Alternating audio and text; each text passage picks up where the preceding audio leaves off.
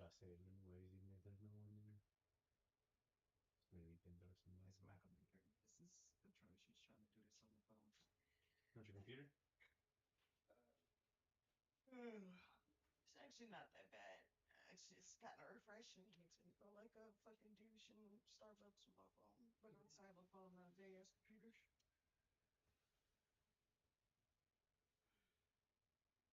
An efficient douche using the phone. Yeah. Undisrupted douche.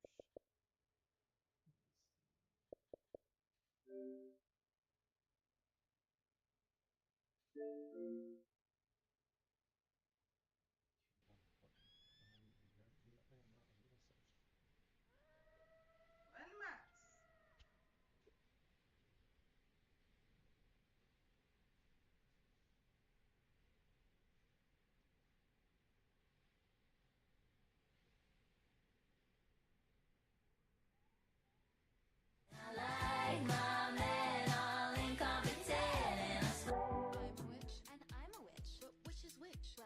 If you scroll through TikTok, Paul Breach will find his way to your feed.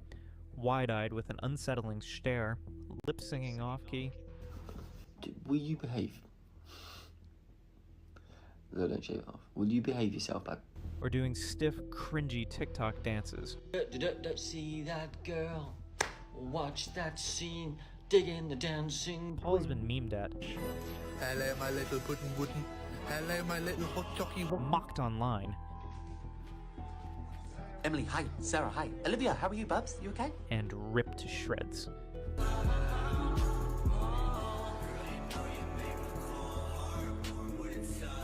At first, he may look like just another clumsy TikTok fellow who is the target of internet jokes. But then you hear the stories, and the whole picture starts taking a sinister turn. A 45-year-old man who messages underage followers privately. I was 15 at the time he messaged me. I just don't want other girls my age to fall for the text he is sending. He uses viral fame to meet and charm teenagers in public, often turning up to their towns uninvited. Over the course of this video, we'll unpack how an awkward TikTok dad dancer became one of Britain's most infamous online predators.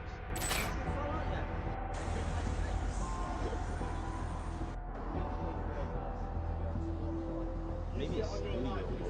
That's what it's supposed to be, like studio mode. This is the story of Paul Breach, formerly known as Snapshot Eye, and now Beauty Beyond the Eye, the internet's creepiest main character. I'm very demurtsy, I'm very cutesy, I'm very demure. But I mix them both because I'm what? Very demurtsy. Ever since Paul found internet fame, details about him and his past have been one bad news story after another. When he was 27, he was found to have been in an inappropriate relationship with a 16-year-old. Did I get who? A 17-year-old. I thought I got a 15, 16, 20, 19, 18. Nobody gets any information from me. Keep doing what you do, keep talking about what you talk about. Nobody gets. He has been accused of liking Instagram pictures of underage girls.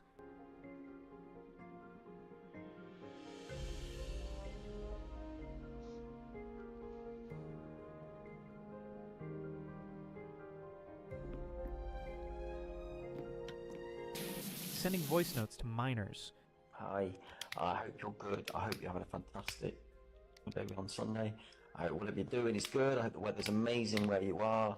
And I hope you are generally just smiling. Have a fantastic rest of your day. Oh, this shit is big. And exploiting the elderly in his role as a healthcare professional. For many who had already watched him countless times, this only confirmed the suspicion they long held that he was a creep. But he wasn't always like this. His early life was, well, quite normal, a far cry from the dark reputation he would later acquire.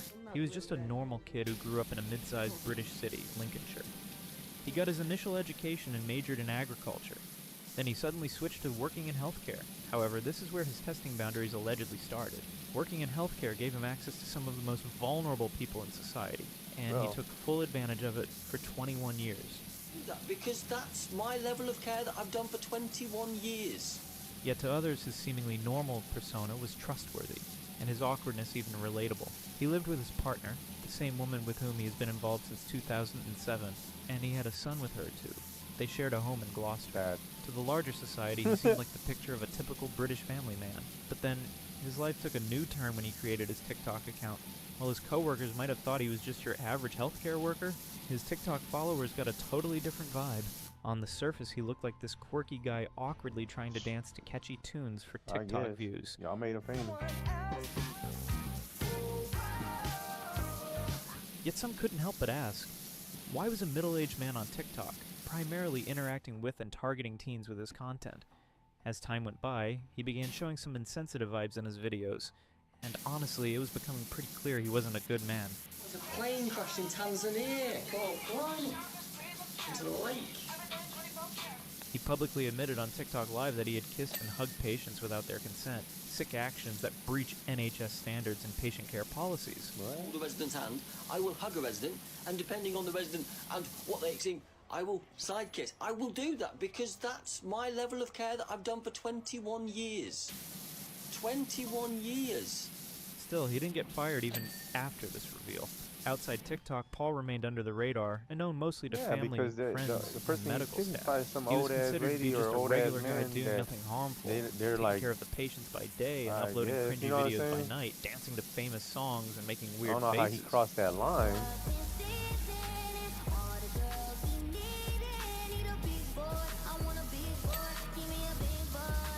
But then, he did something that even NHS management could not ignore. It would emerge that Paul was kicked out of his healthcare job, and it wasn't because he couldn't do his job right.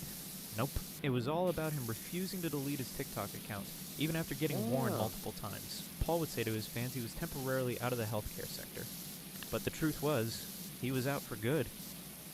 And when I go back to care, Like, we don't want down to the see your line, creep. months, years down the line.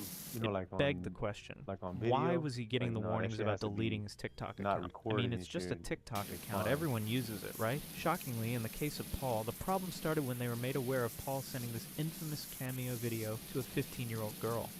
Happy birthday to you, Babs, sweetie, okay. My little woo-woo-woo, my little boo-boo-boo, my little. Stay amazing and never stop.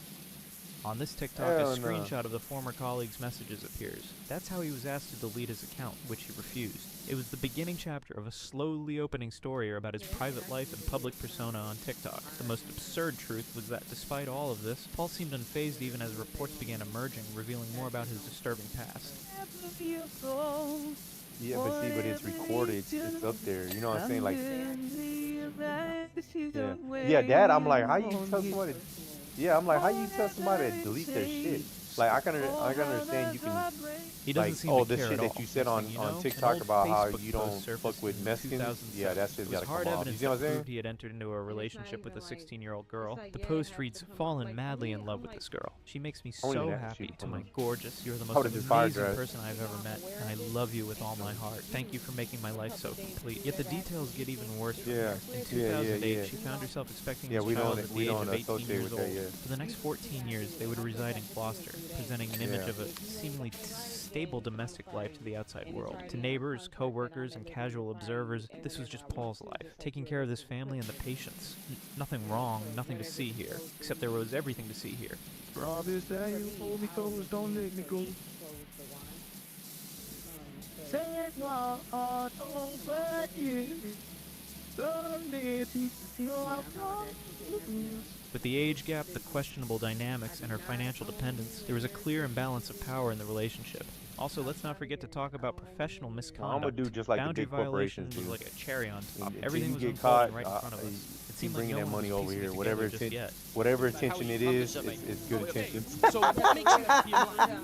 People like traveling, exploring, smiles, laughter, Why somebody's gonna be like, oh, just people he being respectful he and said that friendly he'll and promote just that? makes Oh, This is the he- truth he's a about villain. You know what I'm predators. saying? They I'm don't over here start making a with joke and viral shit. moment or video. But is They it- don't turn overnight. Rather than That's how that hide in goes. plain sight, Like, they nah, practice. go They talk to test the corporations that are doing boundaries that shit. first, and they learn the Go talk to perfect methods to SpongeBob. lure the Go victims. talk to Nickelodeon. Nah, go talk to them fools. Go fight them fools first, dog. And then when you get that shit straightened out, then you come talk to me and I'll be like, Paul's career okay. pivot to healthcare was no accident. Yeah, Every time he if crossed he did by professional then, boundaries shit, they'll with probably patients, fucking take he your wasn't ass in a out. position to agree. Every live stream during work hours while his patients depended on him. Every boundary he keyed that he crossed professionally was preparing him for what would come next. For And it real. all went undetected. TikTok became his next platform for targeting and influencing Yeah. a much younger audience. Yeah, we don't pay our workers, but we sure do got that budget.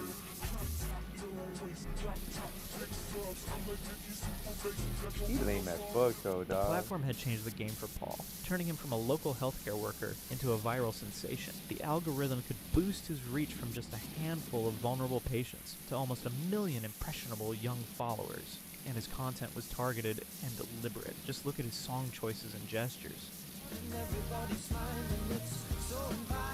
Yet for a while, his efforts did not pay off. He just couldn't crack the code to go viral. But then one upload changed everything. The summer of 2021 was supposed to be all about football. The UEFA European Championship, I which had think been delayed these for a long fucking time due to COVID-19, these was people who be finally coming happening. on my channel Millions of saying football that they're lovers were 'cause this is glued like to their the second TVs time watching the journey to the that final. someone said that Yet they're like somewhere out in 13 or some Gloucester, shit like Paul that. was about to accidentally I'm become like, they're more famous baiting, than some of dog. the players Like these are themselves. actual adults that are Before the baiting. Euros, Like you're there was a fucking trash, dog. Like Nobody knows. go Now it's the like lookup. it's not trash in the And sense of his like goal you're like is I'm named trying to Jack Jack. stop predos from Jack Jack you know Jack being Jack. fucked with Paul by dropped a kids and TikTok shit. video that No, at you're first trying to make glance looked money, like bro. just You know another what I'm saying? casual upload. However, this time, he wasn't just showcasing his usual Either I'm gonna dance blackmail moves. this was person, something unexpected. or a track I'm dedicated to gonna go Jack viral on Grealish, his the shit. Manchester City midfielder who Uh-uh. emerged as the standout sensation nothing for of the the kids. tournament. By whatever standard, it was awful. The lyrics were cringe. The words But that's didn't weird. make They're sense. just like on my. They're like And Paul two didn't times. sing very I'm well. 13. Yet if I'm you like, combine the what the timeliness and fuck? the internet's love towards absurdity, it was Like, who pure even meme asked? fuel. TikTok's algorithm doesn't reward quality. It rewards That's engagement. what I'm saying. And Because you know nothing how they gets be people talking about more like on involved than what's it something that called, makes them Chris? feel something. What's his name? Even if that something's a Predator- deep sense Predator of alert cringe, guy? people couldn't help but Chris share, Hansen? comment Like on on, him, and duet when they be with reading Paul's those Jack Grealish transcripts songs back, because it was so embarrassing. It was they be actually just like memeable. that. The video became viral in It a says matter right of here, hours. you Not text because they her loved and it, she rather didn't because text they you, couldn't believe and what right they were after seeing. you text And all her, of a she sudden, said, "I'm this 13," loser would catch a and massive you still break kept when his talking son to her. got the notice of the indie musician Declan McKenna. He had Like, y'all gotta hundreds of come up with a millions of better. fans. These fools So he just came like across Paul's video, and he lazy sang with their along with shit it. The too. clip blew overnight. But those are the real ones. If they just saying just that, and they're like, yeah, who gives a fuck? Oh yeah, you got you a real one. And now everyone knows. For And mind you, real. it was not done in a mocking way. I guess that's why they Felt do like it just real like that. gratitude. They're like, yeah, I'm 13. This is my like, tribute to my anybody hits all-time on favorite any fucking TikTok. body bites McKenna on wrote. this. Oh, there's definitely we got us a It's on clip my here. boo boo boo boo. It's on my baba. It's on my boo boo boo boo. His name is Jack Jack. Jack Jack Jack Grealish. Oh my lord. His name is Jack Jack. When a verified artist with mainstream credibility calls your amateur TikTok their favorite of all time, the algorithm takes notice. The duet sent Paul's video into the viral stratosphere, reaching millions who never would have found it otherwise. Paul I seized the wonder momentum. how. Riding the wave of his unexpected fame, he pivoted to what would become his signature Like, I content, believe a lot of times dancing it's to like, popular let me see songs with an let me see how long it's enthusiasm gonna that take seemed for you to borderline fail disturbing. and to say I was there. You know what I'm saying? People who watch like his channels and channels are like these. They're like, let me just watch the fall. You know Next what I'm video, saying? a Let me dance say to I George was Ezra's there. Green watch Grass them became the from the video that beginning, truly and then he defined it. failed. Like, you promoted that shit, bro?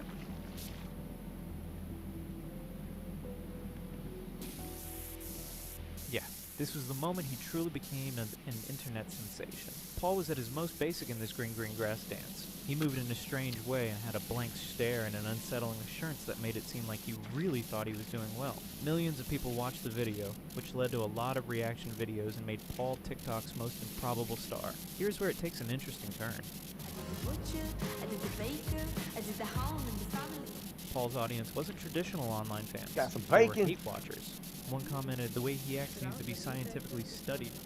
Other person commented, Oh yeah, we got suits now. 42 Fuck years that. of age. I'm gonna get suits too. That's crazy. The UK TikTok community had discovered something fascinating. A middle-aged man who seemed completely Let's wear that oblivious to suit. how inappropriate and No, I'll get it cringeworthy right his now. content Stop was. I mean, just look at this. Bro, you hungry right now? Who? Yeah. And trust me, farting is another Bro, cringe this is like genre 3 of stuff hours he right does on here. his TikTok lives and his videos, which makes you think, what the hell is wrong with this dude? People weren't following Paul because they liked his videos. They were just watching a man make a clown of himself. If you on the interweb, hot chocky wocky, hot chocky wocky. By late 2021, Paul had amassed nearly 1 million followers across his Damn, various dog. accounts. His original I'm not handle even at looking for a Snapshot Eye million. had evolved Like, into I a just beauty need, bee like- in the eye, and he was like, posting multiple times shit, dude, daily. like, I don't even know what TikTok's the number algorithm is, designed dog. to It's keep like- people scrolling had found the I'm not perfect somebody content investing, creator, that's someone all I so know. unintentionally uncomfortable that viewers couldn't Like, look shit, you away. invest in me, that shit I'm gone. And I'm not talking about like I take your money and bounce. I'm talking about like all I need is shit. I don't even know. It's like a low ass number. Gotta look at the Like colours of the if I rainbow. had like fucking 3,000 people who gave me $1 each. You see what I'm saying? That's Okay, it I've right been there. painting. It actually needs to be more because of the taxes and shit.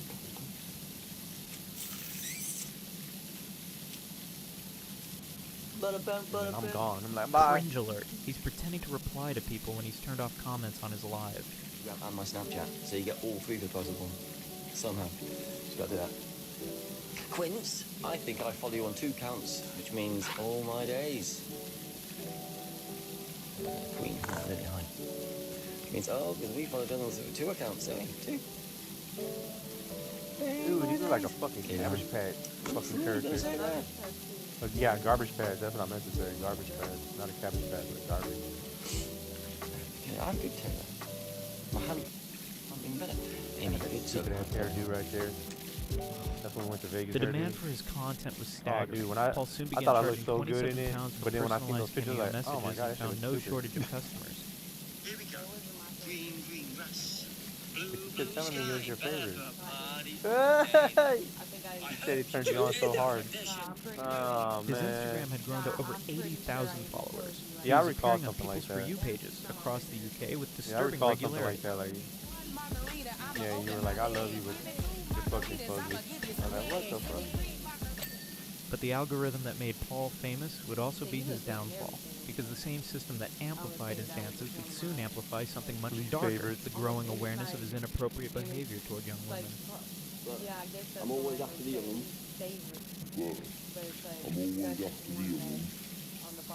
As Paul's TikTok follower count inched closer to the desired milestone, problems in his online image became impossible to overlook. Initially, the naysayers and those tuning in just to mock him dismissed his quirky dance moves and clumsy presentation as a joke. Yet hidden behind the jokes and laughter was a suspicion that this man was completely twisted. Marry me, or I'll eat you. Women soon began speaking out online, sharing how they were Well, if revolted by his he's twisted behavior, because appearance, he's aiming and most towards of all, his teenagers obsession with underage girls. for One marketing, posted, "Oh, what a then freaking what is surprise!" Nickelodeon? Another one, "Paul, you aren't Kevin. You aren't attractive. You're revolting. Give it a rest. This isn't the female gaze. You're just a creep trying too hard." Now, TikTok's recommendation system doesn't discriminate between positive and negative engagement. That growing disgust among the audience actually worked in his favor. Comments calling Paul creepy counted the same as comments praising his moves. Shares warning people to block him immediately still counted as shares. The platform had inadvertently supercharged the reach of a monster. The irony was anybody that's in the fucking 1%. Here was a predator who'd spent decades working with vulnerable people in healthcare. Now he found a way to reach vulnerable people online, and all thanks to an algorithm that rewarded the very awkwardness that should have been a red flag. Yet the internet community wasn't going to let him off the hook. Thought 16-year-old girls. What? Why do you thought 16-year-old girls? 16? Huh? Who's 16? Why are you filming it? Should we go talk to the police? Should we go to the police? No. The investigation started on TikTok and quickly spilled into Reddit threads and group chats. Hogging all the Fans 16-year-olds detectives began combing through Paul's social media footprint. Dedicated online investigators, digital creators, and vigilant parents carefully compiled a record of unsettling actions. What did they find? Even for a community numb to internet weirdness, it was grim. Some serious red flags were highlighted, such as he was consistently liking photos of girls aged 16 and 17. And it wasn't just the typical selfies or family moments. These weren't the usual innocent likes. Paul's actions were anything but benign. No, he was engaging with images of underage girls in bikinis, prom dresses, and even school uniforms. He was even caught scrolling late in the night, liking countless posts from teenage accounts he had no connection to, many of which showcased sensitive hashtags.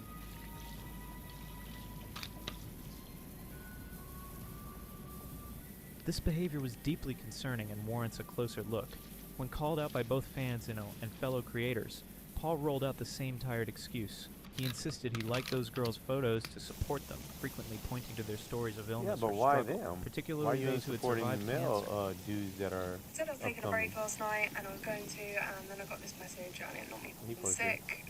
Essentially, a minor has contacted me to let me know that Paul was messaging them because they were sick, and this is the second time we have seen him do something similar. Allegedly, he was also messaging a girl who had cancer and liking their photos. Obviously, I have made the screenshots so you cannot tell who they are because they are a minor. Pause to read. I then went and did a bit of due diligence before responding to messages to make sure I wasn't feeling had, and the post is legit. You can tell she's a child in the post because she mentions school. Pause to read. Obviously this kid's got a good head on her shoulders because she blocked him straight away and knew not to respond. She also then went and checked her archive on her story and had posted photos of herself in her school uniform that day that Paul had viewed, so he knew she was a child. How anyone can keep excusing this bloke is beyond me. Paul, if you're watching, even if it's a nice message, it is not okay to message minors on Instagram. Stop it. And the girls themselves. Many of them were completely unaware of who Paul really was, leaving their families confused and disturbed by the unexpected scrutiny he was drawing towards their daughters. Always using songs with inappropriate lyrics and words, Paul went over and beyond in his attempts to explain away his internet behavior. He assured his viewers in his TikTok live streams that he was acting in good faith by stating his desire to encourage young girls bravely going through tough times. Man, come on, man. How you gonna encourage young girls? You're a dude. Come on, bro. That's not even working, bro. You're a fucking dude that's encouraging young girls These to do what? justifications crumbled time and time again when more and more young women spoke forward, sending direct messages in which Paul gushed over their looks, lauded their the bravery, girl he had a baby and with, progressively ain't she moved like the 16 or conversation something when toward she had the inappropriate baby? topics. Paul appeared to Yeah. aggressively target young girls, many of whom had medical histories or were from disadvantaged homes. He's been He having would that write, baby "Hi, face. That's what it is. I really He's been hope having you that are fucking okay. baby I face read your and health think he's update young and post. shit. I'm sorry for all that you've been going through, it seems, for a while. Please only surround yourself with those that genuinely care about you and leave those that talk about you far behind." And while Paul would pay close attention to the comments and direct messages of his female and teenage viewers, he admitted himself to ignoring the male viewers entirely. Innumerable TikTok compilations and Reddit exposés revolved around gender bias, which was obvious. Why do you only talk to girls in the comments? Because it's only the girls that are commenting, and if it's a comment from a guy, I say hi. More skepticism was aroused by Paul's live streams. He frequently pretended to respond to non-existent viewer remarks, and would occasionally go on full-blown discussions with his made-up admirers. Got to do that. Quince, I think I follow you on 2 counts, which means all my days.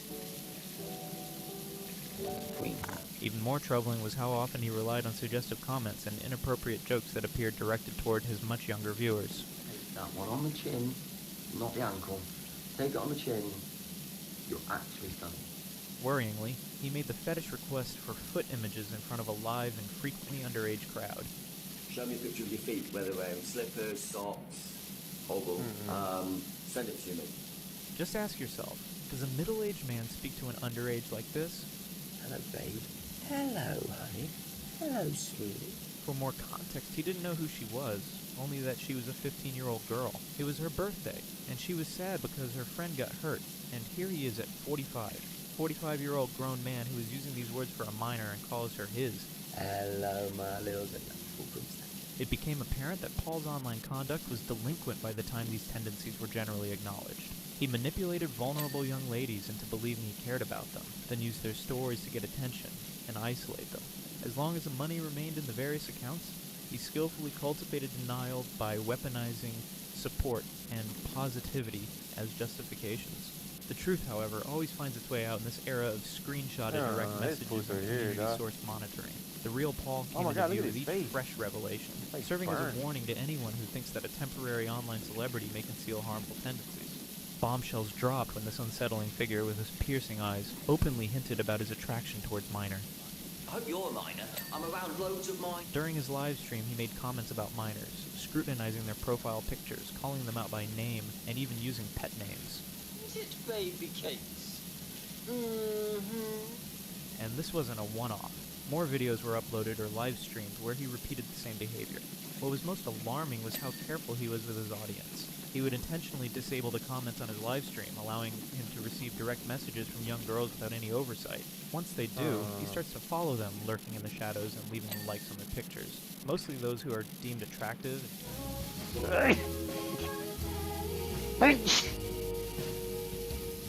From flirting with the girls on live comments to random likes and sliding into the DMs, the pattern went far beyond acceptable. Most girls, aged 15 to 17, received unsolicited messages from Paul, sometimes compliments, sometimes odd requests, and sometimes more menacing. Hi, I know nothing about you. Tell me who you are. You obviously follow me from TikTok. You're from Nottingham. What do you do in Nottingham?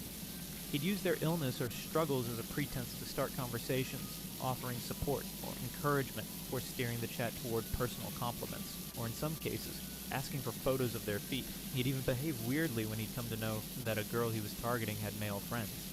How many of these 3 guys are out? Are there 3 guys? 2. 2. His preying tactics were on full display for everyone to see, yet he was unfazed. He seemed to believe that as long as the girl was 16 or older, he could get away with anything, completely disregarding the seriousness of his actions. How are you? Gorgeous profile picture. Robin, are you on Insta? Where are you on Insta? You amazing human. The story, however, was about to take a bad turn for him, and a good one for the rest of humanity. Multiple girls began publicly sharing screenshots of their interactions with Paul. Endless threads of teens popped up comparing the opening lines Paul sent, many of which are eerily similar. Hi, I hope you're good. I hope you're having a fantastic day on Sunday. I hope whatever you're doing is good. I hope the weather's amazing where you are. The comments were eating him up. People were finally able to see him for who he is. And on Reddit, women were exposing him for his inappropriate behavior. Pause to read this comment and understand what a horrible man he truly is. Here the Reddit user is allegedly saying that, quote, Paul was also in contact with her before she turned 18, it seems. What does a 42-year-old have in common with a 17-year-old? In reply, Stickno4648 says, he just wants somewhere to land his red rocket lolly. Somewhere young. Very young. With mounting criticism about his true intentions in talking to minors, he took a U-turn and denied it. Yet the way he denied it left him entangled in even controversy. He allegedly said that if you are under the 18 years old, he won't continue the conversation. And guess what? When the girl said she would be 17 years old next month, he went back on his word, stating he might continue the conversation. He literally proved his previous claims to be lies and got caught red-handed. If you are under 18, I will not be continuing this conversation. And she said, no, she's going to be 17. She's going to be 17 next month, next whatever. Yeah. So, that's right. left it at that. Very polite lady. But yeah, won't be continuing the conversation. I've pointed into the thing. So, bada bing, bada. By now, everywhere you'd look online, Paul had become synonymous with creep. For a lot of people, his infamy is even deeper than that. He's been labeled across platforms like Reddit, TikTok, and YouTube as the biggest creep on TikTok and an internet predator. Even deliberately called a pedophile in certain discussions, these serious accusations follow him wherever his content is brought up. Viewers are diving deep into his live streams, uncovering more unsettling moments that raise serious red flags about his fixation on minors. Critics are pointing to leaked DMs and his ongoing attempts to connect with underage and vulnerable fans as signs of his exploitative behavior. He's so creepy. I find him so passive-aggressive too. I don't follow him, but always see people impersonating him on my FYP. One replied, me too. He really has a go of people just asking simple questions, and then complained he's a victim. I think I find him intriguing because I can't understand how he thinks. Another person says, major creep vibes. There's stuff online saying he was 27 when he got a 16-year-old pregnant. He has a 14-year-old son he doesn't see. James Morrill on TT does great parodies of him. His TikTok handle, Beauty Beyond the Eye, has become a frequent target for jokes about the lurking threats online. Numerous YouTube videos featuring titles such as Who's TikTok's Biggest Creep and Why It's Paul Breach highlight a growing agreement. He's not merely a cringe content creator anymore or a standalone online creep. He's become the embodiment of all that's concerning about unregulated internet stardom. Petitions to get him off social media are not holding back, calling out his alleged actions with terms like predator and danger. In the vast expanse of the online world, Paul stands out as more than just a notorious figure. His notoriety is firmly established, backed by an unyielding trail of evidence and a digital community committed to ensuring that his story is never forgotten. If Paul's past sexual relationship with a teenager should have been a warning, a relation that eventually ended in separation, he proved he hadn't learned a thing. He would go on to try and trap more young victims, starting with a girl named Emily. What unfolded over the next few months would become one of the most documented train wrecks in TikTok history. This was completed with hotel receipts, audio recordings, and a fake Instagram account that would cement Paul's reputation as a manipulator. November 2022. Amidst the chaos of his personal life and the mounting issues that plagued him, Paul found himself on a date with a young woman named Emily. Paul attempted to persuade Emily to get into a car at Lincoln Farm Park in Stand Lake, Oxfordshire. However, she immediately saw through his intentions and rejected his request. The initial plans raised some serious red flags because they were going to involve Emily. Instead, she pushed for a solution that was not only safer but also familiar to everyone, suggesting that a Costa coffee be placed in close proximity. Paul hesitantly agreed to go along with it. When they finally came face to face, their so-called meeting was nothing more than a simple handoff of hot chocolate. After a while, Paul had the audacity to label that brief encounter as a date. Emily was ready to set the record straight, emphasizing just how different this story really was from what everyone thought. In a shocking twist, Paul not only made Emily foot the bill for the drinks, but he also took to his Instagram stories to publicly berate her without a second thought. This was yet another figurative slap to Emily's face.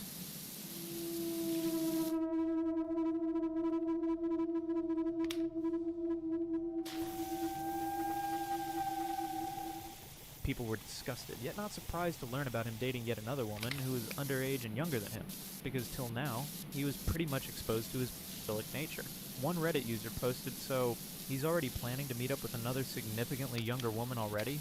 People started feeling awful for Emily, and when he was confronted, he tried to dodge the question. This is how Sophie gets into the picture. You see, Paul and Sophie find themselves connected through TikTok. Sophie, just in her early 20s and looking even younger, is caught in the crosshairs of 42-year-old Paul's overwhelming attention. They seemed like a normal couple recording TikTok together and being in love. But were they really?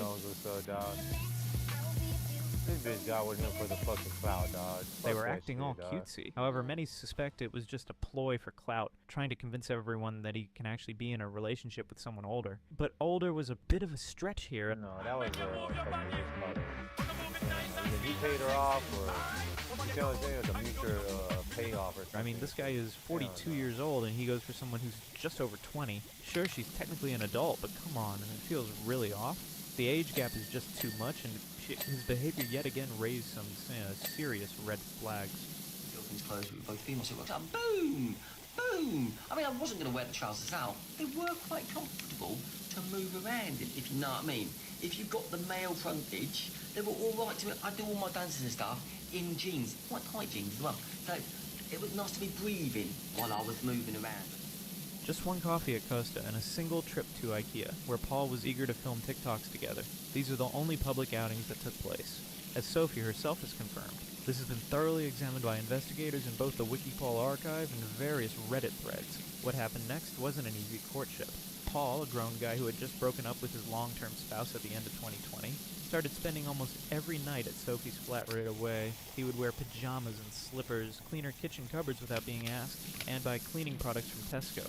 Paul was basically living with Sophie after only 3 weeks of knowing her, and a lot of people are saying he was just using her for the perks of the living together. This guy was an adult man with graying hair, mooching off her in her flat, devouring her food, and taking advantage of her belongings. Oh. Nobody loves me. Which one's the best? Which one's the best? Which one's the best?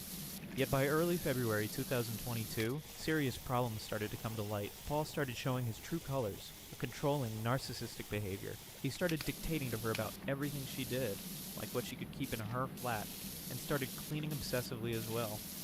He deliberately denied that he had a physical relationship with her, a major red flag. The sweetest part of this drama was the audio recordings and evidence present on the internet. This revelation knitted a totally different story from what he was telling the audience.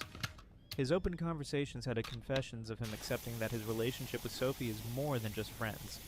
And just like it began, it all came crashing down. You're going to feel way more let down by him than shocked. You'll just think, I saw that coming from a mile away. So, what really led to their breakup?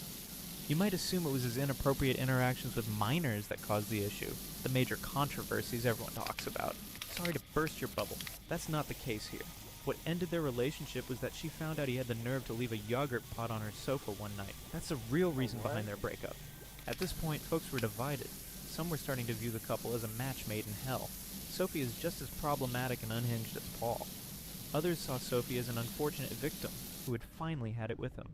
In the end, this relationship was a wild ride that lasted just 2 months. Flag. The sweetest part of this drama was the audio recordings and evidence present on the internet. This revelation knitted a totally different story from what he was telling the audience. His open conversations had confessions of him accepting that his relationship with Sophie is more than just friends. And just like it began, it all came crashing down. You're going to feel way more let down by him than shocked. You'll just think, I saw that coming from a mile away. So, what really led to their breakup? You might assume it was his inappropriate interactions with minors that caused the issue, the major controversies everyone talks about. Sorry to burst your bubble, that's not the case here. What ended their relationship was that she found out he had the nerve to leave a yogurt pot on her sofa one night. That's the real reason behind their breakup. At this point, folks were divided. Some were starting to view the couple as a match made in hell, showing his true colors, a controlling, narcissistic behavior. He started dictating to her about everything she did, like what she could keep in her flat, and started cleaning obsessively as well.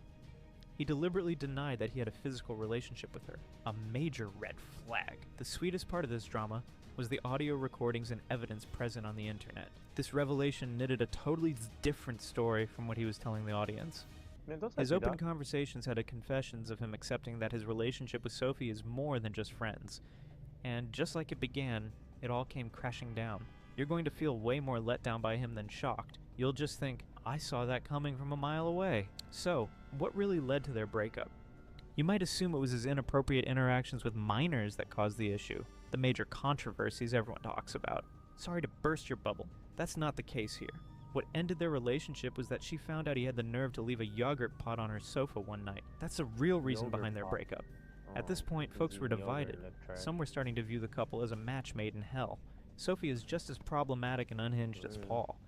Others saw Sophie as an unfortunate victim who had finally had it with him. In the end, this relationship was a wild ride that lasted just 2 months. It all came crashing down when Paul dramatically stormed off TikTok, leaving Sophie in a frenzy, holding his hotel chocolate velvetizer hostage. Everything sucks. Just kidding. Everything is great. No, really, I haven't thought about my ex today. Oh, wait. Sophie later revealed that it felt like Paul was trying to take over her. He moved her things about, threw away her personal items, and made it plain that he wanted to be completely domestic right away. He wanted her to stay at home and cater to the house, and also didn't want her to work or live financially independently. She said in TikTok lives and screenshots shared to Reddit that the speed and intensity of it all made her feel overwhelmed and trapped. Plus, there's undeniable proof that she covered hotel expenses for him from as early as mid-February 2022. Sophie, determined to put an end to the manipulation, took matters into her own hands by going live. She exposed Paul's pattern of deleting any negative comments, blocking anyone who dared to challenge him, and portraying himself as the victim during his TikTok lives. What a chaotic end after everything. He even went as far as forgetting his birth certificate at Sophie's place, which she proudly showcased during her live streams on multiple occasions. Sophie capitalized on Paul's infamous reputation for several months following their breakup. She didn't hold back in expressing her concerns about his interactions with young girls, raising serious concerns. Let's go deep into one more subplot that's definitely worth our attention. The situation surrounding Paul's new supposed girlfriend, Jasmine. We've got some serious clues about their connection, and it's all laid out in those scattered TikTok posts and those deep dive Reddit threads. Users have been on the hunt, piecing together sightings and even some mentions straight from Paul himself. It's time to connect the dots. Whispers about Jasmine began to circulate when Paul was seen going live and creating content with women who clearly appeared to be much younger than him. On TikTok, videos linked to Jasmine Munford, Jasmine Proof, and Jasmine Ellington have been making the rounds, with online detectives piecing together her presence in their content. On Reddit, there are numerous threads breaking down their interactions and questioning Jasmine's true intentions. Some users are going back and forth, pondering whether she's genuinely involved, a hired girlfriend experience, or just caught up in a web of attention-seeking stories. The new woman has finally been introduced, or her hand has been anyway, but one of the awareness accounts did some detective work and found her on Instagram, along with her daughter who's in Paul's ideal age range. He has nothing going for him in any capacity, so I've come to the conclusion that she has to be an escort that he's paid to give him the girlfriend experience. Here's what we know. Jasmine has reportedly wiped her social media clean after getting caught up in Paul's world. Some users are pointing fingers at the broader Paul snark community for the harassment she's faced. It's clear there's something off here. No clear timeline, no couple posts for the public to see, and all we get are vague hints and rumors. This is all thanks to Paul's constant game of keeping things under wraps and stirring up drama. So that's just it. We're done. It's over. She said she doesn't like you anymore. She said that. What's really going on behind the scenes? It's time to dig deeper. The specifics, much like nearly everything else about Paul's private life, are shrouded in mystery. Nevertheless, the whispers surrounding Jasmine reveal just how deeply his romantic relationships have intertwined with his content and fueled the internet's fascination. He absolutely knew what he was doing and was fully aware of his actions. That's exactly why he was acting all nervous, claiming he's scared the police are going to catch him. I will, gorgeous. Undergo a hero. I mean, I know. Who would do that? Which rookie 28-year person? What happened last night? A 28-year serving undercover policeman did a live chat with me, but it was undercover. And then, so there are rumors that he had been allegedly involved with yet another teenager named Grace. Now, Grace is not only underage, but also reported to be struggling with mental health issues. The disturbing part is that Paul may have targeted her specifically because of how vulnerable she was. Now, this story gets even worse as you dig deeper. It turned out Grace was out here using OnlyFans as her cash cow. Perhaps that's why Paul believed he could demand so many inappropriate things from Grace. What we have here is a disturbing pattern of behavior that cannot be ignored. We're talking about him specifically targeting underage and vulnerable girls, DMing them about requests for a photo shoot, spending an entire day secluded in a hotel room and then attempting to push for unwanted affection, and even the audacity to ask for suggestive and inappropriate photos. And you can be honest, I'll protect you. Yeah. He did? Yeah. Okay. I mean, it's people are obviously gonna like twist the other video and say it's obvious that he did, but it pretty much started off with him saying he thinks this is a uniqueness, and I'm like, what is a uniqueness? Yeah. And then he was just like, I think I was just sat on the bed because I was just doing whatever I was doing. I was probably checking my messages. Now, one of the worst things about this whole situation is Paul's relationship with his son. Paul and his son have a complicated relationship, to say the least. Paul hardly mentions the son, who is now believed to be around the same age as Grace, and people can't help but feel bad for him.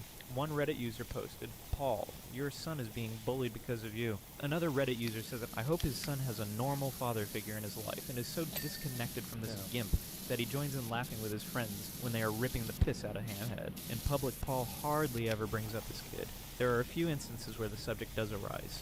However, it's brief, such as a passing allusion during a TikTok live or an incident that is swiftly overshadowed by small talk and redirection. Paul has implied that his son's mother sought and probably got a restraining order against him, cutting off frequent communication.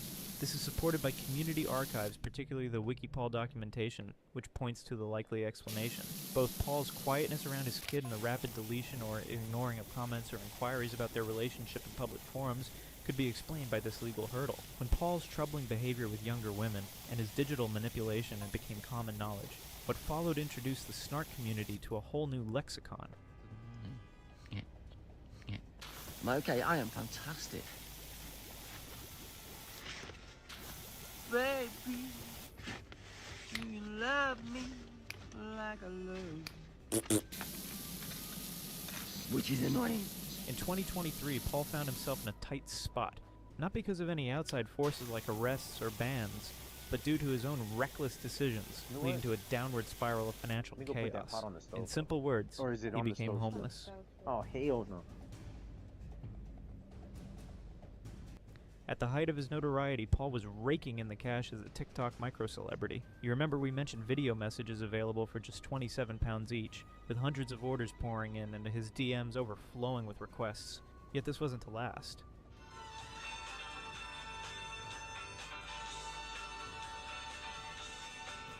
Do you remember? Before the Euros, there was a footballer. As TikTok live streams swamped with donations and gifts, his name became a sensational topic among those who scrutinize his every move. Ironically, this attention only fueled the growth of his bank account. In the end, the money disappeared just as quickly as it showed up. Instead of settling down in a stable place, Paul splurged his earnings, often on a whirlwind romance filled with flashy public displays, followed by the inevitable chaos hidden away from the spotlight. And so, once the money dried up, so did the fun. As expected, everything came crashing down. Even Jasmine, his latest girlfriend, disappeared from his feed as suddenly as she had shown up, leaving behind hotel receipts and at least one shocking story, wild camping with Uncle Paul. During this time, shocking new details about Frankie, Paul's ex even before Sophie, began to emerge. Just like Sophie, Frankie was about 20 years younger, and this so-called relationship fell apart in less than a month. It's a pattern that's all too familiar. Paul had just one encounter with Frankie in the real world. He made his move. However, she saw right through him and shut it down. The relationship came to a crashing halt, and then Paul decided to go live. Standing alone in a pitch-black field, what was he thinking? It's a wild move, and you have to wonder what's really going on in his mind during that moment. A vigilant person took the initiative to call the local police station, urging them to conduct a welfare check. They actually had to deploy a helicopter to track him down in the field. He began to appear out of nowhere in her hometown. Frankie fell prey to a deceitful Instagram profile that Paul had set up. With hotels off the table and his tent life laid bare, Paul found himself with no other option but to go back to Lincoln, seeking refuge under the roof of his father and stepmother. The influencer lifestyle has vanished. He came back home completely shattered, notorious for all the wrong reasons, and utterly alone. Nevertheless, he seemed embarrassed to live with them. I had no plans today, now it's tomorrow. My plan's tomorrow, busy day tomorrow.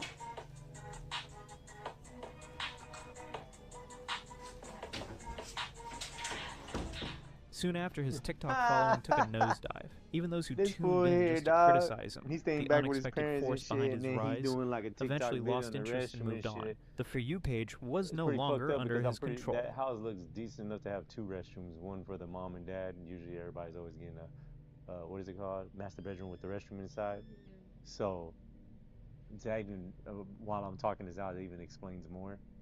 Is that because you did that? Yeah, I just did that right now. That even, but it shows the YouTube video down here. But what does it say? That even explains more. I mean, as I'm explaining, that even brings up more though, because this dude was saying that he's noticeably embarrassed that he lives back with his mom and parents probably. Yeah. And as he's doing this TikTok video in the restroom, the parents open the door, and he's like doing that, and you can see the door open. And he just like, I'm about to show you right now, but it's like They're trying to push him out. yeah, they're trying to push him out because I'm pretty sure they got a fucking a mom and dad restroom. What is it called? A master bedroom restroom. Yeah. So why are they going up in there like, yo, I'm trying to use the restroom and you're doing your TikTok shit? You see what I'm saying? Unless he went to their restroom to do it because he wanted their restroom looks better. Probably, maybe. Nah, I don't think so. I don't think so though. You know what I'm saying? I think he's in the what is it called? The guest bathroom and they're like, oh, this motherfucker's doing TikTok shit. He need to get a fucking job. Yeah. I mean, if he's making money, he's making money. Yeah. So what's the problem? But I don't know. Maybe he's not making enough to, you know. I don't even know if you can put that on a what is it called? On a application for an apartment. Yeah. What's your job? I'm a TikTok creator. See, no, you're good. Like, see, I don't know how that works. Yeah. I mean, it makes money. You got a W-2 form that proves you're paying taxes and shit. So. Yeah, if they accept the 1099. Yeah. Yeah. Okay. Yeah. I believe they're still waiting on these YouTubers to accumulate a lot of money. Yeah. So they can hit them up with taxes. Cause there's no way these people are paying taxes, man. I promise you. There's no way they're paying tax. You talking about the money they give you directly, put to the side, sit there so you can pay taxes. Yeah. I don't believe it.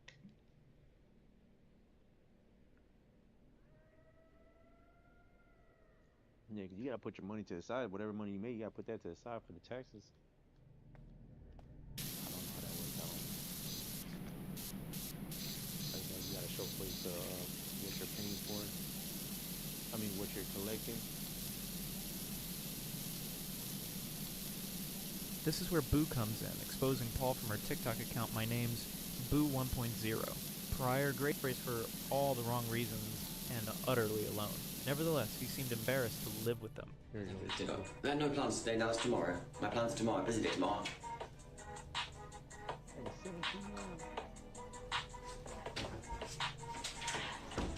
Soon after, his TikTok following took a nosedive. Even those who tuned in just to criticize him, the unexpected force behind his rise, eventually lost interest and moved on. The For You page was no longer under his control. This is where Boo comes in, exposing Paul from her TikTok account. My name's Boo 1.0. Prior, Grace had contacted Boo about she uploads this video claiming that she dated a 27-year-old when she was 16. This Paul Breach guy who is all over everyone's FYP, Snapchat eye, beauty on the eye. If you'll listen for just a moment, because I have some experience with this. Now, many moons ago, when I was 16, I was dating a 27-year-old man. And Paul has mentioned his age, his ex-girlfriend or wife's age, and they've got a son together. And we've done the math, and she would have been 16 or 17 when she was pregnant. And that was the exact age gap between me and my ex-partner. I was 16, he was 27.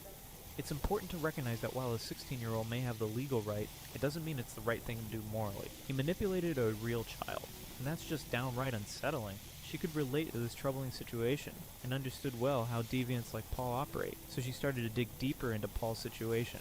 And after getting evidence from Grace, she started exposing him on her TikTok account. I tried to add Paul on Instagram, and when he saw that I got a boyfriend, he unfollowed me. Don't up yourself, love. You're a bit of a love, to be honest. Don't up yourself. No, you got a face like a... Really, so I was like, not interested, love. Very strange words to be coming from someone whose whole USP is, I'm just a nice guy. Unspeak and then gets rid of their boyfriend so they can speak to me. I can guarantee no one's doing that. I haven't unfollowed you, have you? Because guess what? Because I follow you doesn't mean we're sleeping together. Again, not a rumour that's happening. No one thinks that. At this point, everyone knew him for what he truly is, a predator with clear, predatory tendencies. But Boo also highlighted other issues with him, such as his blatant homophobia. Yeah. And for Paul to try and say that we would have a different energy if he were a gay man is disgusting. We would have the same energy because a 42-year-old man meeting up with 19-year-old lads is still creepy. It's got nothing to do with the gender. Paul clearly was a fan of this situation, and threw shade at Boo multiple times, including that cringeworthy line, "My Boo, my little boo boo boo boo."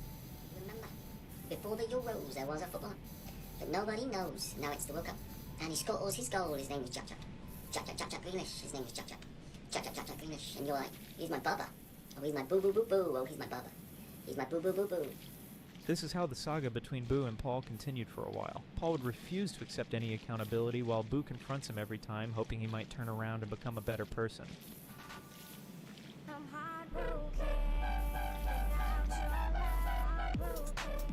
Yet as you know, with someone like this, the chances of change are practically non-existent. That arc concluded when he finally blocked her. But by now, Boo had the online community rallying behind her, showering her with praise for the work she was doing. He was still targeting her, throwing insults and cursing, despite everything that had happened. She didn't let it impact her. Boo was a strong-headed woman. She knew exactly how to handle people like him. As for his TikTok, he just kept going, doubling down on his embarrassing antics. And as the final nail in the coffin of his pathetic and unsettling existence, Sophie came forward against him as well. Sophie launched a bold petition demanding the removal of Paul from every platform, TikTok, Instagram, and even Cameo, where he has been raking in cash through questionable means. This first petition was created on the 14th of July, 2022. This wasn't just Sophie trying to get back at him. It came from a former victim bravely calling out Paul's troubling behavior towards young women, his repeated online harassment of vulnerable people, and the manipulative tactics he used to gain the trust of teenagers. Paul has on a number of occasions doxed vulnerable women,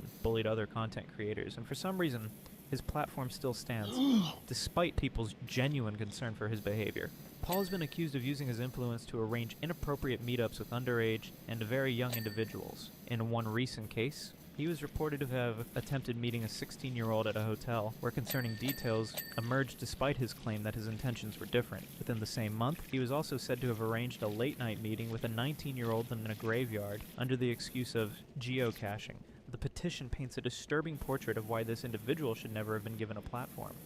It highlighted shocking incidents, including attempts to meet a 16-year-old girl in a hotel room and another encounter in a graveyard, all disguised as innocent geocaching. Despite these disturbing cases and a genuine call to action for protecting young women in the digital space, the petition failed to gain traction. Even with countless voices raising alarms, it barely managed to gather a handful of signatures. Not nearly the thousands that typically rally around similar controversies. This tepid reaction brings out the ugly truth of turning online outrage into meaningful collective action, particularly when the person involved is better known for their notoriety than their acclaim. People started praising her and taking her side. She exposed him after they broke up, saying she found him a creep and weird to see his young people he follows, and how he liked a 15-year-old's bikini picture and said it was because she has cancer. Oh, and left his yogurt pot on her nice sofa was the thing that pushed on edge to break things off with him. Undeterred, Sophie fired up a second petition, once more demanding justice. The petition was incredibly detailed, heart-wrenching, and carefully put together. Sophie laid out Paul's entire pattern of pedophilia in bold, unflinching detail. She highlighted age gap relationships, platform manipulation, foot fetish targeting, unbelievable misconduct, and crossing boundaries with younger audiences. Sophie's petition went beyond just getting Paul off social media. It aimed at dismantling his entire income. This wasn't just about silencing him, it was about holding him accountable and removing his bad influence online. She zeroed in on his Cameo account, where Paul was raking in £27 for each personalized video message, frequently aimed at the same young woman he was inappropriately pursuing.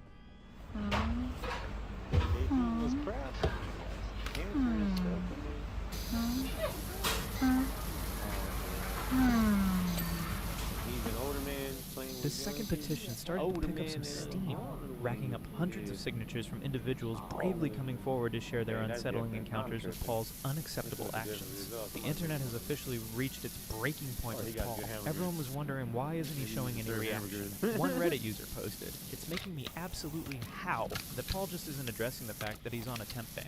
I was expecting a ranty Insta about it. The thought of him just sat in his bedroom, sulking, watching Amazon is freaking hilarious." His reaction came soon, as a story on his TikTok account. "Today is not a good day. So, if you don't mind, I'm going to sit in silence with you." That's how people Why are reacted you to his online ban. telling people, He's dumbass? attention-seeking. If he wasn't, he wouldn't be in live. I have no sympathy and still hate him. Right, Do we today's think not the he's day I'm not realized gonna he's be been online. catfished again? Don't come online, Amazingly, bruh. he didn't see it coming. He's literally the type of person to post, "Had a day NR. Don't ask me what's wrong, only my real I ones think I need know." to go On check out these, Snapchat, except kids most too, other like, people find do out that who's age these kids 12. that are They talking to banned this Paul dude, Breach. knowing that He's he not is- very green grass, but Like, I he don't breached even the know, terms man. and conditions. He's got a new I don't page even know. already. You got- Paul's you second gotta get reaction at to his these kids TikTok too, ban like, was in the form of a who their video, parents which are or laid bare whatever. the reality of who he really is. The I know, charming like, all the facade time of the the parents seemingly can't be watching harmless the kids, middle-aged but it's man like, who you once gotta did make funny some steps dances somewhere. has vanished. What we I see mean, here is a they- person filled with they're making bitterness, steps in driven the- by in the school vengeance shootings and and utterly lacking any sense of what is it called? accountability. In Just the when we mass thought it shootings? couldn't get any worse after When his they TikTok catch a ban, kid shooting Paul dropped a video up a that school left or whatever everyone it is, stunned. they go towards His the parents demeanor now changed and find out how he dramatically, get a that veil gun. of sadness And now lurking just you gonna beneath be the pressed with surface this as he shit. You see stared what I'm into the saying? camera and proclaimed, Now it's gonna keep My parents account from is buying gone guns, really, off or TikTok. locking them up real good. If you it know what I'm stays saying? permanently gone, it stays permanently gone. I'll go back to a normal life eventually. Oh, that's In right. that Channels moment, like Paul this took one. on the role of the humbled, quietly wounded outcast, a revealing look know at the what I'm person saying? behind the Now viral this look at this chaos, channel. sounding almost vulnerable and resigned. He said that he will go back to his normal life if his TikTok account stays banned, as if his previous life was actually normal. Yeah, but I'm trying to spread the message, I like, miss my Chris social Hansen. media I'm being trying to help small and shit, but and you got stuff, members only. where I could just Like Chris Hansen's like, you gotta go buy interact my with you shit, guys go and on find the out street. about your lives. There's But everyone information wondered, you why can was he get that's free. calm and not showing his So we true know what colors? his creeds Some are. said he And was you're like, changed nah, after come the to my channel, blow. pay for it. Some said he was guilty, and some were speculating that he might be planning something. What really hits hard is finding out that, in the end, despite all the uproar, nothing significant has actually shifted. Paul's TikTok account was reinstated after only 3 weeks. I gotta make money. I have made a new account with Beauty Beyond the I2. With your And what I forgot to say was, we're going to use that Beauty Beyond the I2 for the live chats. And if you want to be added to that account, you need to 100% send me a message telling me who you are, give me your name, tell me who you are and why you want to be added. I won't be adding you. That short suspension was nothing more than a slap on the wrist. Just a quick break before the same old patterns repeat themselves. The ban clearly didn't put an end to his toxic actions or stop him from coming back to the app. He wasted no time diving right back into posting those embarrassing videos and falling back into his old habits. But so far, platform enforcement and online justice can truly extend. Oh my god, you fucking... That's what they're talking about selling the soul, you see that? Even the most passionate calls for change can be ignored, allowing predators like Paul to evade attention and re-emerge not long after. Days later, Paul came back, not ashamed but full of arrogance. With an air of bold confidence, he continued his cringeworthy uploads, as if nothing had ever happened.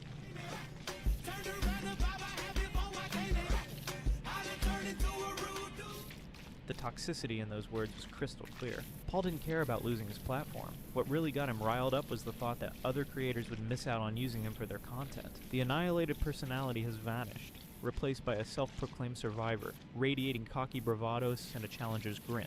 With that, Paul made it abundantly clear he wasn't going to fade into the shadows without a fight. Instead, he doubled down, eager to seize the spotlight, embracing the chaos and all the drama that comes with it. One specific moment intensified the chaos surrounding Paul. Footage captured in Whippy, where Paul was seen entering a police van, encircled by a crowd of fans and onlookers, phones held high to document the spectacle. Clips exploded across TikTok and X, amassing views in no time, igniting a fresh wave of headlines. Was Paul finally facing justice? One comments, "What an embarrassment." Other one says there's disgusting posing for photos, getting into the van, the absolute audacity. Brazil comments, "I am dead, at least he's where he belongs." But let me tell you, the actual situation was way more complicated. The comment sections on TikTok were absolutely buzzing with phrases like "finally" and "he's done for." On Reddit, the snark threads were buzzing with recycled grainy screenshots, diving deep into wild theories about what must have really gone down inside that van. Paul later took to livestream, trying to defend himself while maintaining a calm demeanor. "I'm not in jail. The police are simply lending me a hand." North Yorkshire police responded to a scene at the Ship Inn pub. Paul found himself surrounded by a crowd of both fans and critics, creating a frenzy that blocked exits and disrupted the street, Alicia says. So hang on, the police came out to pick up Paul to save him from a bunch of teenagers when they could be out catching criminals. Get a grip, Paul. He's so scared of boys. Other one posts, "I mean, the police should be protecting the children and not Paul." Orange comments, "Dirty, dirty self." Other person says, "Too scared to be in public?" Does he think he's famous, or some should have just stayed home? The police made it clear that no arrests were made. The presence of the van was purely for crowd control purposes. They were actually assisting Paul in leaving safely, and not taking him away in handcuffs. Bummer. People started feeling bad for the police who came to rescue him. He looks terrified, and in fear of his life. And what an absolute waste of police time. Poor police who was to meet him every time he calls them. Despite the backlash, the jokes, the bans, and the sensational tabloid headlines, Paul continues to maintain his popularity. Paul had real supporters who were clearly visible. Surprisingly, many of them are girls.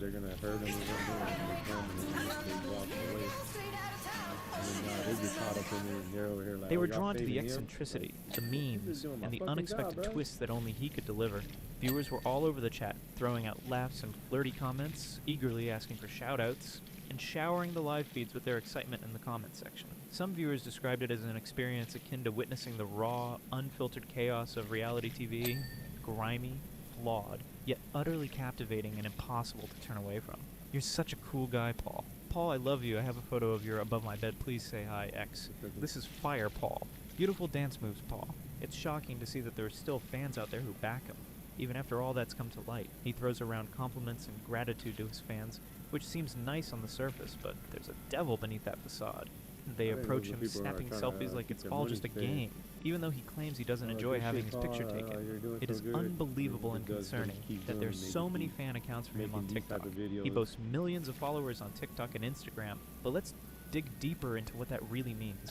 Seriously, check out the insane amount of followers and likes here. Paul took advantage of his fame to cash in even more. He soon racked up a ton of requests for cameo videos at 27 pounds a pop. And let me tell you, those who snagged one were absolutely blown away and filled with gratitude when he showed up to celebrate their birthdays. People weren't just spectators, they were drawn in, desperate to be part of his world. People would approach Paul in stores, snapping photos and sharing tales of their encounters with him, treating him like a superstar in the music scene. These stories blew up on TikTok. In every viral cringe compilation, there's always that one person on the fringe, grinning away, just thrilled to be part of the scene.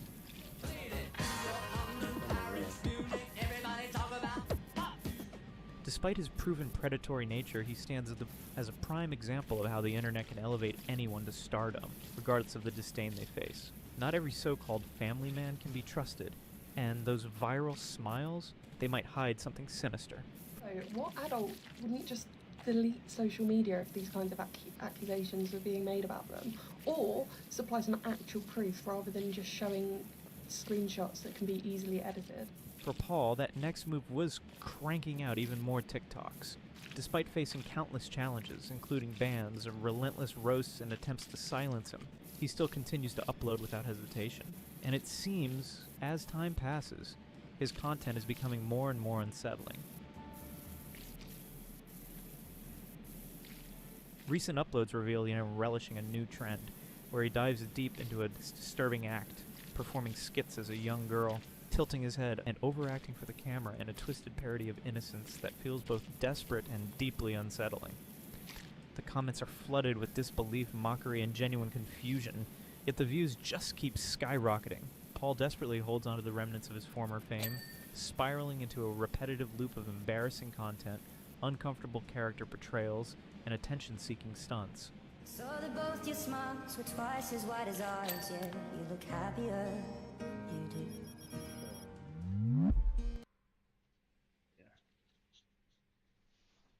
Yeah.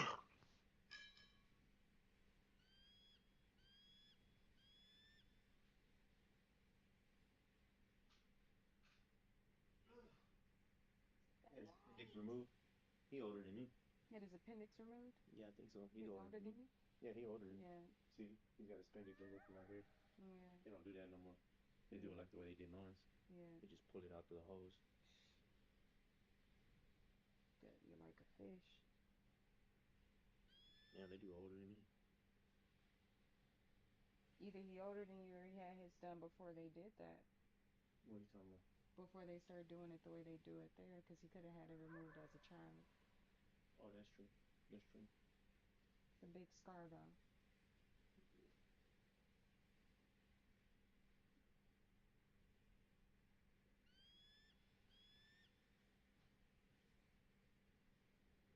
You threw my red shorts away? Red shorts? I don't recall throwing them very close.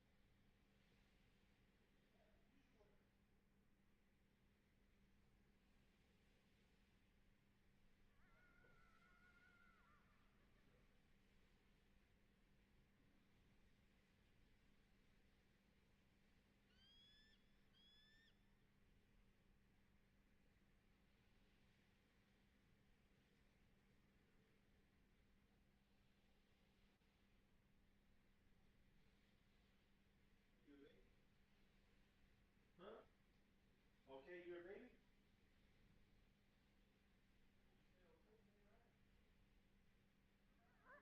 Back on you? You a baby or what? Oh, I thought that you said okay.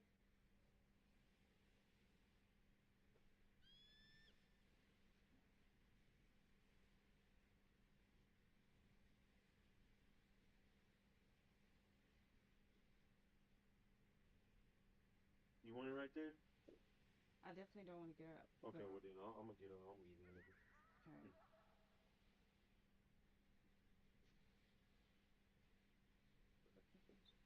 No, I didn't put no peppers. Go get peppers. It's good. Hold on, let me go get that. No, it's good. No, no, put that. I got cooks and already eaten. Oh no, there's still plenty. Not really.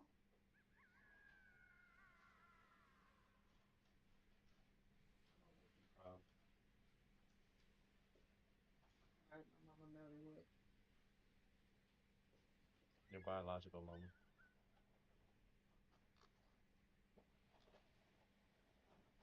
I don't know that difference.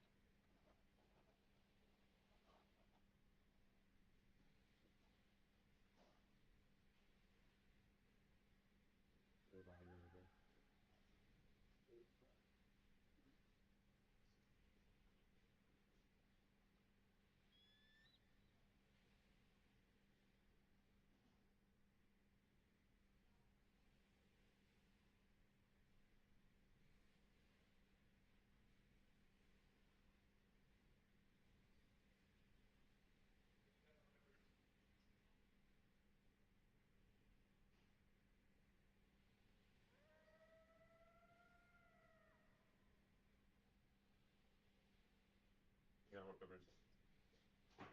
Put those outside. We ain't got no pepper.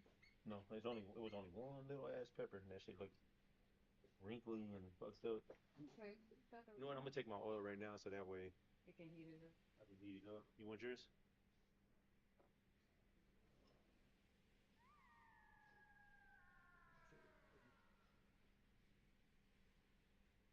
That's it right there. No, it's good.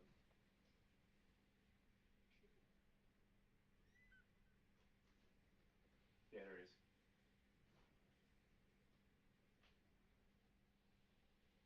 Oh shit! Shit! Yeah! Stay connected. Okay.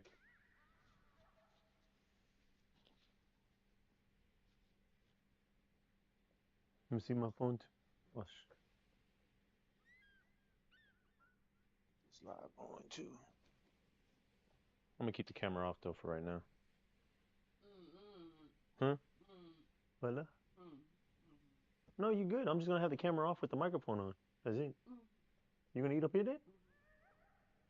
They say you gonna get up.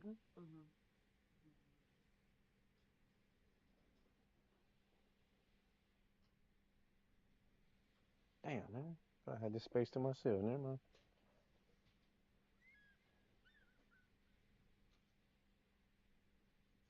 I'm an older man that loves all. Yeah.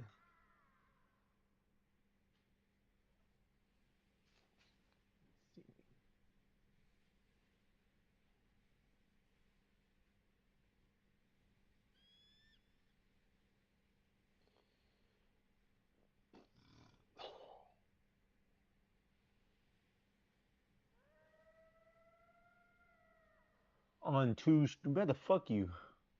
On two streams.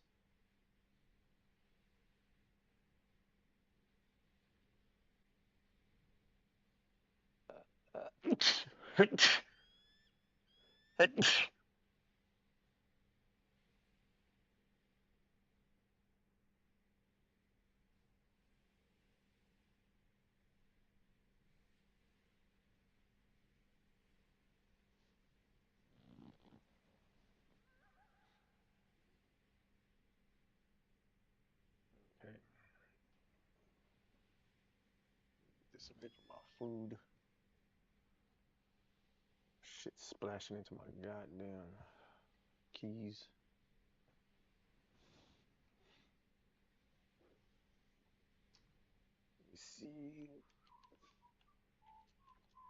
What the fuck? What happened? No, what'd I do? Fucking tell me I reset it, bitch.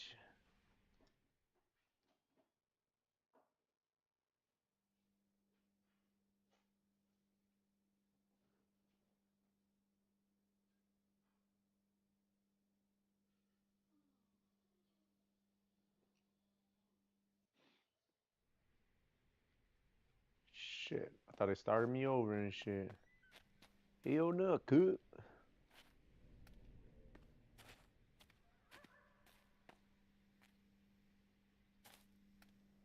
Always start from the top to the bottom. That's how you work.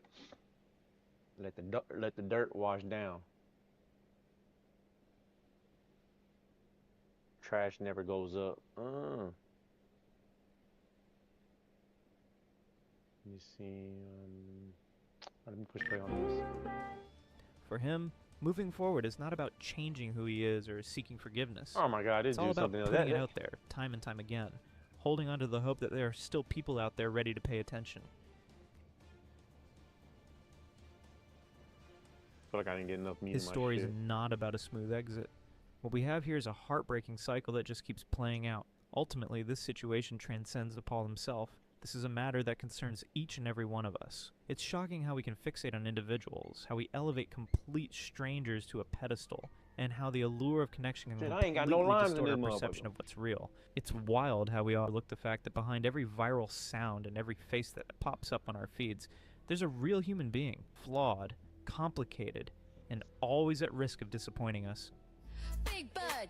Hold on, I didn't put no lemon in yours. You don't want no lime in yours?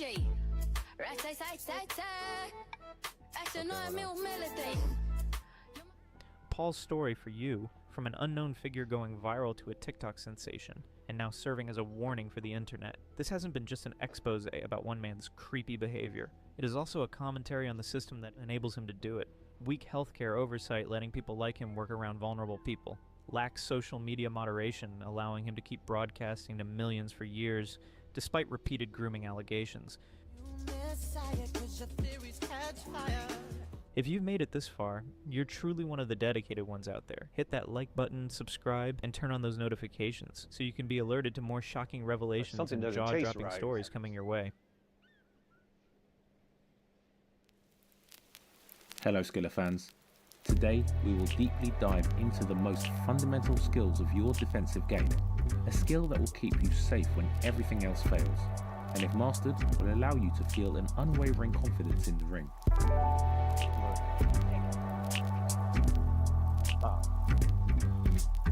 Blocking is a defensive technique used to reduce the impact of an incoming punch by intercepting it with a part of the body, typically the gloves, forearms or elbows, much like using a shield.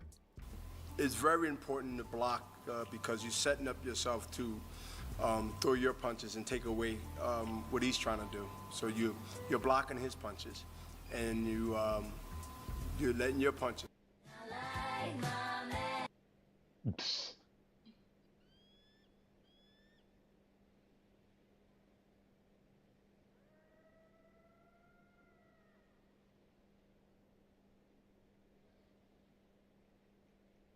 With everything from his mental state to his predatory behavior picked apart by the online community. Making a video on the White Bowser meant a quick way to increase your views, so everyone started to give their 2 cents.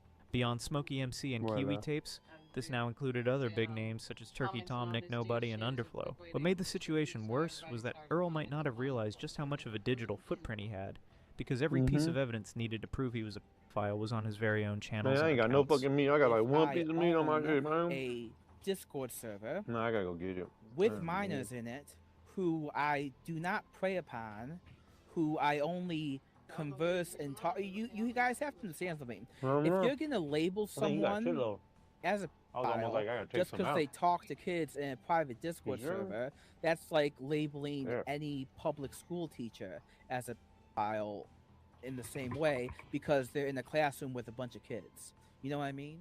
Yet it did raise a question. If the internet were against you and everyone was looking into your past, why keep such vital information on display? Some thought it was a way to get followers and become viral. He had always envied how much money Cyrax made from his crash outs, and maybe tried to do the same. Here really quick, if this was such an accident, Bowser, why do you have a history of preying on women? I don't! Oh, you do, Bowser. In fact, you do. It's actually really well documented. There's a cosplayer. There's the Reddits that you've been ran out of. And let's not forget the girl that you groped. So you clearly have a history where you're going I fucking don't, you fucking psychopath! By now, everyone knew who Earl was and what he had allegedly done. It was clear that no one was coming to his defense. Imagine that you're in his shoes, doing what you love on the internet, and suddenly you're at the center of one of the biggest predator hunts online. Everyone's out to get you, popular channels are talking about you, and every message you get is only filled with hate. How would you react? Not a predator. Shut up, I am not a predator. Fuck you, I'm not a predator. Fuck you, I'm not a predator. Fuck you, I'm not a predator. Fuck you, I'm not a predator. Fuck you, I'm not a predator. Fuck you, I'm not a predator. Many people would claim they'd never let their actions get them into a situation like this. Earl didn't have that excuse. He knew he was being bullied because of what he had done over the years and for his problematic views on young women. His online persona, full of confidence and condescension, was now cracking, and a few Discord calls were all it took. I know it may be a little hard for you because you clearly have no hearing comprehension, so I doubt your reading comprehension is great. I doubt your comprehension in general. Bowser, you are a child and you can't even make a decent point against me. It is 2 pieces Bowser, of meat. Yeah, you would okay. Bowser, Loser. No, just take you it. would Look, because legally I already put Earl those in came to there. his I own don't want that much defense. meat. He claimed that not only are the anime he prefers actually popular, but they're made in a way to sexualize the female characters. He's not the one doing it. Yeah. The sexualization is already there, and if they were minors, he wasn't aware since it isn't explicitly mentioned. And still, a quick wiki search on a live call would immediately put that claim to rest. More fat Chat is saying that Chihuahua is 14, I think. So I want to know the source on that. I seriously want to know the source on that. I'm sure there's a fandom. I'm sure there's a fandom wiki that has it. Now everyone watching Earl get exposed really did believe he deserved it. Some of the hate comments against him showed that people were starting to enjoy seeing him dig his own grave.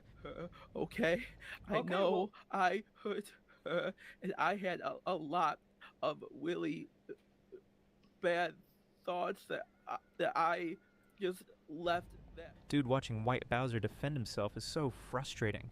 It's so insane how high and mighty he thinks he is, despite everyone pointing out that he's a creep. It makes it so much funnier seeing him get trolled so easily. He also tried to claim that his servers have never targeted minors. And anime is a genre many teenagers enjoy, even if it has adult themes.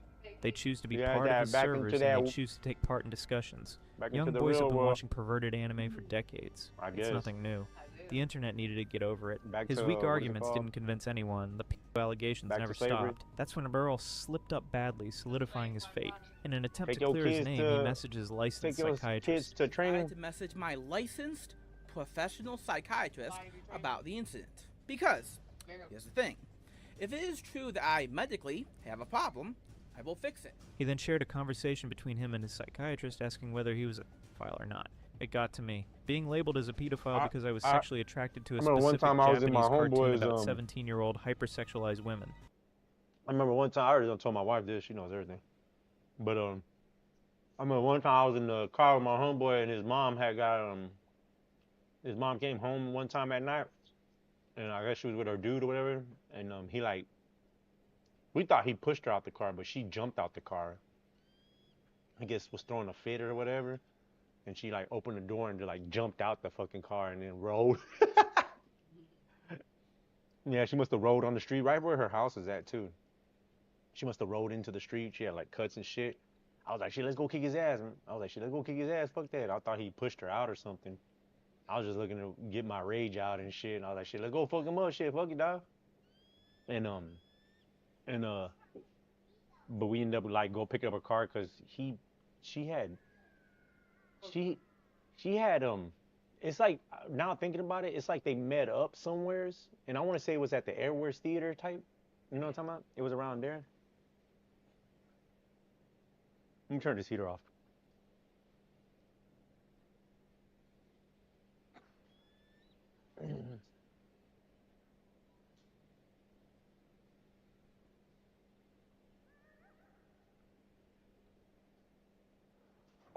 Yeah, it was like at the Airways Theater. I guess they must have met up for a movie or something to eat or some shit like that. Because she had left her car there and they were together. So maybe, assuming maybe they went somewhere to go fuck. You know what I'm saying? Yeah. They probably went to a motel or whatever. I don't know. Or they went to bars together. They decided to go different places, but left the car there, I'm assuming. You know what I'm saying? So she left the car there. I guess she must have got so fucked up that she was throwing a fit, and he's like, nah, fuck this, I'm gonna take you home, because maybe they were closer to the house than going to her car. So he brought her home and was like, you know, you don't have to get out. He was an Indian dude too, tall ass Indian dude. Yeah. Yeah. So it's to me, I think he dropped her off in front of the house, and then he was like, you know, get the fuck out, you're crazy. And she didn't want to get out, so he's just like, well, I'm gonna leave. So she must have jumped in, and he must have just took off, and then or he was taking her to her car actually now, and then she just like jumped out the car and then rolled a little bit. It wasn't going that fast. It was in the, you know, right down the street, you know, our street type shit. He ain't gonna go that fast, but it's fast enough to scrape her shit up. So she jumped out the car, scraped herself up, whatever. Then we went all the way over there with him. I don't know how we got the car. I'm confused right now because I'm like, we used a different car to take us all the way over there to pick up the car. And she had another car, so she was driving in one car with her son, and we were in this other vehicle. And I want to say she called a friend to use the vehicle or some shit. I'm fucking lost right now. But when we went to go get her car, I know it was just us four. It was the mom and us three. And then we got the car. I told my homeboy, I was more of an experienced driver than they are. But I was like, I'm not driving this car because I don't, you know, I although I know my friend, but I don't know her like that. And if I wreck it or something like that, then I don't need none of this pressure on my mom about paying whatever, because I ain't got no fucking job. I'm a minor. So I was like, I ain't driving the motherfucker. So we go there, I'm not driving. And my homeboy was like, I'll do it then. And I was like, I try to reassure him. I was like, you sure, dog? He's like, yeah. I was like, all right then. Because really, you should let his son drive the motherfucker. But he can't drive, so I'm like, I don't know, man. I don't know. Maybe I'm not that much of a friend to them or something, but, you know, I'm going to go ahead and say that's what it was, and that's what it was with them to me. It wasn't much of my friend either. But we get there, we get in the car, my homeboy drives it. I'm like, man, let's look for that tape that we heard, because we were into metal and shit. So I was like, look for that tape, that badass tape. He had a badass tape. It was metal tape. It was a blank tape. It had some metal songs I've never heard of before, but that shit was badass. And we never heard it again because it was only when we were in the car riding, and we very often ride around with her or anything like that. So we're always at the house doing drugs. So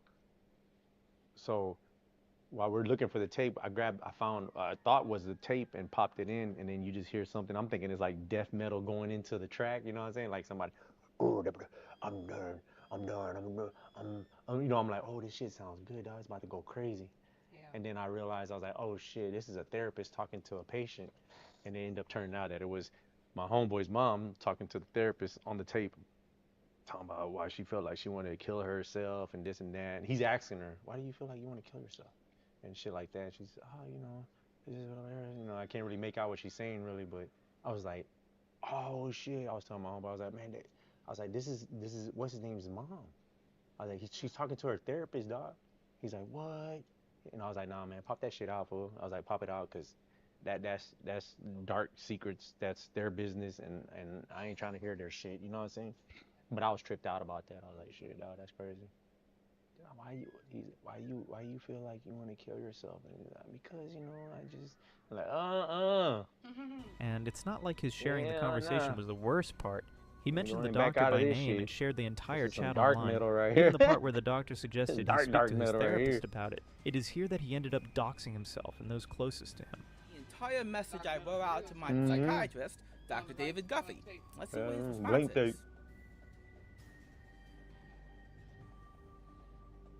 Hey! This started a trend that would last for quite a few of his rants. But I've never heard talking like that before. You know what I'm saying? I never heard people talk like that before. One. You know what like me, Earl Doobie, you feel afraid. I had those child thoughts of like, I hate my life type shit. You know what I'm saying? When an accusation but never heard, is made towards you about being another person. that the they're like that. Yet it only You know what made I'm people saying? doubt him more. You Now, it is say it. common for autistic people to feel cornered and over-explain themselves when they feel judged. This seemed like just that. However, the people were tired of the autism excuse.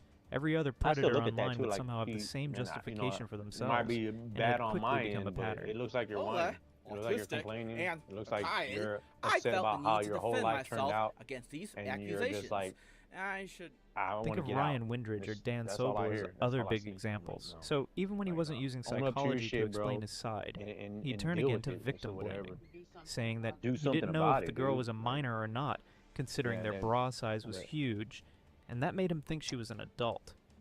when women have big boobs, Yeah, it they was that get same night, too, sensitive when she about asked how us. the world looks at them, which is Yeah. understandable. I was like, whoa, But shit. when you're even when you're fat, Well, she didn't ask us, she asked her you're, son. you're sensitive about how the like, world whoa, looks shit. at you. To be fair, he was the only one who thought his story made sense. Shit I have had to take on Yeah. your behalf Like, what do you think? to even be He's right here to associated fish. with you, Bowser. You know what I'm saying? It's real creepy, He does have a dog. point. He did get a lot of Real hate. creepy. I have so many people calling me a chomo. She was all fucked up. She was all The fucked up comments on, clearly show that people what were do you call not it? on No board with excuses, it. you know This what is I'm the saying? first time I've heard She a was child fucked up on all predator kinds try to of shit. use their victim's bra Drinking, size she was as taking, proof that they're not underage. Xanaxes I like and how shit. She was Bowser taking thinks all that the teenagers who antidepressant wear pills and KA shit cup like that bras shit. If don't I would've knew what exist. Xanax was Either at way, that that time, he's man, still a she probably predator. had It some, just bro. showed that the type I of know she had content people antidepressants, consume though. really shapes their But if I would've known personalities. she had that shit, What could man, we we would've expect been from someone whose stealing go-to that shit, anime bro. was heavily based on the harassment and exploitation of teenagers? I like big boobs. I like big boobs. I like big boobs. The 16-year-old has nothing to do with it. I just like big boobs. Oh my gosh, am I dead? All this backlash started to take a toll on his mental health, and he just shut himself away from online spaces altogether. He slowly faded into the background while Smokey MXCC and Kiwi Tapes became the authority But I on got a good exposing feeling right predators in the YouTube community. Somewhere in late 2024, the White Bowser's online presence disappeared after claiming that what he did wasn't as serious as everyone made it to be. What are you doing? I jacked off to anime. Oh my gosh. Somebody put me in. His socials were gone. That His boy got a Reddit fro, account was dog. deleted, and his YouTube removed as well. That boy froed Years out. of AMV creations and content planning went down the drain after he was exposed as a creep and file. Everyone thought this was the end. And him? He was on a pointing of breaking down. He dresses like a preacher. Have to deal with your crap, you sick, depraved, degenerate. I'm leaving. I'm leaving. Now this is where things really start to fall into place. Hardly a year ago, the White Bowser made a comeback, and the red hair and anime influence were long gone. He seemed different, less childish, and very serious with what he had to say. He claimed that the internet was confirming his status as a predator and file over the theater incident. But what if the victim was never a minor? Okay, let's just go off the idea, right? That he's not 17. You still groped a girl. Yeah. It was a mistake, yes. But you still groped her, though, yes? Yes. The internet didn't believe Man, it. get your airplane out of Usually some people would give the accused the benefit of the doubt. However, in the White Bowser's case, the allegations had been going on for over 2 years. There wasn't room in their hearts to slow down the hate towards the guy. No one really thought much about it apart from the fact that he was trying to cover up his mistakes and blame the victim. Crying about his friends committing.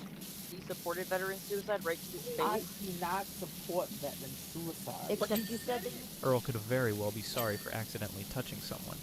But it's the fact that he doxed the victim, degraded her body, lied about her age, calling it an anime moment, and threatening everyone around him with legal action that makes it hard to believe he's sorry. By this entire situation with Smokey McCrack or Smokey MCC on YouTube. This morning I went to the police department and filed a witness statement against Smokey's YouTube channel and against the videos Smokey has made of me. I'm done. I'm done.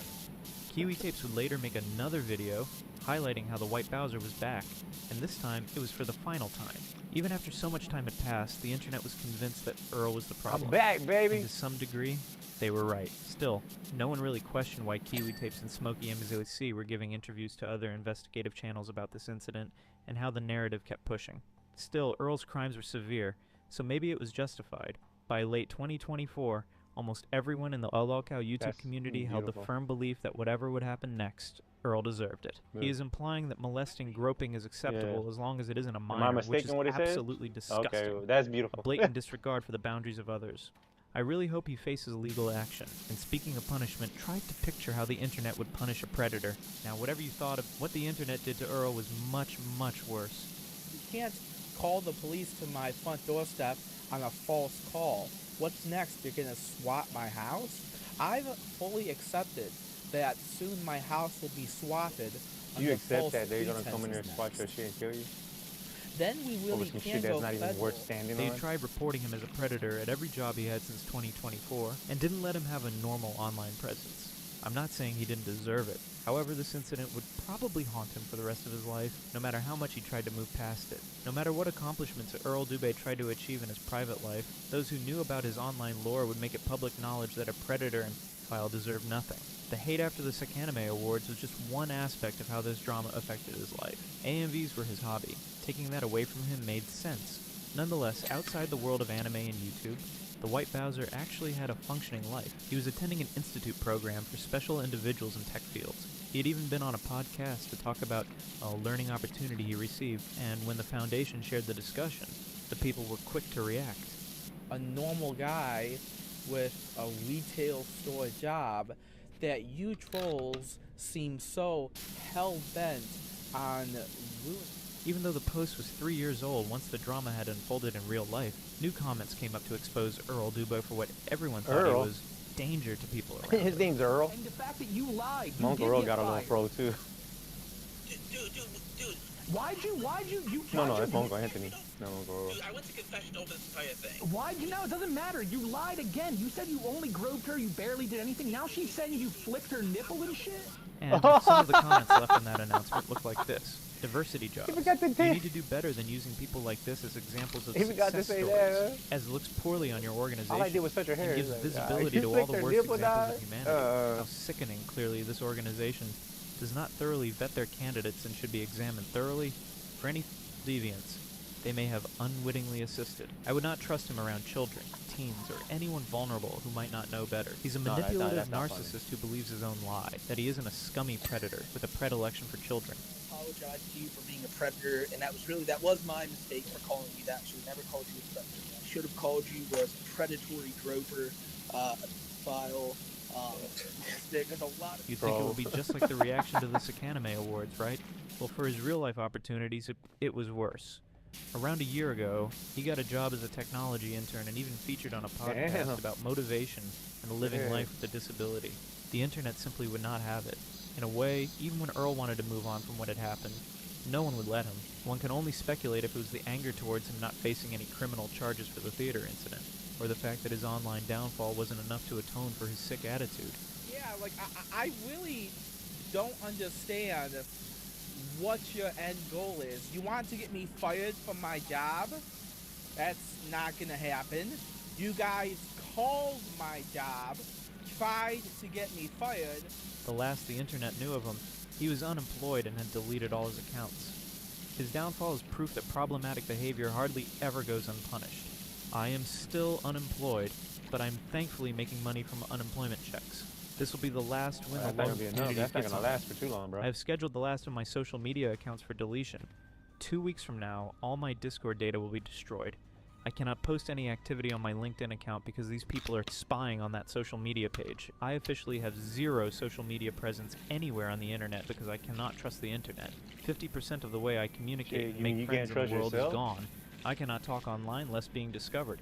Real world interaction is all I have now. And in 2023, with the power of the internet, that is pretty sad. Up until this point, we could all agree Earl had it coming.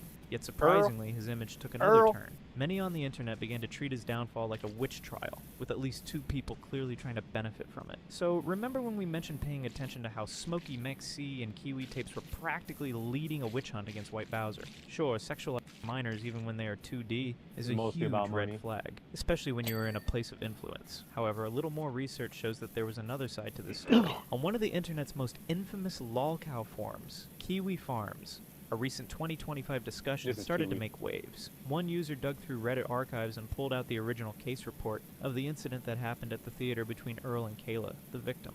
It is an official document that states her age, and she was clearly not a minor. Although she wasn't underage, what happened was still wrong, yet it raised questions on why the campaign against Earl was so focused on this incident as the basis of his predatory nature. I don't think they went out their way to intentionally turn a nobody into the beacon of being a pet.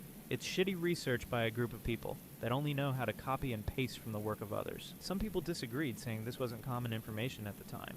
However, turns out it was. Earl had clearly brought it up during his comeback, when he tried to clear his name. It's just that no one seemed to listen to him. At this point, the internet seems divided. On one hand, people claim that whether she was underage or not doesn't take away the obvious evidence of his pedophilic nature from the anime he consumes, which was their main reason for canceling him. On the other hand, it is believed that he was actually used as a cash cow for both Smokey MXC and Kiwi tapes, and the evidence is compelling. It is clear he was one of their cash cows, so I feel like this bit was integral to their grift, because otherwise they would have to focus on Laugh Tale, which they flat out refused to touch, even though it is far more damning when it comes to Earl's actions and general character. The forum discussed that during the time the White Bowser situation was unfolding, there were other more problematic pedos on the internet to focus on, yet no one did, because it wouldn't have gotten as many views as this particular scandal did. The user who posted the opinion also added that Smokey and Kiwi kept deleting his comments from all his accounts when he tried to bring it up. It kinda makes me wonder though if people like Cow Wrangler Zippity and their trans group deflated the age to create a distraction.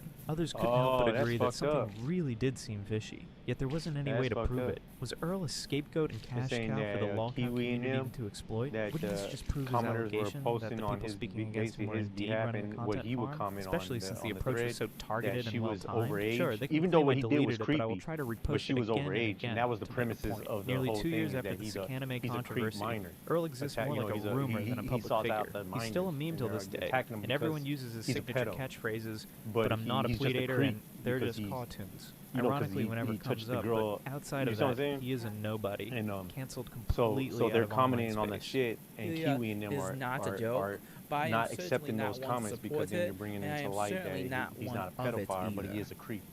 And they don't want that. They want that narrative of him. The last girl I asked out was 24 years old, and she didn't. You can't say get it no. off of what the His facts unique that they voice became showed. the subject of ridicule when people started using AI generation to cover popular songs and make more meme content. The White Bowser hasn't been around to contest these new developments, yet those who had him cancelled still enjoy popularity on YouTube to this day. The case of Earl is interesting because even with a complete wipeout of his online content, he can't escape his digital footprint. Every Discord call, every podcast, every Reddit get him off the post internet has been because he's archived a to threat to preserve the his internet. actions and Nah, show they don't people wanna what get rid of happens him. They want to keep when him you on the think internet. hiding behind a screen makes you untouchable. So that's where the story of the White Bowser ends. Right in that A man who sweet built a spot following off where AMVs people and anime do memes, defend him, only to watch it all and collapse a lot when of the people internet don't turned like a him. spotlight That on way his they can rake in behavior. the No money matter and what shit, missteps or making their biases videos Smokey off of MXC or Kiwi tapes may have had, they did something that mattered. They exposed a predator operating in a space where young people were vulnerable. Their work was messy, sure, but one less creep with a platform is still a step in the right direction.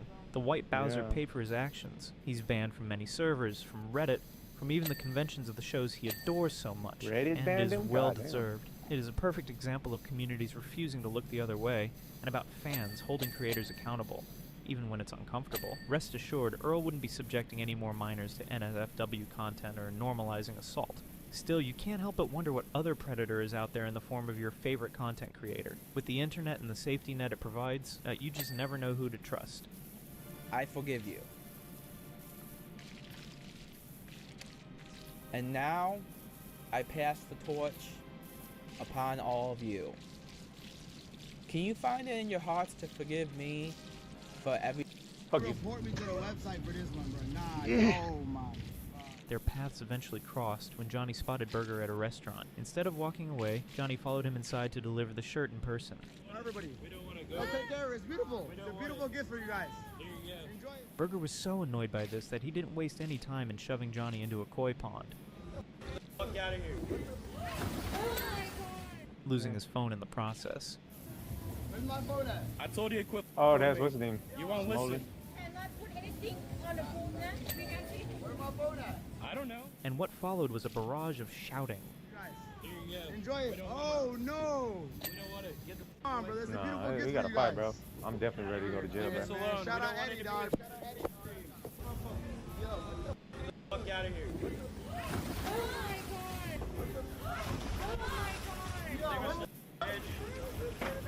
This guy's harassing us.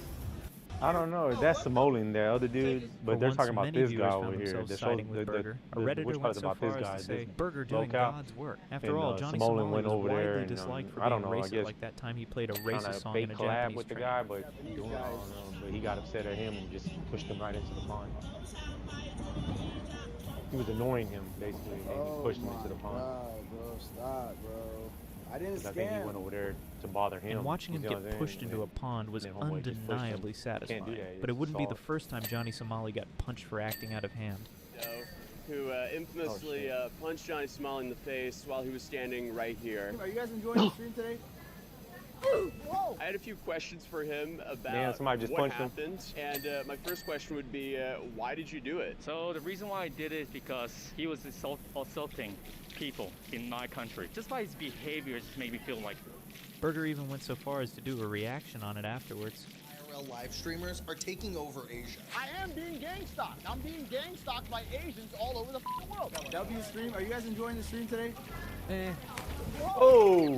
Well, it just got a little better. Is that you? I am now. So you think it's okay to be physically assaulting somebody? Yeah, you're in my country, buddy. He said you think it's okay to be assaulting somebody, but it's okay to fucking sit there and say slurs and harassing people. That's that white folk shit, dog. That's what these laws are made for. Pushing someone into a pond oh, isn't you exactly a can't win, say especially when it's we in can a say foreign whatever the country. fuck we want to say, The only but you time can't that things touch me. didn't exactly work out in Burger's favor. It's almost as though I can whenever get all in your personal space right here, not in your personal space, but right here. I can get all right here and be all the way up to your house and shit. Meet up with a woman who had no when I gotta follow stalking, and now I gotta fucking sit there and deal with that shit. Despite making plans with him, Burger spiraled saw into that an real quick. emotional meltdown. Live Get your streaming bitch ass away from me, dog. I'll go spend a little bit of time. Go ahead and try to sue me. I ain't got nothing anyway. And then you gonna put somebody in a worse ass spot. Say he assaults you. You sit in the jail. He gets out of jail, kicks your ass again. You sue him. Now he's down in the dirt. What do you think he gonna do next? He gonna come kill your ass. You see what I'm saying? And then be there. Well, I don't know why I got killed. Why he died? He was such a good guy. Then you'll hear his mom talk about him. I don't know why he died. He was such a good guy. And she don't give a about me. Hurts, man. But she's messy. What makes Burger fascinating is the constant swing between moments of pity and moments of sheer frustration. Watching him, you might start to feel sorry for him, but right when you start feeling sorry for him, he'll do something so outrageous that you'll instantly lose any positive emotion you feel for him. Guys try to like beat me up like 6 or 7 different guys. They like broke my glasses. In order for you to understand Burger Planet and why people often turn their backs on him, you'll first have to learn about how he came to limelight. Burger Planet first started gaining a few hundred views in 2007 when he launched a YouTube channel called The Josh McCutcheon Show. On this channel, he posted what he considered comedy skits. I'm a psychology student in college. Whoa, you're really smart for a guy who is getting really deep now. But when his videos failed to get enough views, he decided to venture into IRL streaming, which was fetching plenty views and making big waves at the time. Everybody's wanting a handout down here. You're doing dumb shit. The N-word? Wow. Not good. Even at this early stage, it was obvious Josh wasn't good at interacting with strangers, like that time he tried to kiss a woman he just met. Never been there. You should go. I'd love to check it out. Undeterred by his lack of charisma or social skills, he tried another familiar path, food reviews. It's likely this is where the name Burger Planet came from. But once again, his videos barely got any views. Still, Josh had a dream of becoming a famous live streamer, and little things like people hating on him wasn't going to stop him. He left his family in Indiana and moved to Los Angeles to pursue IRL streaming full-time, since it was much easier to find unique people from diverse cultural background. At the time, streamers like Valkyrie were tapping into this in the production talent available in Los Angeles. At the time, Ice Poseidon was the king of IRL, streaming otherwise known as in real-life streaming, which involved sharing your daily activities such as interview sessions on the streets or gaming sessions. This attracted millions of followers while making him one of the top streamers on Twitch. He also had these team of streamers who followed him everywhere because they were trying to gain more views on their streaming accounts, and Burger desperately wanted to be one of them. I just get a little emotional sometimes because I really do care about you, man. When he finally had the opportunity to meet Ice in a bar, he tried to get on his good side by gifting him a bottle of Smirnoff Ice. Dude, sorry. Oh my god. Cool. Anyway, you just got iced, brother. You got iced?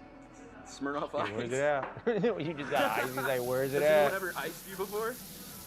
No, what are you doing? I just iced the Iceman. I'm streaming on YouTube. The ice cream, Ice man. wasn't impressed and didn't even bother drinking the Smirnoff in Burger's presence, even though Burger had told him how much it would mean to him if he just popped the bottle. Anyway, it was bad timing. Sure, let's get a beer. Man, I spent $4 on that Smirnoff Ice, and you didn't even get to see him chug it. The whole point is Smirnoff like, they Ice? have to chug Oh it on man, the that's spot. old. Burger decided to go to a bar to drink, but he is surprised when Ice Poseidon walks in a few minutes later. He watches Ice and his date for a while and considers joining them, but he decides to wait until they're about to leave. I know, I should have waited until he got out. I know, guys. All this hate. After a while, Burger notices that Ice is having issues with streaming because his batteries are dead. He has no cable. He just needs a...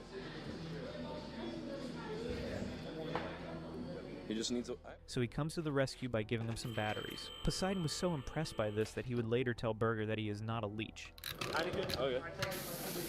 So what's up? What have you been up to, bro? Been chilling, man. Some of these people were hating on me, though. They said I'm a leech. Yeah, they say that about everyone. I mean, honestly, you hooked us up with the charger, so you ain't useless. Oh, because he just gave you a charger. A leech is There you somebody go. who's useless. All it takes. Surprisingly, only 1 month after Ice Poseidon and Burger's initial meeting, Ice Poseidon announced that he was taking his entire crew on a tour, and Burger didn't get an instant invite. Do you think you can win this competition? Listen, Paul, I know I can win this competition. And do you want to know why? I said, you guys want to know why I can win this competition? Why? Because every day I live in my minivan. You're going to go to your little house and sleep on your little My Little Pony pillow. Ice Poseidon finally agreed to let Burger board the bus, but on one condition. Oh, he would that's have to him. eat a live worm. Surprisingly, Burger didn't hesitate.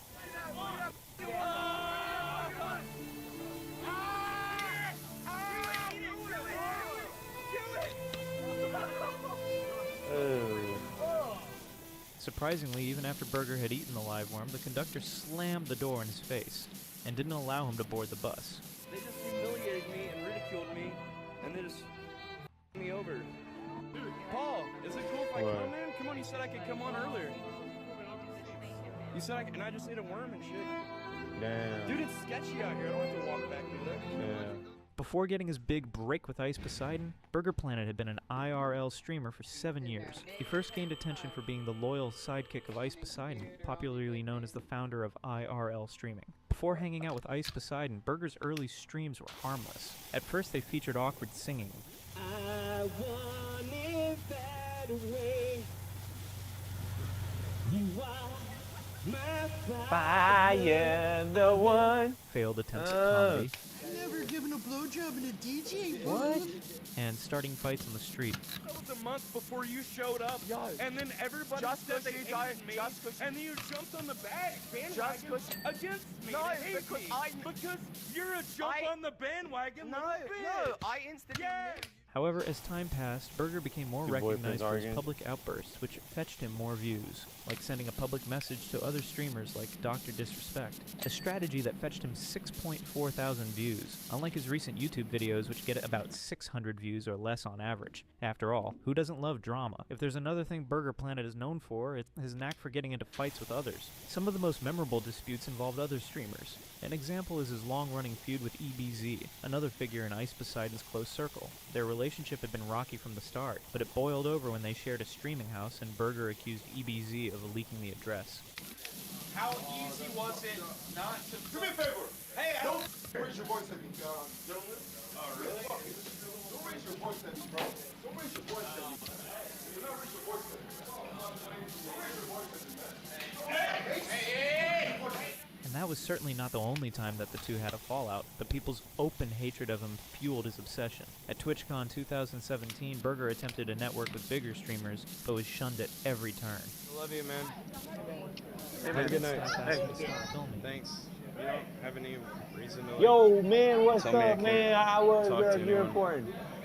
By the way, What am I watching? I got 2 streams. You can go check it out. let's go over here, I guess. It's like I don't even This get to guy see thinks the, I can't hang out with his friends. The The comments event staff sometimes. asked him to stop filming, And they just This guy's burn a off. Twitch. Oh, he's like, Hey, what's man, your TwitchCon name? I'm He's like focused. ready to ban me I'm or focused on something. my probably. job. I don't know what's An good. extra TwitchCon Power pass watching. for me because I have... Do you have an extra TwitchCon? Oh, maybe he's just Someone gonna gave me a help me. TwitchCon He might be TwitchCon staff. This guy's got a purple shirt. pass, but it might not be valid. What's your TwitchCon? Someone gave me one of my viewers, but then someone said, oh, they're baiting you and they want you to go and try to, like, go and... but one particular creator named Dr. Disrespect was constantly pressed by Burger. Burger had initially seen him at one of the bars in TwitchCon 2017, Dr. Disrespect was surprisingly nice to him, but he soon got tired of Burger's antics after Burger kept filming him. After Burger saw Dr. Disrespect talking to another female streamer, he instantly started filming the whole thing leading to Dr. Disrespect, asking him to get his camera out of his face. Don't ever give me on that. Okay. Do you hear me? What? Cheating on his wife and then fucking went over there and made an apology video because he didn't want her to take all that money. Get it out of my face. All right, I'm coming over. Well, don't go back into it. That encounter turned into a lifelong feud as Burger would post a video on his channel with the title, Dr. Disrespect Caught Flirting at TwitchCon 2017. Oh, that was it? This wasn't a good look for Dr. Disrespect, who was already married at the time. Okay, yeah. Didn't do anything weird. I don't know. It's awful. And his wife knew about it. Yeah, she's like, you don't bring it into where it's in my eyes, and then now I really have to feel embarrassed about it. Wig wearing mullet, idiot. Who the f does he think he is? When Dr. Disrespect later admitted to cheating on his wife, Burger pounced on the scandal, mocking him in videos and even offering him a place to stay in his mansion. More like his van, but you get the drill. I heard about your little two-time situation. Not good. Well, if you need a place to crash while your wife gets you out and takes half of everything. Ooh, that was kind of mean. You can move in with me in the banshee. Is this a bad time to ask for that collaboration? Ill-spirited. I hope those I was in a bad place then. Keep the subscribers I'm better now. long enough. Say he was in a bad place then, but he's gonna replay what he The same thing happened when Dr. Disrespect was exposed again in 2024 for sending inappropriate messages to a minor. Burger posted another video, and this time he tried to befriend. Doc, it's your buddy Burger. Man, I heard the news. Back in some hot water again. Yeah. Not good. Well, Yeah, look, it's always Doc, lovely I know when you you're didn't sitting there do it. like I know you're on a your good high guy. horse I and you met you, think Doc. you're better than someone Look, else. if you want to do that That's fucked collab, up. we could still do it. Because hanging out with you wouldn't be the worst thing that people have said about me. But people assumed he was leveraging the controversy to gain more viewer engagement. Ironically, it was this move that shot Burger back into the mainstream. Ice Poseidon even invited him to fight in a mock UFC event, where he faced Asian Andy. Burger fought dirty by kicking Andy right where the sun doesn't shine. And unfortunately, he went Asian right Andy for had the to give up punch in because the he was in so much balls. pain. He just went, he said, boom, he just went right into it. Dr. Disrespect though, what But the the fuck? truth was clear. But the truth was he was in so much pain, right where the sun doesn't shine. Boom, man, he Unfortunately, went Asian right Andy had to into give up it. He because just was like in so much straight, pain. Andy didn't even- right where the look at sun that. doesn't shine. Boom, And boom. unfortunately, Asian Andy had to give up because he was in so much pain. Now he gonna claim that as a win. But the truth was clear. Burger hadn't won anything. Instead of finally achieving fame and friendship, he was cementing his role as the butt of every joke often mocked by viewers for his awkward interactions with women. You know what? You guys, and I'll turn the stream off. You guys can go yourselves. Bullied by his peers and rejected when trying to hang out with others. Burger was mostly the target of the joke, because he was so desperate to be accepted by other streamers, he would often allow them to humiliate him, like that time he ate a live worm. Hey. Get the f off me. Get off me, dude.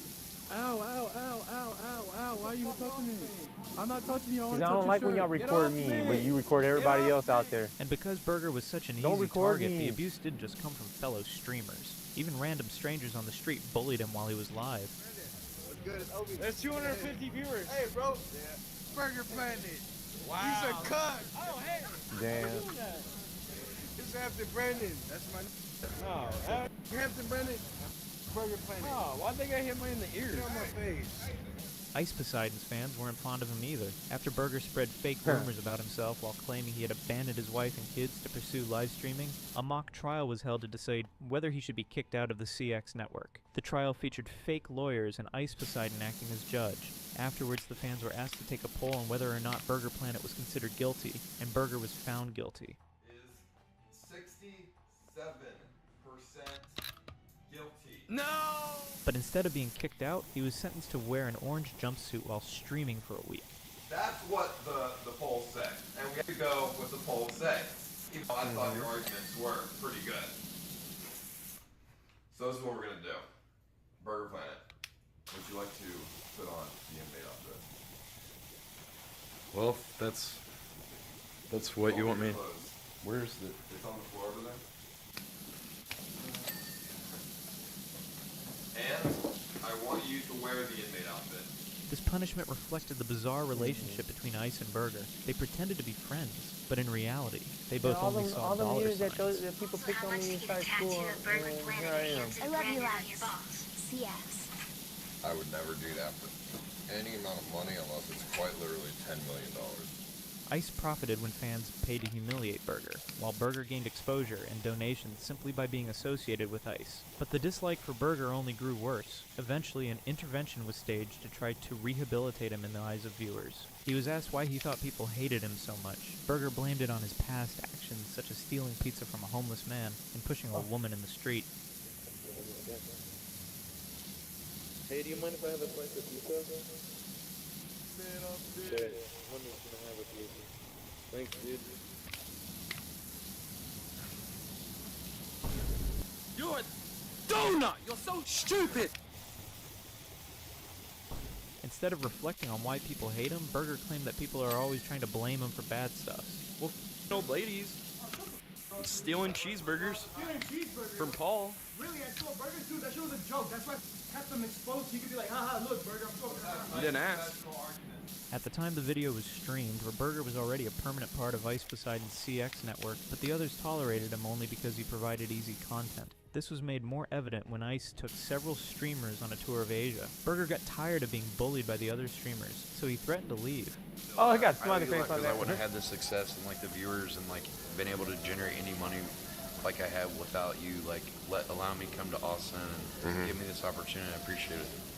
I just don't like being the butt of the joke the whole time and the constant like hate donations and Unless it you're really gets making to me someone and the butt of the it's joke. like stressing me out, man. Like how many times like broke down crying on this trip? Like I haven't cried in like 3 or 4 times actually. Oh really? I like walked off and cried like other places. Excited for what? But as always, he came back. The other streamers didn't waste time in calling him out for returning after saying he was going to leave. You were capping hard. No. On cap. No, I really don't want this kind of attention, honestly. It's not really positive. I don't think he does. Is there enough room back there? To make matters worse, viewers sent endless text-to-speech messages mocking him. Homeless, at least you're not like Gary who is scamming donations. Look here, Burger. Go home and do your SJW streams. Burger demanded that they stop listening to the messages mocking him, but he was only ignored. This pissed Burger off, so he walked off only to return once more. Whoa, now Burger's no. Hold on. Call you all. I don't want anything to do with you. I skipped it, dog. We skipped it. Done. Gary, how dare you? It wasn't me. I skipped the last one. Yeah, but Gary, he's Eventually, Ice offered him $300 a day to act as cameraman. Burger pushed back, insisting he deserved it because he improved the quality of the stream. For $300 a day, you have to stop talking. You can say one sentence every 2 minutes or every 5 minutes, okay? If you want, man, I'll just do something else. This is just kind of stupid. I'm not gonna like go by. I'm trying to help you out. No, I get it, bro, but you want to be a camera guy, right? So you can pay off the $600 debt? This situation showed the reality of their relationship since they both claimed to care about each other. Oh, shit, but in bigger than reality, fuck. Burger and Ice I didn't made even know more I had money bigger by ones. being around each other. Burger's dependence on Ice Poseidon for money became even more obvious when Ice Poseidon pulled a prank, telling Burger he would have to pay for his own flight home. The problem was simple. Burger Oh, couldn't afford it. Can't do that. Did you cancel my return flight home though, or what? I told you. Smirking and, like, Oh, I told you I did. When? To save money. When did you tell me that you could cancel it? On the flight here. This prank showed how dependent Burger was on Ice and his team. Without them, he had They no flew him money, out there. no They gotta backup find him back plan, out. and no real friends. People disliked Burger so much that he often begged for invites to events or expected to be humiliated even after getting in. People disliked him so much that a Reddit thread was created with the title, "I would enjoy seeing more bad people, like Brandon brought on just to bully and troll someone like Burger Planet." And to make matters worse, his fans weren't really fans at all. When it came time to donate for his flight home, they refused. Feeling helpless, Burger tried to negotiate with Ice for more money, even attempting to cut deals about his role in filming. 100, you already got your money back. Then why do I owe you any money? Then you got paid full then for if you already got the ticket for the other plane ticket. I mean, yeah, now you don't owe me any money. So you're gonna give me extra money for the streaming? That one year, I don't know, do like 100 for. How about 100 for doing that? Filming for you then instead of 400. Does that sound alright? Have you streamed yet? I'm streaming right now. Oh, you're streaming now? Viewers Okay. wanted me to ask you because they were like very troubled about this. They're like, wow, we love burger. That's not nice. We're on like 40 or something. If your viewers, I'll put it this way, I think your viewers are gaslighting you. If if they really cared about you, they would give you in donations the money for the flight home. Don't you think? Well, I feel like they're manipulating you, bro. A lot of my viewers live in Spain. It was a humiliating admission. Burger's 28,100 followers on YouTube wasn't there to support him. They were there to see him fail. And yet, Burger continued streaming because in his mind, being maltreated is better than irrelevance. I've gotta help Paul because he's my new friend. Maybe, probably not. He's probably gonna tell me to f off after I give him this. And then I'll leave like a loser. After Burger finally became one of Ice Poseidon's loyal sidekicks, Ice launched a YouTube channel called CX News. To everyone's surprise, he appointed Burger Planet as the host. On paper, this seemed like a chance for Burger to reinvent himself, finally stepping into a role where he could control the narrative rather than being the punchline. But Burger being Burger, it didn't take long for things to go wrong. He had developed a fondness for traveling around Asia, particularly Thailand. To pay for these trips, he was often found begging viewers for donations, and when they didn't donate enough, he'd whine about it. Man, I didn't see that. I haven't gotten any messages about Thailand, man. I don't know what you're talking about.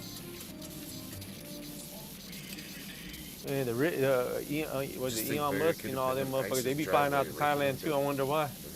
That's true. Anyone familiar with Burger and his history of stalking nothing to do with Asian the women underage. could already guess what drew him there. But for those who couldn't, the details would become obvious later. Burger's trips became tied directly to donation goals. He would often beg fans to donate money, and when they had finally donated enough to pay for his traveling expenses, he would pack his bags and disappear for weeks at a time. During one of these extended absences, 6 weeks in Thailand to be precise, Burger did something that crossed the line from petty to outright sabotage. He locked everyone else out of the CX News YouTube account by changing the passwords, insisting that the show was his baby and that he had built it from the ground up. You're shit, dude. Are you serious? You stole my show from under my back. I didn't steal your show. Your lazy ass wants to go to Thailand to bitches and then lost the show and I took it back because you wouldn't let me take it over when you were gone. You're super greedy, dude.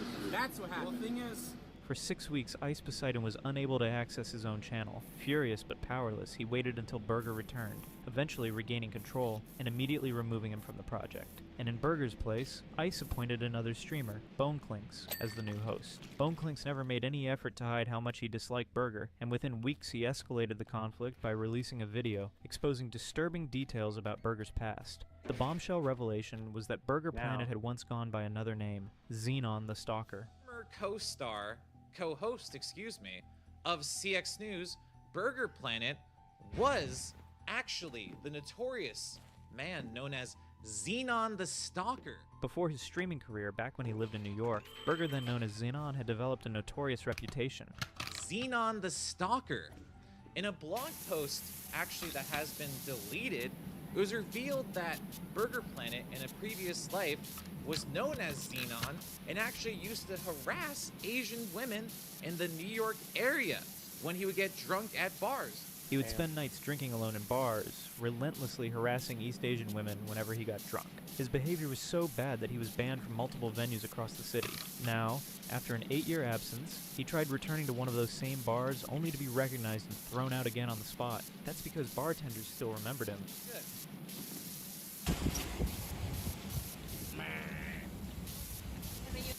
Yeah, you want to come to the Times Square with me? No, I'm going in. Really? Yeah.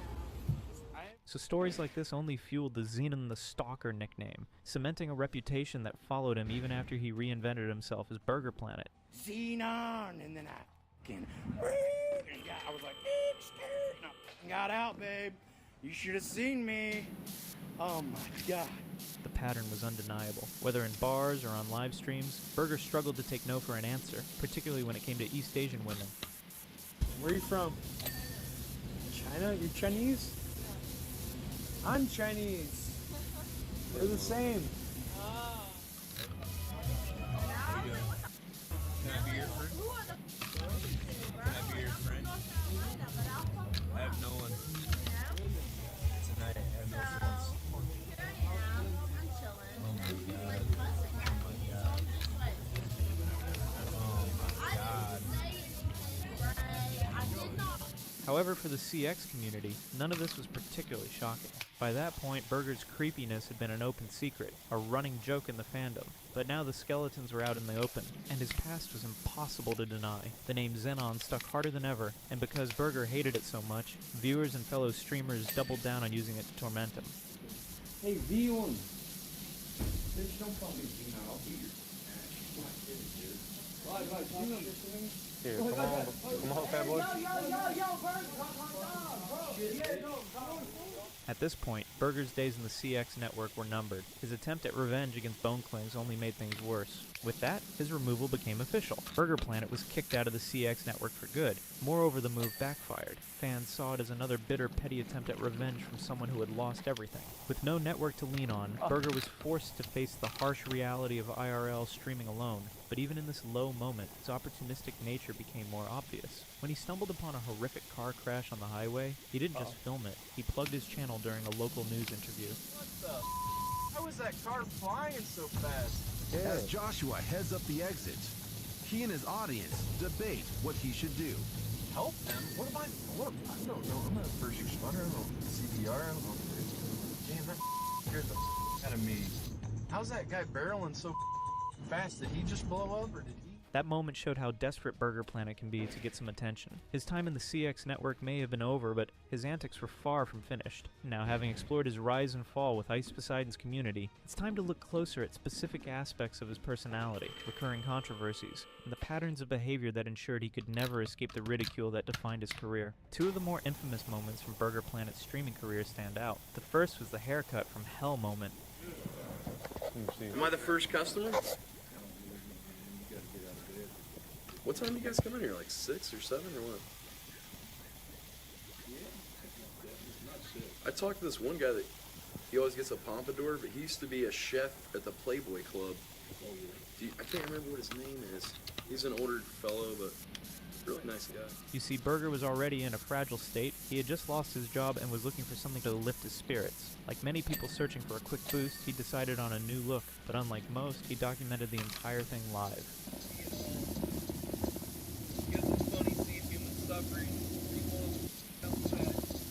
Burger went to the barber shop in high spirits and asked the barber for a style similar to that of James Dean, the iconic movie star of the 1950s. The hairdresser was amused by the request, but he decided to follow Burger's instructions since a customer knows best. Can I get a high and tight and like a 1 on the sides and up to the top?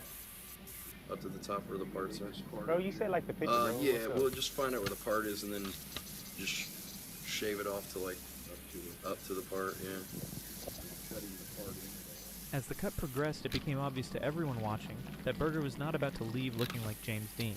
The resemblance wasn't even close. Surprisingly, he played it cool at first. I do that on my own. That's not even James Dean, dog. Oh, God. I don't have a choice. I don't know. You got the bangs short, everything's short. I don't know. He's saying it's his Are fault? you drunk, man? Oh, hell But no. by the time he got into his car and began driving back to his parents' house, the mood changed. What started as a lighthearted joke about a bad hair day quickly turned into a display of self-pity. He even went so far as to report the barber to his son. Justin! Justin, look at this haircut your dad gave me. I look like a goddamn pineapple, bro. Where the hell were you? You always, I love the haircuts you were giving me. It looks so good. I'm about to cry, dude. Most people would shake off a bad haircut, but Burger made it seem like his entire life was ruined. For real, I'm about to cry. Oh, hell no. When he got home, he poured his heart out to his parents, It's all convinced his made life up. was over because of the botched trim.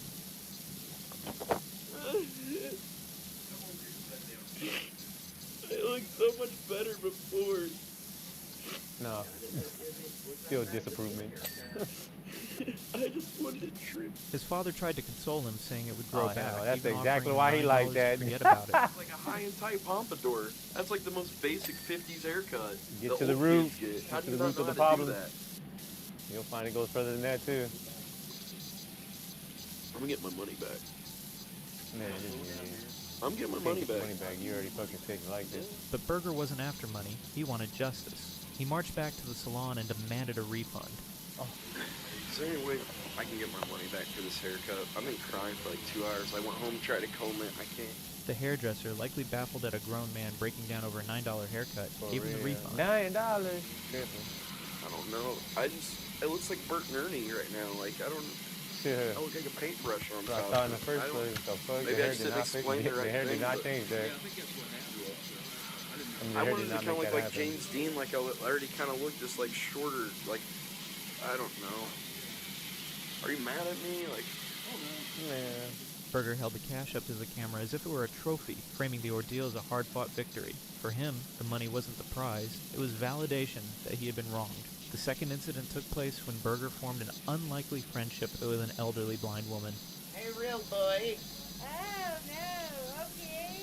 Are you proud of me? Yes, I'm very proud of you. For a man living out of his van, lonely and desperate for She can't even companionship, see. She's she was blind. a rare bright spot. They drove around together, laughed, and for a brief period he seemed genuinely content. It was an odd but wholesome pairing, Blind at old least on woman, the I need surface. some medication and shit. Somebody stayed with a job here. But soon things started falling apart. A nurse On or one something? outing, as they were on their way to get food, she revealed her patience was wearing thin. yeah, I think I'm gonna be busy tomorrow too, and the rest of this month. Are you serious? Yeah, I don't know, just kind of trying my patience lately. I can't deal with it. Wow. She lost her appetite, but Berger pressed on, ordering food for himself and eating in the car while she sat in silence. He tried to explain that he had only been acting out of concern. I have no idea you feel that way. I don't, but he said he wanted to go home, so I'm gonna get home. Well, I don't need to be treated like that, you know. I was just trying to help you, Seal, because there's a bunch of stuff on the thing, and you can't see, and you don't like anybody to help you, and it's frustrating. I'm trying to help you so you don't make a big mess. Because there's like tortillas, there's chicken, there's cheese. So why don't you eat at home, Get dude? on there, so But his You words got her only made eating in things your car and worse. you trying to tell her I'm not how trying not to see to if eat, there's what extra watch out for pork this. about You him. don't have to deal with the blind person no more. Because he want to do it, yeah. Okay. I don't have to have a pity party about it. Okay. Did you tell her not Absolutely, to we can hang out, or you can go home. It's up to you. But if you want to go home, I'm probably not gonna hang out for a while. Okay. By the time they returned to her home, I ain't Berger got got nothing else angry to when go she for. I'm refused to blind take and the I'm food he fucking got her. of age. What the fuck you think I need from you, bitch? Taking the salad and stuff I bought. Just wasting my shit. God damn it. Done with this stupid bullshit. As she went inside, he tossed the leftover food and trash into her yard, but the victory didn't last. Her neighbor called him and ordered him to return and clean up the mess. Hell yeah. I will go clean up the trash. Because you're Hell probably yeah. like press charges on me or something. Hell stupid. yeah. Rightfully so, they should press But charges on your bitch Don't ass. ever call me again. I don't want to talk to either one of you guys. Sadly, this wouldn't be the only time that Burger Planet would treat a woman like trash. If there's one thing that's quite concerning things about his online and offline persona, it's his often embarrassing interactions with women. Been trash like that, Why would you say racist shit? 500? 535? No, I mean, like, you can talk to 530 people if you want. As long as Yeah. 530 people know that he's a disrespectful. Oh, wow, I'm so disrespectful, guys. What makes this even more concerning is the fact that he has been filmed on countless occasions of harassing women who want nothing more to do with him. It's a normal thing to flirt with an attractive woman, but Berger's bad social skills and inability to tell when he's unwanted will often lead to him being rejected. It's not a pretzel. What is that? It'll end up in your face if you're not She hates me, yes. I'm No, not I trying to. think- I Why are think you calling us idiots? I don't think that you're We didn't hungry mess enough with you. to hurt him. I didn't do that to you. First a napkin, But is then it a good? Fucking stalking her, Is bro. it good though? Is it good? Is it tasty? Itu do dakimasu. Ita do dakimasu. Like that time he was trying to go see a movie with a lady, only for her to turn him down. We could walk you there if you need to. Where do you need to go? I'm good. I want to go to the ocean and watch the ocean. You should go do that. It's like there, bud. I don't want to go by myself, obviously. If you want to come with me.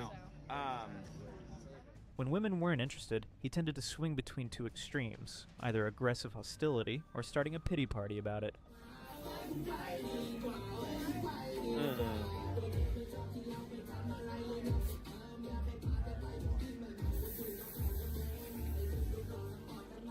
The The best example of Burger's weird relationships with women is his infamous date from hell. He was so eager to impress his date that he bought toys for her children. This is kind of fun. You can do like dump truck and stuff. That's fun. Let's get little dude this. You could like move some rice and beans or something around with these. Play with those. We'll see something for the girl. Dollhouse furniture. I don't know. Mermaid. What the hell? Cardi B. Grabbed the cheapest wine he could find. Wine. Something sweet. Ooh, $9.99. Yikes. Okay, where's the cheaper wine? And picked up wilted flowers because the fresh ones were probably more expensive. And I got a little date tonight. Hopefully it goes well. Thanks. You too. I mean, hanging out with a friend, actually, not a date. Burger wasn't exactly Prince Charming, but in his mind, this was a grand romantic gesture. Unfortunately, the date was doomed before it began. He showed up late, and by the time he arrived, she was already chatting with another man. Well, guys, because of that train, we got here too late, and Taylor got to Cali. It's all over. She broke preemptively, dumped me. She's with Taylor now. Taylor's won. Taylor's. No, you guys be happy. We're gonna fight. We're in team. Though he tried to laugh it off, and the woman made it clear she wasn't interested. And I'm a hot dog, shrill otter, and burger on devil time. Night Fox said donate. No, don't you do it! Don't you do You're it! gonna be on the video. No, I can't read it. You can hear it. I can't. The low point came when he tried to strike a bizarre bargain. She could act like the other man's girlfriend for 5 minutes, then pretend to be his girlfriend for 20. What about this? What about if you pretend to be his girlfriend for 5 minutes, but then pretend to be my girlfriend for 20 minutes? Sadly, Burger's lady friend wasn't in the mood to be his girlfriend, even if it was only a pretense. Pretty sure he would have spent countless hours crying over buying gifts that could have paid for some burgers over the week. It's as though he has remained frozen in adolescence, stuck in a cycle of craving attention and burning bridges whenever he gets it. And that brings us to the end of today's video, but let me know what you think. Is Burger Planet just a misunderstood streamer who never caught a break? Why? I just want someone to love me. My dad used to hit me. That's probably why I'm so up. Don't go back. Or does he deserve all the bullying and negativity that he's had to deal with in the past few years? Let us know your thoughts in the comments below, and if we skipped over to any of his most A man picks up his phone, texts and sends a script to a girl, and together they record voiceovers for a scene. He waves a plastic sword at the camera, acting out what he thinks is an intense roleplay. Good question. Let's find out. Now the script is very common, the kind you'd expect in anime or character games. On the surface it looks harmless, even silly, but it isn't, because the girl on the other end of the screen is just 14 years old. And for the man, Donovan Mayo, this bizarre routine of roleplay, toy weapons, and underage girls isn't an accident, it's a pattern. But where did it all even begin?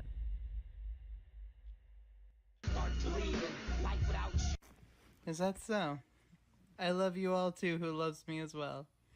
Here, do a heart. What twisted path turned a grown man into an online predator hiding behind cosplay and plastic swords? And how did Donovan Mayo's roleplays spiral from cringeworthy skits into something far darker and far more dangerous? But the 14-year-old girl was neither the first one nor the last, because Donovan had given his audience quite a lot of red flags from the very beginning, though most of them were quite subtle. I hope you like what I done with the place. Nothing's wrong. Everything's just completely right. Things that wouldn't bug anyone at first sight, but would eventually creep up on you. Now, to understand how Donovan built this twisted persona, we need to go back to the very start of his online journey. Donovan Mayo is a 21-year-old TikTok content creator whose passion for the Minecraft YouTuber Dream quickly became his defining obsession. He didn't just watch Dream, he went on to build a world around him. See, Dream had a private Minecraft server called the Dream SMP, a sprawling narrative universe driven by characters, alliances, betrayals, and dramatic lore. And Donovan became so enamored with the Dream SMP that he decided to recreate it in real life, live action but in DIY fashion. With nothing more than paper plates, tape, and a where there is a will, there's a way attitude, he launched the Donovan Mayo live-action SMP universe. It was messy, quite absurd, but it was entirely his, and that's probably the only thing that mattered to him. He populated that world with characters inspired by the Dream lore, but the one that stands out the most, his signature creation, is a persona called Lost Dream. Come, Dad. You're my next victim.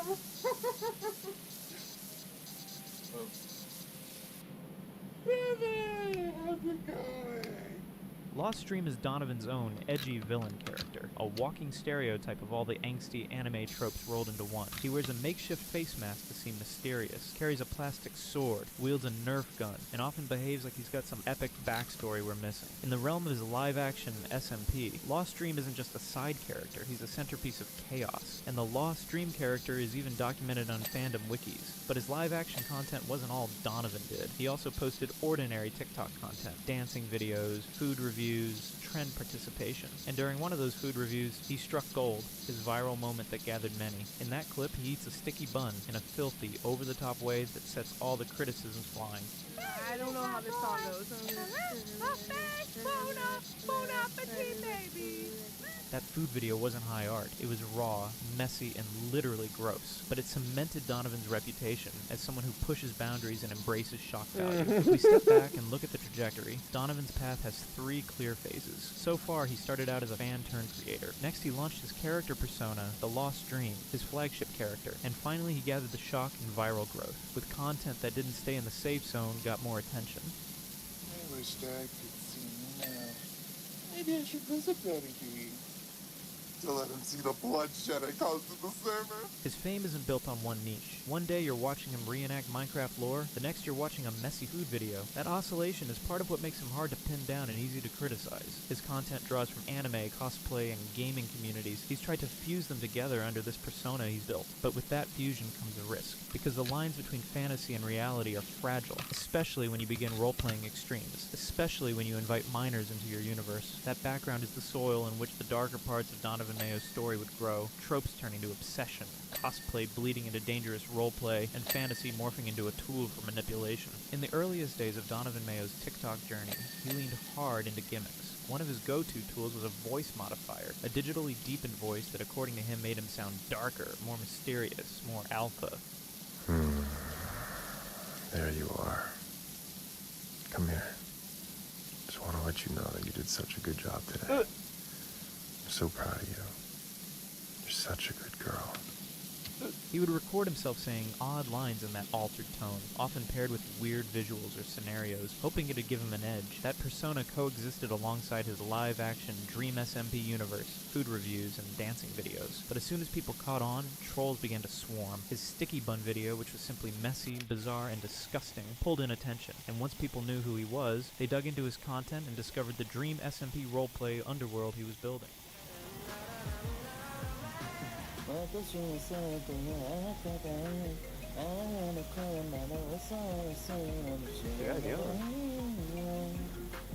They saw the over-the-top cosplay, the villain persona Lost Dream, and the anime aesthetic mashed up with toy swords and homemade lore. That mixture screamed easy target to trolls, so they began testing boundaries, sending him prompts, pushing statements, and trying to frustrate him.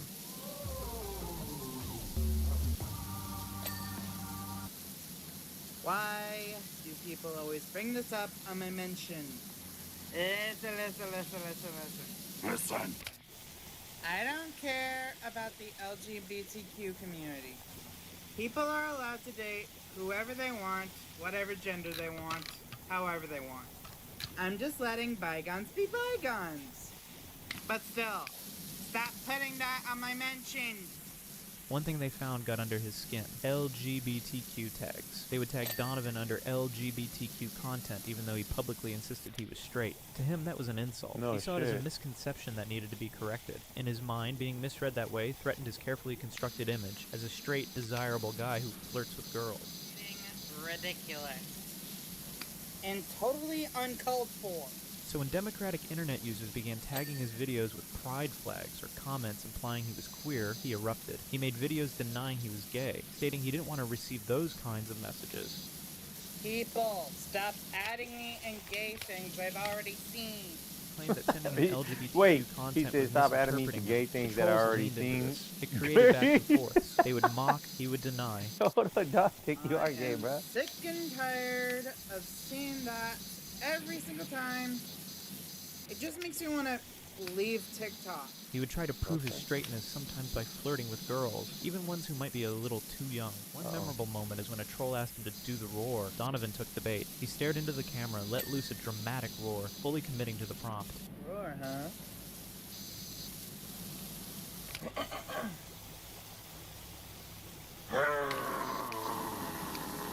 Yeah, little girl, remember? Wow. To viewers, it was hilarious. To him, however, it was performance and defiance rolled into one. Donovan's love for anime and Japanese she had culture quite a factored good deeply roar, into dude. how he That shit was communicated. badass. It wasn't just style, it was identity. Yeah. I was asking you to win, but Yeah, I would say that's one of the best fucking roars I've ever heard. I did not win. He would reference anime repeatedly, mention how much he idolized Japanese culture, and perform little bows after speaking. That's an easy answer. My answer is a kimono and an openable fan. Those are my only two favorite things. I mean, there is other stuff I like, but I just mostly like it for that in general. I even like their festivals and the cherry blossoms. His live-action SMP universe itself pulled heavily from anime tropes, masked villains, dual identities, stylized fights, dramatic backstories. He even leaned into the identity fantasy, claiming to feel internally like a Japanese person, talking about wanting to move to Japan, and calling out mispronunciations like mochi or misusing words with a dreamy lens. Is there something I'm forgetting? The desserts. They are the best. Especially the mochi. Go sleep in your room, Daddy. Actually, is mochi Japanese? No, I'll look it up later. Okay. Because of this, he built a kind of dual identity on one hand, the Dream SMP creator, role player, Lost Dream, alter ego, on the other, an anime lover flirting with girls, battling trolls, and denying anything that threatened his constructed identity. It's in this space, the intersection of fantasy, identity, trolling, and insecurity, where much of his darker behavior emerges. Out there. I triple on dare you to call your crush. Hey, crush, I love you. Because when your identity is built on performance, criticisms become existential threats. A troll whispering, "You're gay," or "You're weird," can feel like violence. Donovan would respond with creepy TikToks, deep-voiced monologues, flirtatious lines, overdrawn declarations of his straightness. Perhaps he believed these were seductive, perhaps protective. Over time, this performance warped into something more than just content. It became defense. His voice modifier, his DIY persona, his mask and sword, and his insistence on straightness are all tools to push back against misinterpretation or mocking from trolls. By the time the scandal started to emerge, accusations involving minors, role plays gone wrong, boundary crossing, Donovan's whole identity was already fated to fail. I always say, if you can't hide the blood, I don't want it on my rug. Well, I just made that up today. Smell of the undead, my fave. The character had become inseparable from the person. His early TikTok days weren't just a beginning, they were the foundation of the collapse to come. Here you are, here you are. Thank you. Don't thank me, thank Dagger. Everything up until this point, Donovan's role plays, his voice modifier antics, the anime obsession, even the trolls, was only setting the stage, because what came next would take things to a darker, far more disturbing level. I love a lot of things about Dreampan. In fact, I'm also a big fan of the Common Writers. Yeah, that sounds like a girl. Speaking of which, I heard they're doing Boy, a he new got no Common Writer called testosterone. Common From Writer blocking, making his voice It all like that. started when Donovan introduced a new character into his live-action SMP Yeah, universe. he sound This like he character got was no called testosterone. Phoenix Dream. SMP welcoming video for Phoenix Dream I'm and going for to say SMP. he got this dog. That boy Enjoy. got beard and everything. Hey, brother, they're here now. Good, done the man. Nah, he's suppressing. At first, she seemed like just another addition to Donovan's ever-expanding cast of homemade personas, a way to inject new life into his ongoing roleplay and give Lost Dream someone to bounce off of. On the surface, nothing about it seemed different from his usual antics. Just another mask, another storyline, another layer in his universe. This is my Merithian Master Blade. I actually forged it out of the Merithian candle. Quite a rare specimen, if you ask me. We actually forge all our weapons into artifacts or from beasts. She is described as the love interest for the character Lost Dream in the character description for it. But there was one key difference. Phoenix Dream wasn't voiced by Donovan himself. Sometimes she was played by a female friend of his, and as people would later discover, that friend was only 14 years old. Now for obvious reasons, we won't be showing any clips of her voice here, but even when she wasn't there, Donovan had Phoenix Dream's lines represented by plain text boxes on screen, and the way he spoke to the character was deeply unsettling. At first it seemed harmless enough. He simply introduced Phoenix Dream as a new ally or rival, another colorful piece of his eccentric SMP project. But then, as Donovan so often does, he blurred the line between fantasy roleplay and real-world obsession. I'm asking you, buddy. Where is this Phoenix Dream everyone talks about? In one particular scene, Donovan's Lost Dream persona makes a proposition. He lays out the terms. He will release everyone, without killing them, if Phoenix Dream agrees to go on a date with him. And I want a proposition for you. Go on a date with me, and I'll spare everyone. That's not edgy storytelling. That's not quirky improv. That's a grown man, 21 years old, role-playing a date scenario with a teenage girl, dressed up as dark villain charm. And now, this is where hear me Donovan's out behavior now. shifts from embarrassing to predatory. He clearly wanted Hear his me audience out. to see him as this brooding, mysterious... Hear him out. You heard him? He said this is a grown man role-playing with a minor. But I'm pretty sure you can go check out all these old movies where you got an 18-year-old man talking to a 17, 16-year-old minor doing, yeah, really older, 25. And like that one movie we were watching, the chick was fucking 17, 16, but I don't remember which one is shit. Pick any of those. You're talking about all these, yeah, like that shit, dude. You see what I'm saying? Like, hold on now. We fight this fight, we get rid of him, we gotta go fight the other fight. She an alien, but she's still young. Who is that? Oh, that's disgusting. It was one of those UFO videos.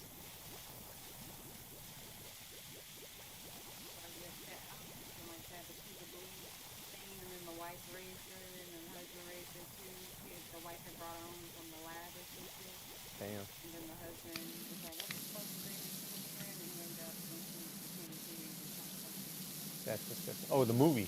Yeah. Okay, yeah, I don't remember something like that. Yep. There it goes. Yeah, the movie, not the reality. Yeah.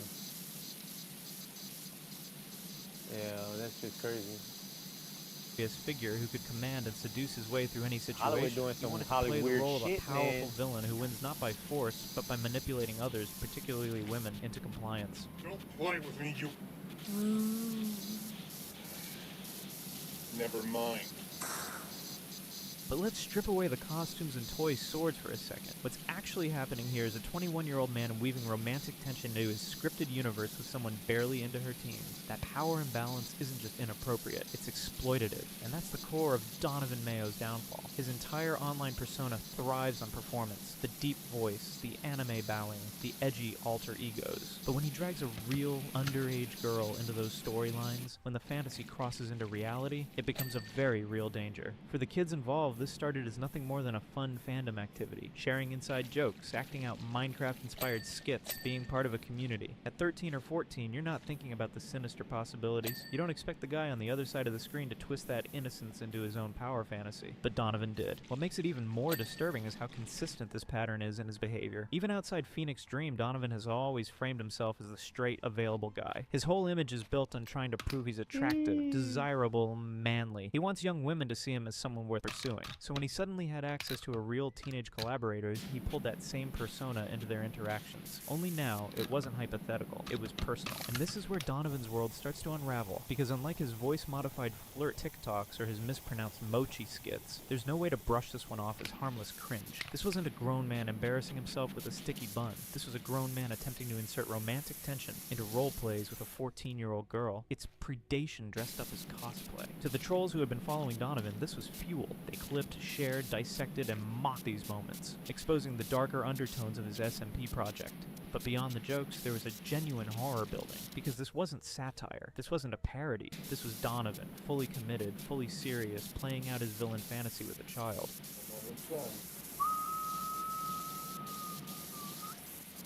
Like my handiwork? Whoa. You surely are a feisty one, aren't you? That's always been the through line with Donovan. At its core, this was no longer just about Donovan being cringe, it was about him being unsafe. And as the timeline moved forward, the Phoenix Dream saga would mark the beginning of Donovan Mayo's steepest descent. Because after this, the story wasn't just about awkward TikToks or failed roleplays anymore, it was about whether Donovan could be trusted at all. Now, as if those roleplays weren't already suggestive enough, if we rewind just a little bit, the warning signs were always there. Donovan's own trolls had long suspected something was off, and when they started digging, they found that he used to follow a suspiciously large number of creators who were minors. That alone should have raised eyebrows. Because let's be clear, when you're an adult creator, the burden is on you to understand boundaries. Following and interacting with younger fans is already dicey, but role-playing with them, especially in a romantic or flirty manner, that's not just bad optics, it's unacceptable. And Phoenix Dream wasn't some one-off joke or a passing gag. He made her central to his storylines. He kept coming back to her, weaving her into his live-action SMP content over and over again, which makes it impossible for him to pretend he didn't notice, or that it was some kind of harmless accident. As an adult, it should go without saying that you do not blur those lines with minors, yet Donovan leaned right into it, and when the internet saw what was going on, it reacted exactly how you'd expect, with outrage. Because let's be real, the internet has a short fuse for this kind of behavior. Communities may forgive a lot of things, bad takes, cringe content, even messy drama, but when it comes to adults crossing boundaries with minors, that's one line you don't come back from. And Donovan was about to learn that lesson the hard way. Once the clip started circulating, Donovan's comment section turned into a war zone. Every new upload was instantly flooded, not with supportive fans, but with angry critics, haters, and even outsiders who didn't normally follow him, but had caught wind of the controversy. They were all demanding answers, and under that pressure, Donovan finally broke. He caved, and what followed was his attempt at damage control, an apology video that will go down in internet history as one of the worst apology videos ever made. It starts off about as badly as you'd expect. Instead of showing the chat logs on his phone, instead of proving anything, Donovan pulls out a notepad. Yes, a notepad. In fact, here's one of the messages. This was like, that I'm gonna show you that I ain't been texting like that. He proceeds to read through chat logs he apparently transcribed by hand, which is already bizarre. But the real issue wasn't the medium, it was the content. Because the logs he read out loud were damning. One exchange in particular stands out. A minor expresses concern over their age, over being too young, and Donovan's reply is chilling. Someone was asking, is this secret Bit the between bait. us? You see what I'm saying? Maybe people will think I'm too young I'm 13. for you. Is that a problem? And in, like, and in reply, it's I like said two, like a, it's two all of them were like secret. that on my channel. Besides, my age They were is just like, unlisted and unknown. I don't know. They reassures them commented they don't need to something, and worry about the getting next caught because comment he was, keeps his I'm age 13 hidden and across shit. all Like, platforms. the No one fuck? could ever find that Like, out. He says. That okay. line alone destroys his defense. First of all, because you're in not the supposed to be very on my same channel. apology video, Donovan insists he didn't know that these fans were minors. I was role-playing with minors, but didn't know at the time. I didn't care to ask That, and I'm gonna go ahead and say first, it's the I'm trying to blackmail you into giving me money. He says he And if never you don't, bothered asking then I'ma ages, do but when these you're on things record to responding to force you someone to, who literally you know, told you they force were me too getting young, money the excuse by collapses. exposing He you. contradicts himself within the span of a single video, and then, Don't as trust if none the of these whole motherfuckers thing that couldn't doing get these, more surreal, he kids ends up by videos. doing, I'm well, doing it for a the dance. kids. Not just Chris any Hansen, all dance, them but the motherfuckers. thug shaker. Now, nobody really knows that if shit's Donovan about thought that money. was serious or if he was trolling his own apology.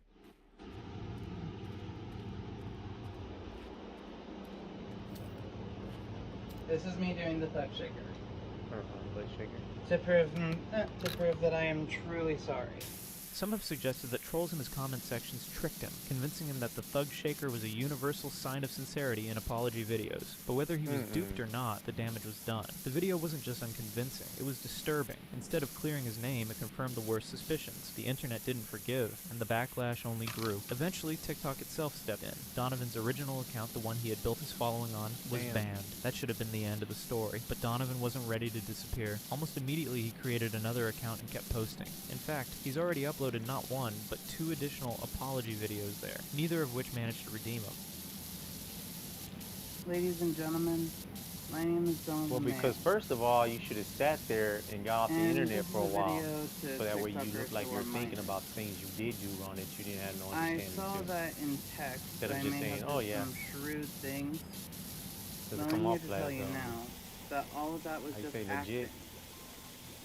Sincerely. If anything, sincerely, they that's just reinforce the narrative that he doesn't He's fully just like, understand okay, the cancel my seriousness channel, of I'm what gonna go on he here did. and So while just his say name this is real forever quick. tied to cringe Doesn't role look good plays there. and a string of disastrous apologies, the bigger takeaway here is that Donovan Mayo became a case study in what not Mayo. to do. Manny, what's In his name? fact, I Manny still kind of Mayo. practice Manny, for I can't remember her name from Doug. whenever I try to get a lover. mayonnaise, mayo. Because the truth is, I've been single all my life. Never even had a single boyfriend or girlfriend. Yet, I've been wanting someone so badly. He ignored red flags, crossed boundaries, and when held accountable, delivered one of the most surreal non-apologies the internet has ever seen. At the end of the day, Donovan Mayo isn't just another TikTok oddball who made some cringe role plays and got laughed off the app. It's about how the internet gives anyone a stage, and how easily that stage can be abused. I've just been acting. Just so I can try to make myself feel better. And some of you actually wanted the stuff from me. Some of the stuff that is, well, as some people say, sexy. But I just want to say, I'm not that guy for you. If you guys are gonna treat me like I'm some kind of toy to mess around with, or if you think I'll be treating you as a toy, I'm not. And while it might be tempting to treat him as just another meme, the truth is there's a very real consequence here. Because for every person trolling Donovan in his comments, there were younger fans who genuinely trusted him, who saw him as a fellow fan.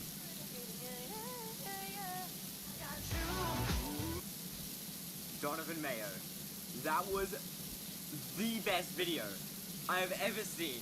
I am taken aback. That was honestly amazing.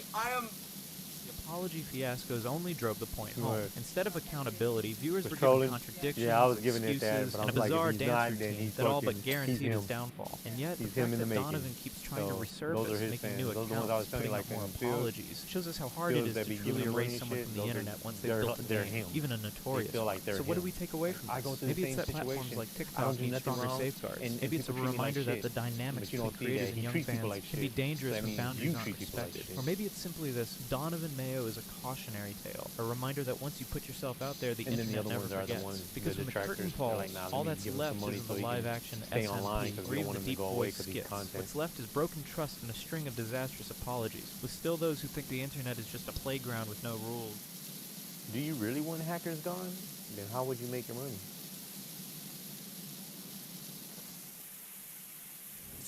Okay. Yes, I want this. About Chance Wilkins, better known as Cyrax. He was still living in his grandmother Sally's basement, spending nearly every waking moment online saying absurd things and stirring up drama. At 35 years old, you'd expect him to show some responsibility, maybe get a job, Man, or help this his dude is aging retarded, grandmother who dog. struggles with even Like, what simple the tasks fuck? around the house. But instead of improving, he's only gone further downhill. Lately, his viewers have been begging him during live streams to find a real job, and one person even offered him legitimate work. Cyrax didn't just reject the offer, but also believes that having a regular job is a waste of time, which is laughable considering his situation. Is he capable of doing So it? for me, a regular job is literally just a waste of time.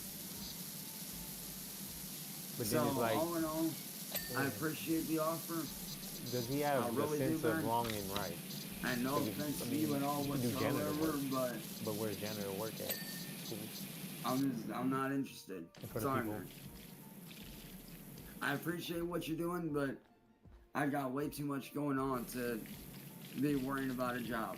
One of the reasons Cyrax claims regular jobs are a waste of time is because of his imaginary music career. If you're lucky enough to be new to Well, that's Cyrax true. world, If he's been making insisting money for off of over the a decade that he YouTube, that doesn't make sense. Why would you?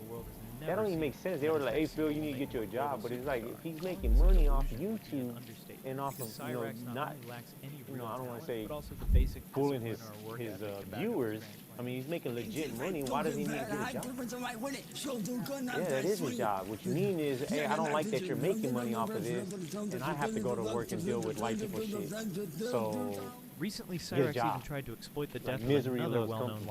lockout, King Cobra, JFS, by claiming they had fuck? collaborated and made music together. Although King Like, he Cobra can't was sit there and say- controversial and faced plenty of backlash in the sense, online like, say, for some Phil, disturbing you things he can was say accused this of. is a hard He was job, still far better but compared once you to got Cyrax production, and much less you see what I'm infamous. saying? He even You called got out people you Cyrax gotta, for his inappropriate support with interactions money, with you see what I'm minors. saying? So in reality, Yeah, King now Cobra it's- was now it's never close stressful. to Cyrax, But if you're like and actually Phil, disliked him.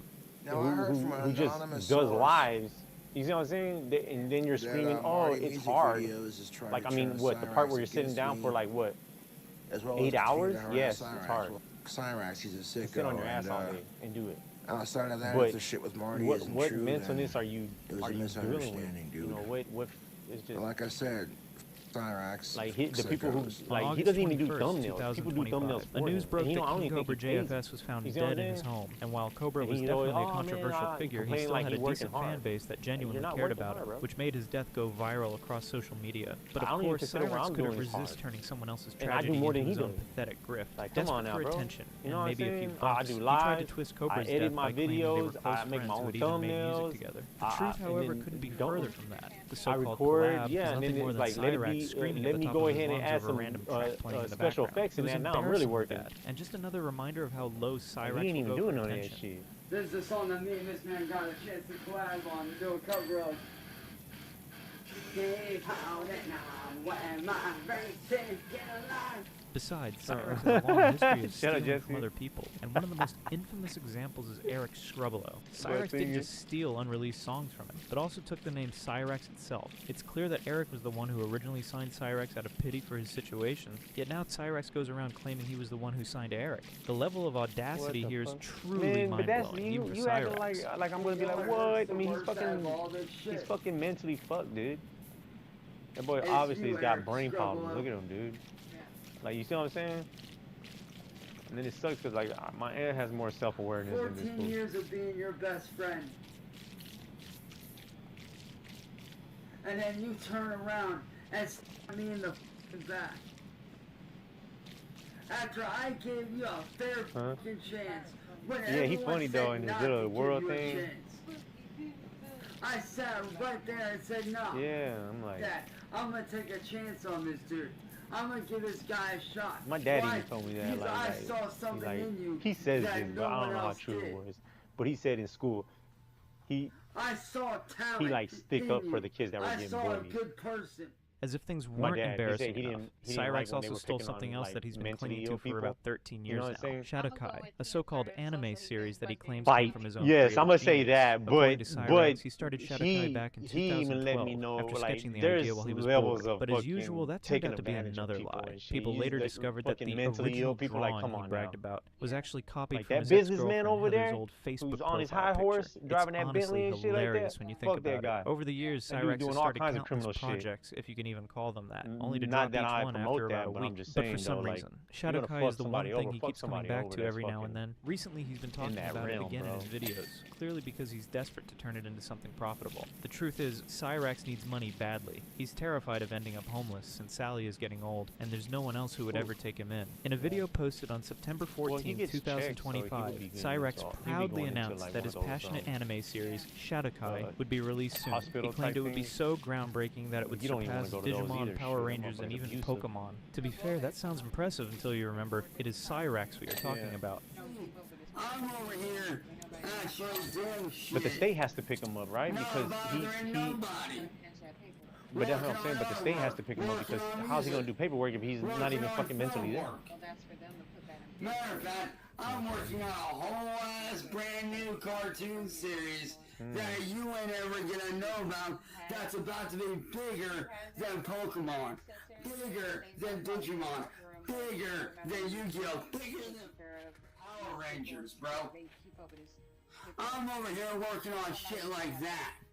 Besides Cyrax's endless delusion, it is pretty hilarious that he is saying we are not going to know about his groundbreaking anime series, while at the same time talking about it, doing us a favor, I suppose. The basis for the project was a crude drawing of a ball-shaped creature surrounded by flames, which Cyrax claims he had made out of boredom in 2012. From there on, Cyrax made copious use of artificial intelligence programs to generate a more refined version of the drawing, as That well as was a more legit creatures and pedo. promotional images. It was something that I have been wanting to do since 2012 when I first created those characters, man. When I first drew those characters out, they were just nothing. They were just pieces of I see what artwork you're saying, yeah. that I didn't think would get anywhere.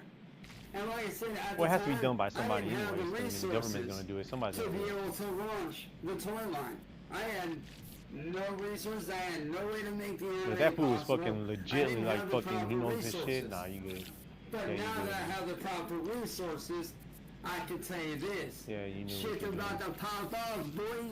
And just like most of his failed so-called projects, this one wasn't free from troll interference either. The leading figure in the Cyrax troll community, William Gloryhole, along with his friend John, stepped in a few days after Cyrax announced the grand project Shadowkai and claimed that the entire series was actually their original creation, which made Cyrax lose his mind, obviously, but then he would make a video on September 17th in a desperate attempt to prove William and John wrong. But this time, though, he came up with another ridiculous lie claiming that Shadowkai is picked by a very big international production company, and that he is going to hand them once he finished doing it. But in typical Cyrax fashion, he refused to give the name of the company, mainly to avoid trolls from contacting him disguised as the company.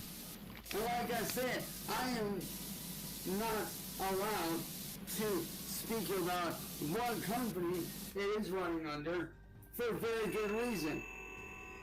Because the company doesn't want anybody to know until it is released. But either way, it is clear that no one is willing to even check this ridiculously stupid so-called anime series, which doesn't have any content to begin with. The worst part is that the person who contacted Cyrax about the supposed big international That's what he company did when is I none was other than CIA getting mad Hole, when I was another trying to get it troll to whom Cyrax believes give is me on his tags side and for he didn't want to give me some no bizarre tags. reason.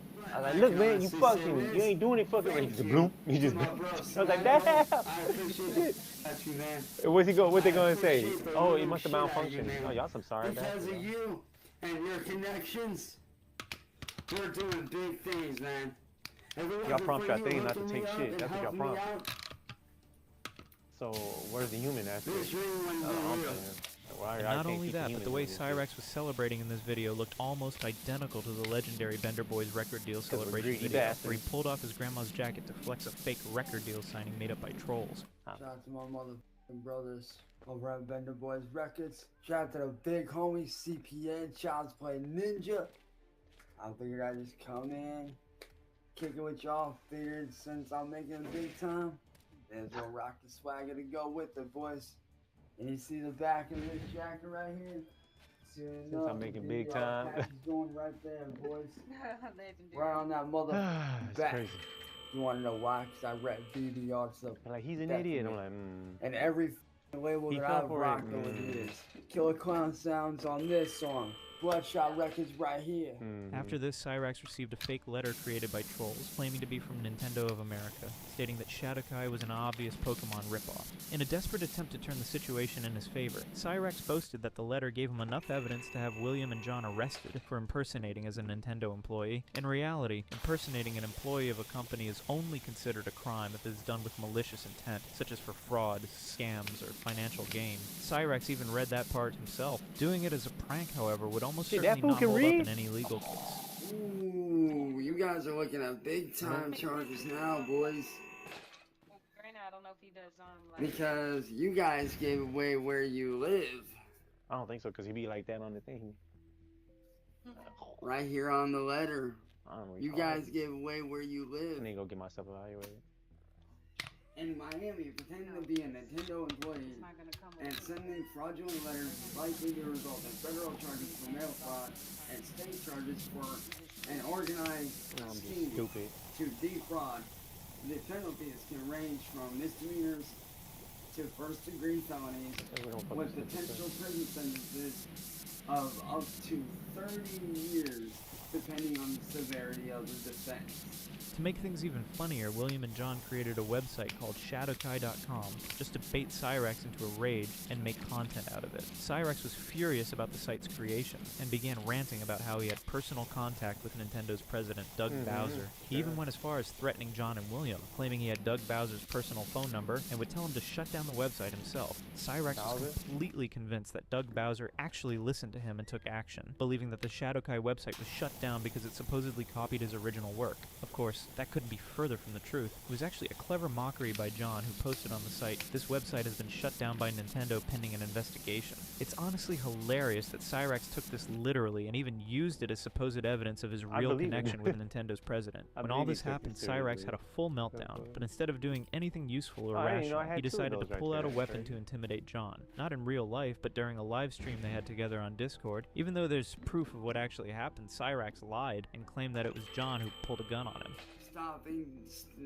Stop stealing my shit, John. The minute I brought it up, your first action was one of your worst. You pulled out a Glock and putting it at my face on a Discord call, and then pretended to call the police saying like, oh, he's got a gun, he's got a gun. I did not have a gun. You did. Which innately allowed me to draw my weapon in self-defense of you. Fortunately, there are receipts showing exactly what went down, including messages where Cyrax acted unhinged and hurled multiple slurs at John. Ironically, Cyrax has recently tried to intimidate trolls again by claiming to own a rifle, which is why he now proudly introduces himself as both the sole owner of the Shadokai brand and a rifle owner. It sounds absurdly lame, but that's Cyrax for you. And this wasn't the first time Cyrax claimed to own a gun. Back in one of Marty's streams in 2021, he also bragged about having a .22 custom bolt-action sniper in an attempt to intimidate Marty and Schmeckelcat. Of course, anyone who knows firearms could tell he had no idea what he was talking about, since a .22 bolt-action rifle is hardly a sniper weapon by any means. It was just another one of his empty attempts to sound dangerous and tough. I wonder what kind of rifle I got, and no, I'm not going to show it on stream because I know I'll get busted by YouTube for it, but I actually do have a 22 custom bolt-action sniper. So trust me, Marty, I'm the last he says one he is custom though, showing up so at it your is door. a sniper now. Same with you, Schmeckelcat. It's customized. I'm the last dude that you want to have showing up at your fucking door. Despite all his tough talk and threats behind the screen, Cyrax has a long history of cowardice whenever a troll decides to visit Akron and meet him in real life. One of the most infamous moments was when Music Biz Marty went to Akron and confronted Cyrax and made him announce Marty as Marty his and king. fucking went to fight him, and that one dude that showed up too, he was trying to fight his ass. I say he's stupid, but he be trying to fight though. I don't know about these trolls though. Oh, they're showing that Marty one. See, he showed up to fight. Shit. I mean, he got his ass whooped and then cowered, but he showed up. He showed up.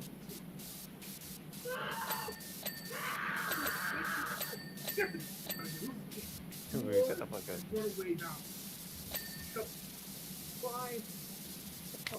He said fine or why?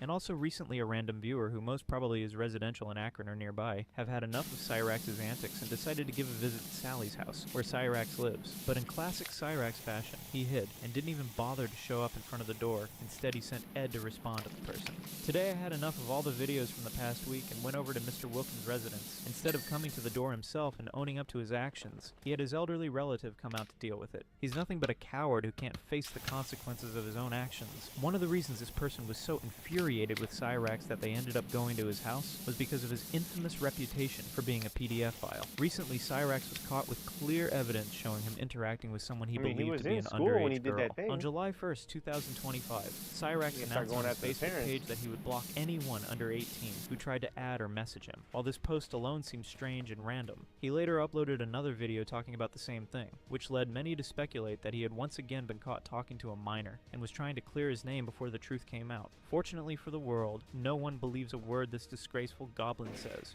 But yeah, that fool look like a I'm goblin. gonna say this right now. Anybody look like a goblin? That boy look like a goblin. Unless you're over the age of 18, I second that. do not fucking try to add me, because I know half y'all motherfuckers are grown-ass adults trying to trick me into and all this other shit. Why don't you want to add the It's not gonna adults? fucking work. But only 4 days later, Cyrax uploaded a video where he told a very strange story about how he had been talking to a woman in her 20s who supposedly had an abusive ex-boyfriend. According to his own version of events, Cyrax decided to confront the ex, pretending to be a hero, and then claimed that the man threatened to spread rumors that the girl was a minor to ruin his reputation, as if he even had one. A few months ago, I met this girl that claimed to be in her 20s. Claimed that she was being abused by her boyfriend. So, I did what any normal human being would do, and I stepped in and to leave her the alone. Now, bear in mind, me and this girl been talking for a few months. Asked her age right off rip. said that she was 20-something years old. Cyrex said everything was fine because he had screenshots that proved the truth, but as usual he refused to show them, leaving everyone with nothing but his word. He had claimed that she was underage. And I kept telling him, no, she's not. No, she's not. And he kept saying, yes, she is, yes, she is. And I told him, all right, show me the proof. Because I have proof that she told me she is of age. She told me she is 20-something years old. I have the screenshots to prove it. This man cannot show me any kind of verified proof.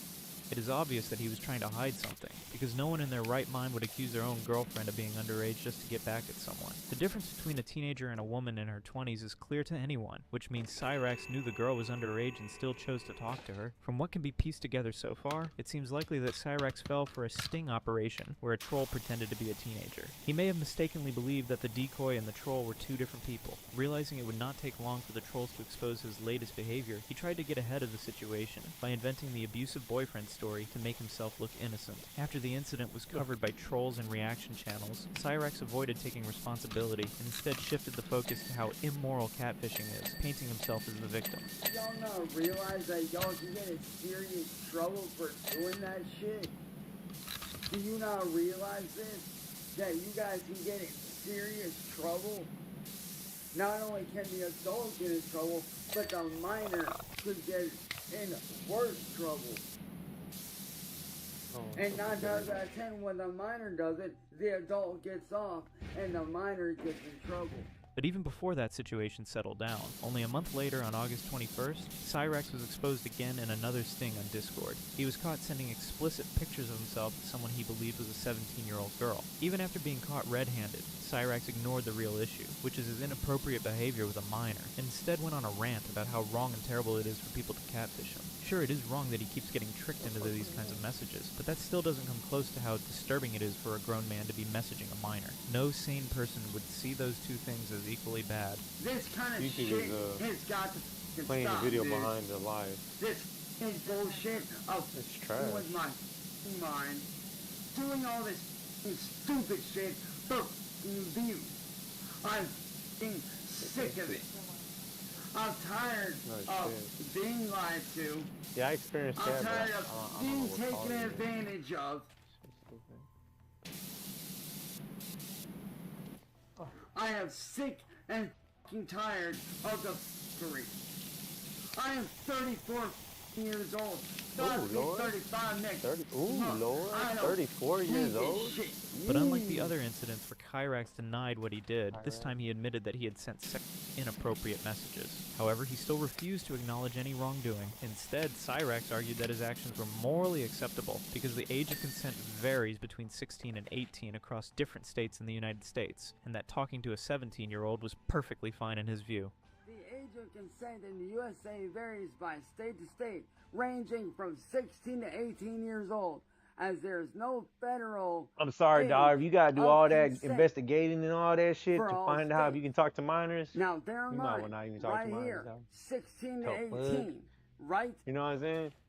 Like A Mike person Wahlberg, he younger put than on the legal Transformer. age of consent On Transformer, cannot they do have lawful the consent Romeo act. activity. It's in Now, the movie. We're going to expose Somebody was mentioning like fucking Mark Wahlberg be this over there person dating right young here for girls, what so they I guess he wanted to did put that to me. out so that way, you know. Now, bear in mind, when he's with the girl or 16 whatever. to 18 is the legal age of consent. Nah. You are allowed to do shit at that motherfucking age.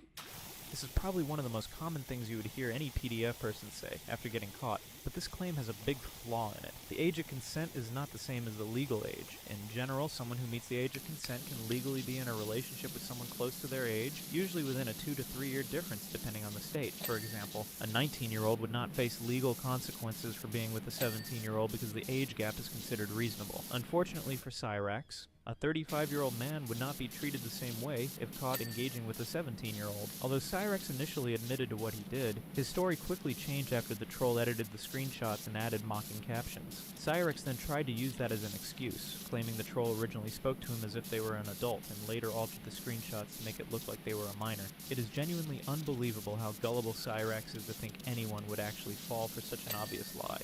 Then why did they then right there? And if y'all Almost can't know what done. that says, edited. Which means y'all motherfuckers edited this shit after y'all knew you were gonna get caught. And if y'all don't see it, here's the proof right here. Edited. Kinda strange, ain't it?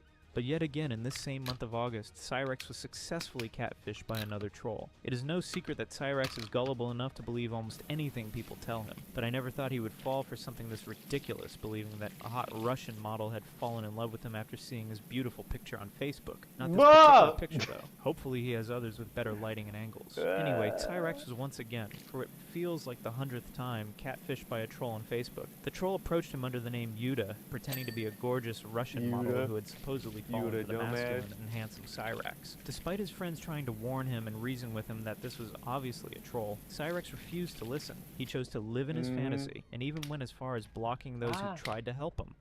I just lost my best friend in Kobe. It made me think that my girlfriend was a liar and a backstabber, and she's not.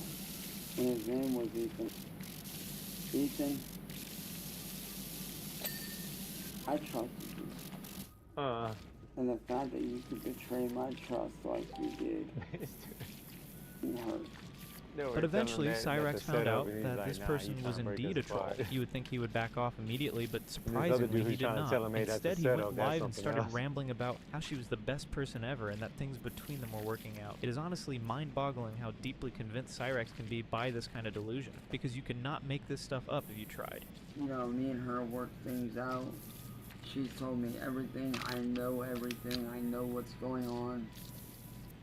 But to my friends that were apprehensive, you know, I really do hope that, you know, you guys would be accepting of her. Like, I know some of you guys are already, and I'm very appreciative of that. But there are others that, you know, that really are apprehensive. And I just really hope to God that you guys will, what if tomorrow, you know, give her that chance to, it's you know, raining to out prove there. herself. It's raining out there and Because it's cold. she really wants to prove herself.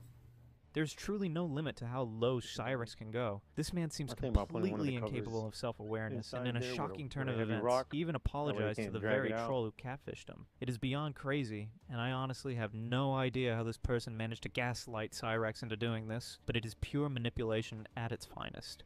Like, we both came clean about literally everything. I found out why she did what she did. She understood why, you know, I was mad and this and that and the other. You know, and she apologized, and so did I, because I will admit, when I went off on her, I was a little bit heavy-handed. I will admit that, and she understood why. As absurd as the entire situation already was, what made Cyrex look even worse was the fact that the troll openly admitted they were not who they claimed to be. The supposed Russian model never existed, and Cyrex didn't even know who he was talking to anymore. He had no clue whether it was a man or a woman, or maybe even a 70-year-old grandpa passing the time by trolling the infamous Goblin of Akron. Later that same day, Cyrex uploaded another video on Facebook claiming that he knew everything about Yoda from the start. He said it was all part of his top-secret plan to gather information from her, so he could use it against her and other trolls. I know you never really love me. I know that. But guess what? I've been playing you since day one when you started messaging me. Since day one. I have been playing your ass for a fucking fool. Why? Because I wanted information and I knew that you were in with that group. So what did I do? I devised a plan. When you asked me to be your boyfriend, I knew that was the biggest opportunity I had to gain information out of you. If you followed Cyrax's lore for any length of time, this probably sounds familiar. He always claims that every time he gets catfished, it was part of his master plan, but the nonsense didn't stop there. Cyrax went on to say that he was actually helping Yoda by exposing Moon as a fake friend. That is absurd, because Moon was another catfish who had already fooled him into believing she was in love with him, and even convinced him to send explicit photos. Yet somehow Cyrax still saw himself as a mastermind, despite being exposed, humiliated, and caught red-handed for his disturbing behavior. He insisted he was the winner because he had supposedly collected valuable information to use against the trolls. In reality, he got nothing from either Yoda or Moon, only another public embarrassment to add to his collection. Even though you didn't deserve my help, you should be bowing down to me and thanking me. Because even though you didn't deserve it, I did you a favor. And you know what that favor is? Exposing your little fake-ass friend Moon as a false friend, as a fake friend.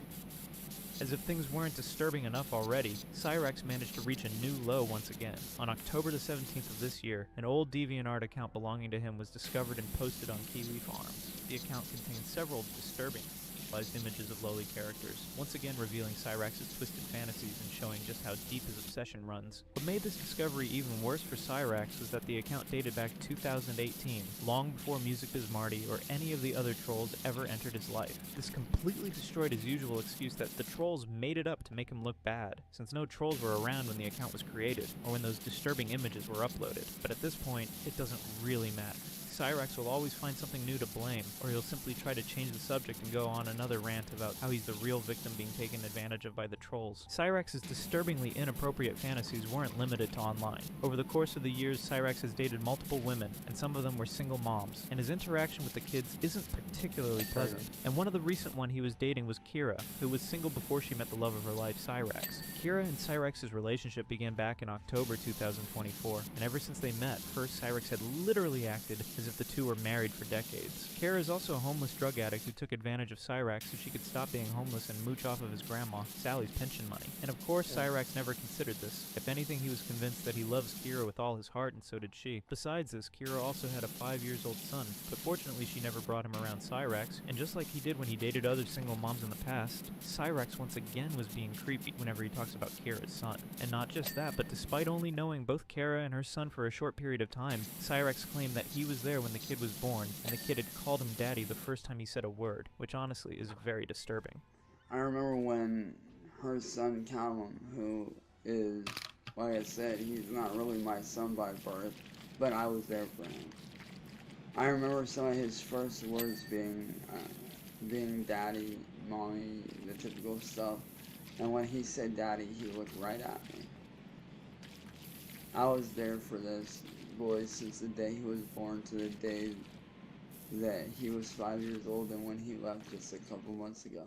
But on February 21st, 2025, all this would fall apart after Kira decided to dodge Cyrax after getting along with a fellow drug addict named Dominic, whom she met randomly in a convenience store. As you can imagine, Cyrax didn't take it very well. He set out to hurt Kira until she responded to his messages or calls. Refusing to consider that Kira left him because he was an odious man-child, Cyrax cooked up a ridiculous delusion, involving William Gloryhole colluding with Dominic to hook Kira back on methamphetamine to lure her away from him and into Dominic's arms. He would spend the following months ruminating and harassing Kira by repeatedly attempting to call her and calling her out in videos. But as if all this weren't deranged enough, now set on hurting Kira in any way he could after she refused to return his calls, he attempted to emotionally blackmail her by threatening to have her child taken away by Child Protective Services. He also tried on a few occasions to speak to the child directly in a feeble attempt to appear as the more responsible and worthy of the two, even wishing that the child would grow up to hate his mother.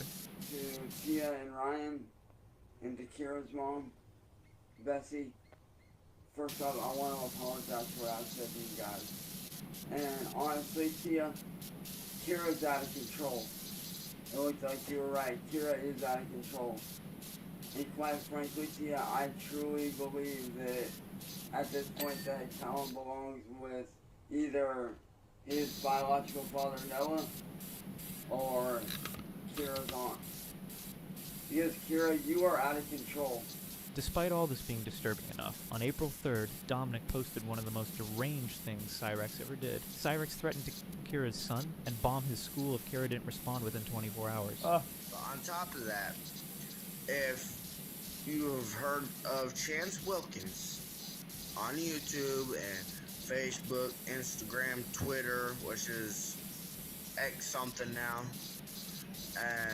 like Chance motherfucking Wilkins, he has literally,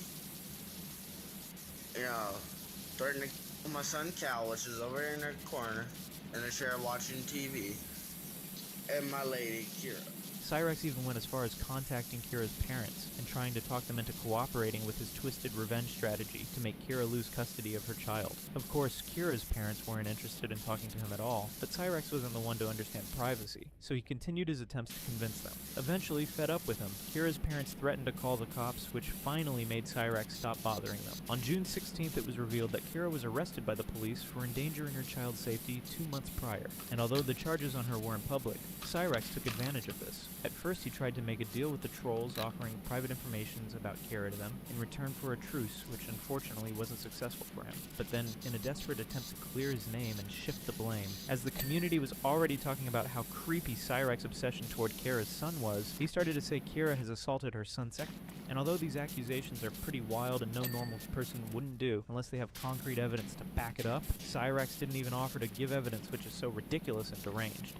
You tore your son away from somebody that actually cared about him, that wanted what was best for him, that wanted to see him grow up, to do good shit. Honestly, Kira, I hope you get out while you're in prison. Because quite frankly, you f***ing deserve it. You sat there and abused a f***ing child. You 5-year-old. It's clear by now that Cyrex has no intention of stopping his unhinged behavior unless something drastic happens in his life. One of the most anticipated turning points, of course, is his inevitable homeless arc. Until that day comes, it's safe to assume we'll keep seeing him wander around the internet, getting into even more deranged antics than before. So guys, that's all about Cyrex for this video. I hope you enjoyed watching. See you in the next one.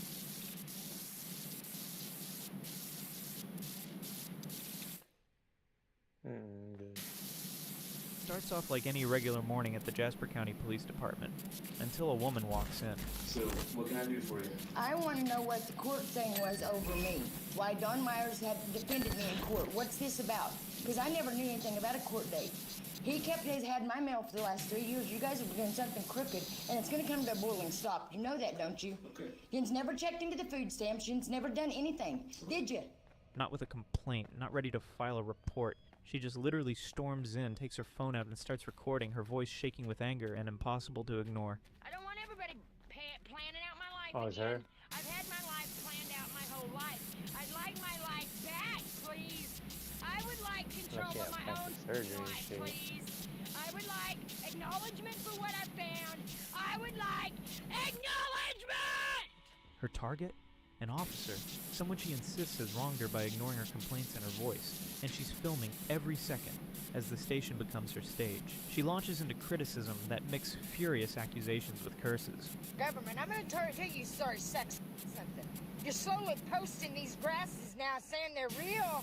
When you've made my whole family think I was crazy and ignored me and bashed me and ignored me, tried to drive me crazy, you mother flops, you better call me. You sexist shit. In one Instagram post, she called local officials sacks of shit, shouted about Jasper County mother freaker. In another, she labels everyone who questions her motives or actions as corrupt or conspiring. That's a part of her signature style, rage with a side of paranoia. In Jasper County, mother stop coming for you. You mother stop coming for you. Motherfucker. Yeah. All legal like. Yeah, legal. We'll do it on your terms, motherfucker. Our government needs to stop. Stop. But the cop on duty looks like he can't follow her logic. He raises his voice slightly to respond, asking her what she was even there for, but Tammy keeps pushing. Fine, fat boy. Fat boy. They know, don't they? She somehow believes that nobody can touch her or harm her, but also gets scared when they actually try to take actions against her, because this is Tammy's reaction to finding out that the cops might be after her, forcing them to think why she's so convinced the system is simply against her. Now, for a normal individual, walking into a police station with a camera and arguing is something very unusual. But for Tammy, this was her daily drama, and she's made a life out of it. Look how they're doing me. And I was the one threatened to be if something happens, you guys know it. You know it. And that lady over there heard it, so, you know, all of this, I've told the truth about everything I've said, always told the truth. Always told the truth. I've never lied about a thing. These confrontations are her form of content, her way to stay relevant, her way to claim power. She just lied. After every confrontation comes a calm video with her PayPal account on full display. Can somebody please help me and Heidi with gasoline today? I won't ask for nothing else. Or gasoline. Please. She strikes me as someone who's had it and then lost it because of drugs. I mean, just look at her Instagram bio. Curse words, anti-government, anti-Jasper County. Her behavior with animals is just as bad, with people making literal petitions to separate her dog from her. And on top of that, she isn't afraid to drag her family through this, accusing them of various claims. What makes it worse is that Tammy seems to believe the system can't touch her. She frames her anger against everyone and everything as empowerment. Every office the government owns needs shut the down. Stop. Do you know how much money America could save? Do you know how much money America could save? We could actually raise our families. God's fixing to take them all out. Her verbal attacks as truth of what actually the government is conspiring. Dear government, You need to go ahead and tell people, sell your soul. You do your people like I believe they'll do it. You know always what I'm saying? have, Like, all we always want to do will, is pay you, until you're give you demoted. enough. You don't deserve your you jobs. just produce kids. The things you've done in Missouri, 2 years, they need jail time. Two every They'll 5 rape years, you. some shit like that. You know what I'm saying? You ignore the people And we give so bad. we give So you money bad. for that too. I mean, that's what they do right now. What are They you give a tax doing? break. What are you even thinking? Let me know in the comments. And her accusations against the police as evidence that they are against her. Jasper County in Carthage, Missouri. She often presents herself as the only honest voice in Jasper County, exposing corruption and lies, when only she knows what she means. Don Myers, Jasper County, and Governor Parson, wait and see. Joanne Watson, wait and see. Oh man, we're almost Devin done. Michelle, wait and see. It's me waiting. What are we gonna do? How did something that started as a simple accusation against an ex spiral into rants about poison hemlock, government conspiracies, and a never-ending trail of chaos? Can we come in the office? Come on, go in that office. I know we're in that office! I don't even want my oysters. This just gonna stop. Somebody needs to step in! America! And why are thousands of people glued to the unraveling of Tammy Hull, watching every meltdown and every outrageous claim as if it were reality TV? Tell me anymore, I'm done, over it, I'm over it.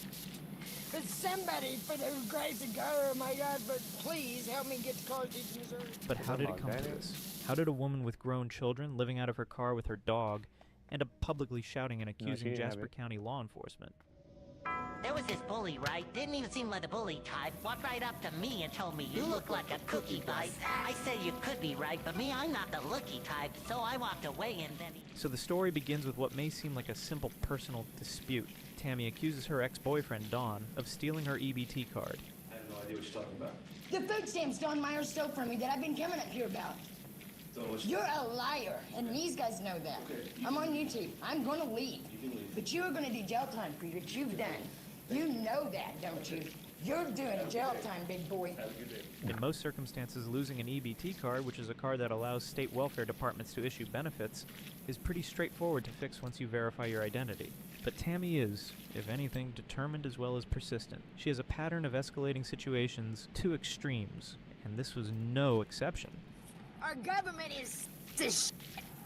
They're failures. They have ruined our nation. So don't tell me shit. That fat needs her face slapped. That fat needs her face slapped. Yeah, he went after the government. No, that's right.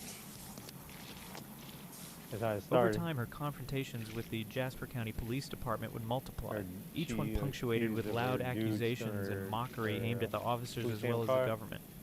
I know I got this. Don't you worry. I know I got this. But I ain't follow got his face on it or whatever. I need And they gas were money, just shooting please. her away, They're not gonna basically. give me help. They done been trying. Yeah, They done and been trying. They done went so to the she's court. upset that they didn't do nothing They about done it. tried. And Please, that's can why somebody she's help out me with here gas? yelling at the government. Yeah, I'm fine. I am fine. Me and Heidi, we'd like to have a little gas money and go fishing.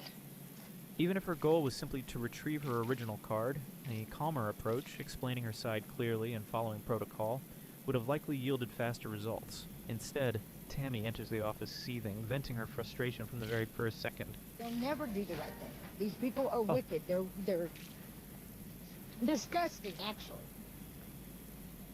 You know, flattering themselves with their bullshit. When Tammy called the police department in Dawn's area, she was informed that she had to file a report in person, and the seemingly so ordinary instructions set the stage for one of the most infamous sequences of events in Tammy Hall's history. The road trip from Texas to Jasper County, Missouri, becomes a test of patience for her anger and frustration as she films her journey and trauma dumps throughout the way. If Trump cared about the people, he would have done contacted me. Somebody would have done contacted me. Because them motherfuckers didn't get the answers like they thought they did. I'll grant you that. No, they didn't. No, they didn't. They just tried. But they're done those themselves. And they're going to find out real soon that I'm telling the truth.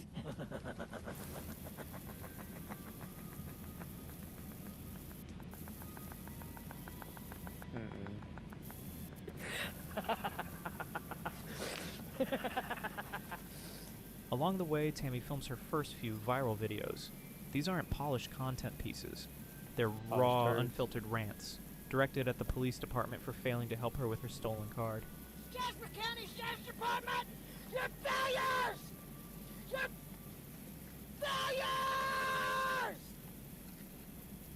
Sheriff Kaiser, you're gonna burn in hell!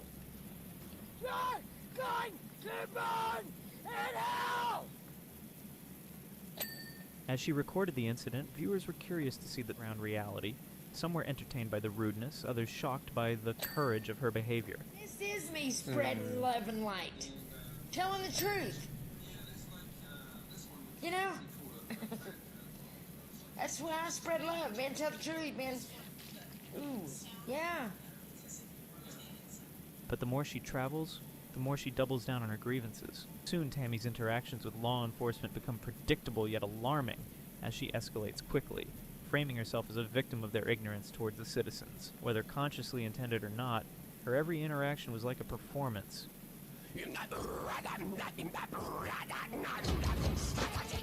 And the videos captured the acting of her outrage. Her road trip had earned her a few thousand viewers, as she recognized the power of her rants on platforms like TikTok.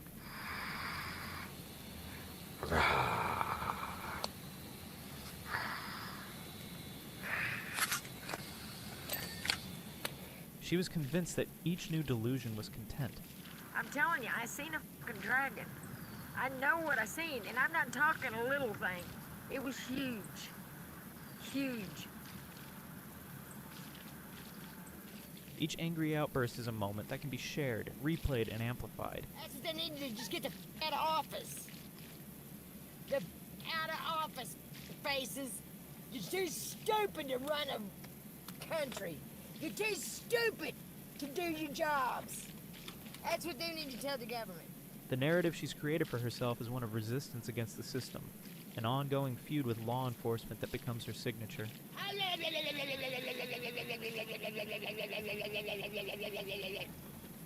Well, it's not just personal frustration anymore, it's content creation, because with every shout, insult, and accusation feeding her a growing online audience. A person back home has access to a telephone that's in my name. Okay. And he has shut off my debit cards and my EBT that I So here's these papers. can't do anything because they're shutting my off, and it's like, I don't know how to fight that because no one seems to give a I've been to the police station there and they don't do nothing.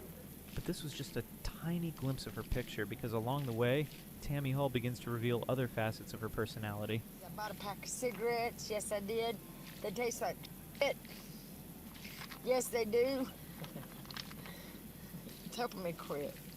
Reports and investigations later indicate that she also engages in scamming people. I didn't deny shit from Bonnie. Get the f*** off my thing. And you know what? I can't send it to Bonnie until tomorrow to tell Bonnie to shut her face or I'm gonna send her shit. Tell Bonnie to shut up. And using her confrontational style to manipulate situations to her advantage. Her journey shows how one-sided grievances, when combined with the power boost of social media, can escalate into a legend of local ill reputation. If you think you guys are gonna delete my account, and before I get my people up, you're gonna have it bombarded with rude people saying about people stinking and stuff, I'm sorry, I don't play your rude game. You're not gonna faze me. Actually, I'm gonna turn it up a bit, okay? Turn up the content. Yeah. Guilty conscience people. Can't hardly handle it, can you? Can't handle it, get out of the kitchen. Get it. For a moment, it seemed like Tammy Hall's chaotic road trip might take a calmer turn. After arriving in Missouri, far away from her roots in Texas, Tammy was left with no one in her corner, except her ex-boyfriend, Don. I've went to fucking Washington. I've been to Oklahoma City, Kansas City. The one that stole her food stamps? What is enough? What is enough to get one person? And in a twist that surprised just about everyone, the two actually got back together. Yet any hopes of stability quickly vanished, because this reunion marked the point where everything truly went off the rails. Don had a habit. I'm like really stressed out and need some weed, okay? I'm just really stressed out. Very stressed out. He indulged in substances that caused the usual euphoria and hallucinations. And as expected, not long after moving back in with him, Tammy followed suit. I don't care if you think I'm on drugs. I don't care. Say it all you want. It's not gonna make it true. But it makes me sick. All of it. Everybody that feels that way towards people like that, it makes me sick. You know, if you took the time maybe once in a while to sit and maybe talk to one of them, it'd probably change your mind after a while. This new layer of substance abuse with Tammy's already present paranoia created the perfect storm for her upcoming chaos about to unfold. I got the letters for the EEOC just, about 6 months ago, and Heidi on them, and I threw them away because no one would do nothing. You know, opening up and just saying my problems makes it really hard because you people, some of you just don't give a... And when you open up, it makes it very hard. What came next was less a love story and more the beginning of the bizarre, the one and only spiraling saga that would define her online presence. What's gonna happen is I'm gonna come in there and I'm gonna help you. I'm gonna help you see the light. You're right. I'm gonna help you open your eyes, fat. Out of nowhere, Tammy developed a new obsession. She began talking about parasites that she swore were living and crawling under the skin of both herself and Dawn. I'm coming for you, Don Myers, you fat f***er! You fat, parasite-ridden piece of sh**. I know it's you. I know it's you. And she didn't stop there. Tammy became convinced that the parasites were linked to the very environment around them. She would describe them as infestations that would rot a person. Debit card in my name. It would do nothing to do with you.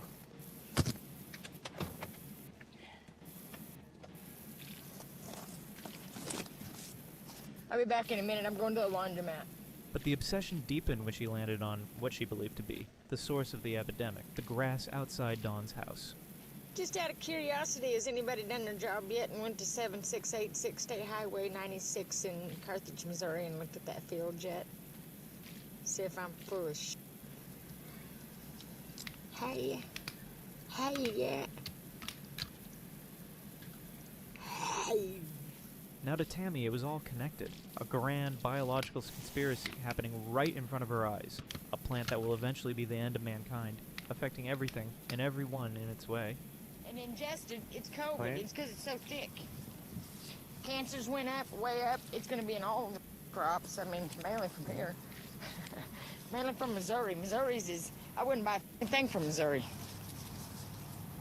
But paranoia isn't easy to live with, especially when it's amplified by drug use and filmed for the internet. Like with each of her videos gaining views, which just validated her theories according to her. And the Tweaker twins over here wiping their car down with a little rag. What she's saying about it, Like, about being cancerous and stuff like that, and that you can tell when it's them, how they act. They all act the same. They stretch when you look at them, and they clean their cars like they're not doing nothing.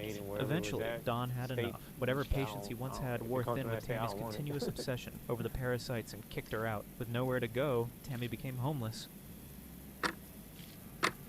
She on drugs though, but It don't use what the truth is, and we don't know what they'll Heidi, prove her might dog, cause. by the way, became an I mean, unintentional but we do co-star know in what Tammy's they're doing TikTok already. videos, You know what I'm often saying? Like, sitting in the background as her owner they ain't spiraled got on no camera. studies. But I don't know, homelessness man. didn't stop Tammy. If anything, it fueled her to only push her fantasies further. Oh, she said cancer is way up. Like, cancer is way up. I don't know how you it's never even laid eyes on me can tell me how I am. Who I am. You know? By now, she had accumulated a sizable social media following. People who were drawn to her for a mix of reasons. Some were genuinely concerned. Others were fascinated by the show. Shut up! I know God loves me! If it wasn't for God, I wouldn't be here! But facing every day my family hates me is too much! With the following came an opportunity. Tammy began asking her viewers for money and supplies, framing her requests as necessities to survive, and surprisingly, people delivered. I'm gonna turn the comments off for this, but somebody would want to post my PayPal,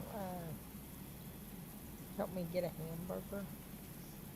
Now, at first glance, this looked like a community stepping up to help someone in need, but as time went on, things got only more unclear. Tammy didn't just ask for essentials. She frequently requested cash transfers to assure her audience that they would be used for hotel stays or urgent expenses. However, time after time, viewers also noticed that instead of checking into hotels, Tammy would simply rough it in her truck. Yeah, they're not gonna come to my door and tell me to clean it out. Wait. Yeah. Yeah. Oh, you can take your trash from the truck. I know, I was waiting till the sun went down. Oh, Okay, so what?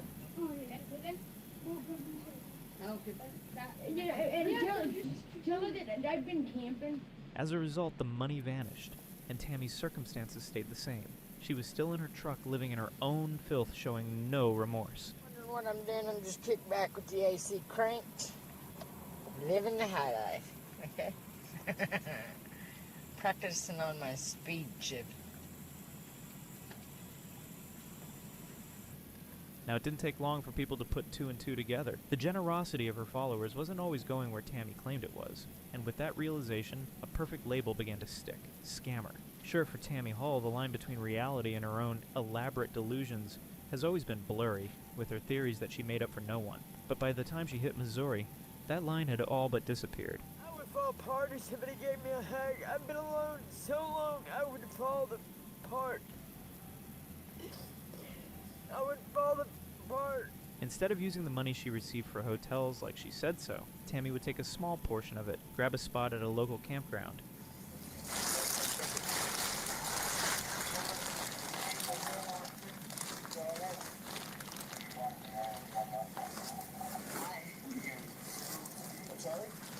She would then use the rest of the cash to indulge in whatever drug caught her attention that week. Blue skin holidays anymore. We're gonna make our own one day, as soon as the blue skins are out of here.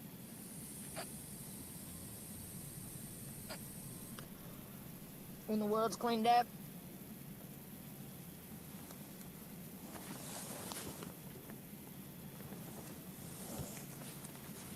we're gonna have amazing celebrations. Soon enough, this became a familiar pattern. Tammy always had a story, thus making it clear that the hotel room was a lie, but the scam worked. In another instance, Tammy managed to convince someone into buying her a full set of brand new tires. And to make this happen, she had a well-laid plan. For weeks leading up to it, she had been dropping hints online, weaving the story that she was losing lug nuts off her wheels. I didn't do it because I don't even have a lug wrench. Somebody loosened all my lug nuts on one of my tires. Uh-oh. I sit down feeding Heidi and looked over, and you can move them with your hands. A problem she, of course, blamed on the Jasper County Police. According to Tammy, the cops were actively sabotaging her truck, loosening her wheels to put her in danger. Surprisingly, the paranoia and rage again worked in her favor because eventually someone caved and bought the tires outright. And this combination of scam tactics and delusional paranoia became her signature. Now, Tammy wasn't just raging at cops for not taking her seriously. I believe it. To pacify the public and make me look like a liar. Hemlock is a grass, and the seeds embedded people. Poison hemlock, there's poison hemlock, there's water hemlock. There's a few different hemlocks. It's what's taking out the trees. Yeah. She was building a whole universe where the local police, the government, and even Mother Nature itself were conspiring against her. These people need severe help, but I get told I got mental health issues. Well, I'm pissed! And I don't care what anybody thinks of me. This as a That good drew a people. line on me, mother. Oh, yeah, it did. You don't They're know supposed to rabbit. be. Shit. You don't know rabbit. Using power. That's I'm what going to it is. YouTube. Now, originally Tammy's rants focused on parasites, but then her delusion shifted yet again. It is the most deadliest thing. And the water, it's mixed with the hemlock, and that's why the moon is going to be blood red. I tried to tell them because I caught it on camera what it's doing. And it's a big red beam going to the moon. And I don't know what the... And I know it sounds crazy, but I caught it on camera and I could show the f***ing asses, but no one wants to see it. Show it. And this time, the blame goes to this book. After stumbling across a book on dangerous plants at the library, Tammy reinvented her story. Now, it wasn't parasites at all, it was hemlock. Now, a hemlock is a poisonous plant, but in Tammy's world, it somehow has become the epicenter for a worldwide infestation. Now I'm sitting by Washington waiting on one of these numbnut motherfuckers to talk to me, but God even realizes they're not going to. They're so stupid in the brain that they can't realize when they've really f***ed up.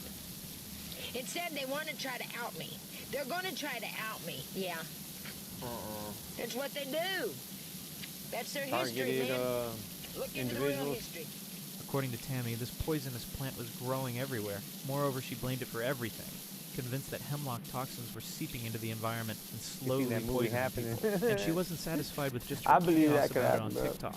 Like in Tammy that actually happening compiled movie, her so-called research motherfucking, onto a flash drive plants that she start. claimed she would They're send to the assuming governor, to believe which that the we'll never plants know are like reached giving off some kind of pollen or something that's killing the humans, I'm coming making tomorrow. them kill themselves. How to get back? Stop In it. that Mike Wahlberg I'm movie. coming tomorrow. But what we do know is that she marched again to her favorite spot, Earth the is Jasper being County attacked Police by, Department with this new hemlock you know, theory in humans hand. being deforested and all that. So the plants, you know, built immune to toxin maybe that ended up in the air and then entering in people's bodies and then And this making time, people, the officers you know, seemed to commit understand more suicide, clearly basically. what they were dealing with. Saying that now Jasper County's got charges against me saying I was going to Don Myers up. No, I never said that. I said he's going to, for whatever's in his stomach is going to, you know, it's got to go somewhere. You follow my TikTok? Tammy wasn't just a disgruntled ex-girlfriend or a woman with a lost benefits card. She was deep in a spiral of delusions, one that was consuming every part of her identity. Her obsession with hemlock now included everything and extended its class everywhere. Even though her relationship with Don was long over, It does do things. It does affect the weather.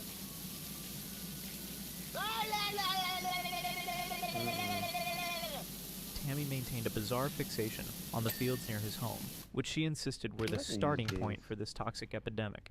I really thought somebody would step in and do something about all this. He said you didn't dry out and dry out and dry out. She filmed them obsessively, pointing to patches of weeds or faded grass as evidence. But I've seen them do it. And I've got videos, you know, to try to show a professional. But these dumb don't care. But they couldn't figure it out, so they somehow knew I would. Set me up with this fat bastard. And as no one stopped her, her determination escalated. Tammy began attending town hall meetings to deliver speeches about the spread of hemlock. I'll call you sometime Thursday, okay? Oh, she showed up to the city hall.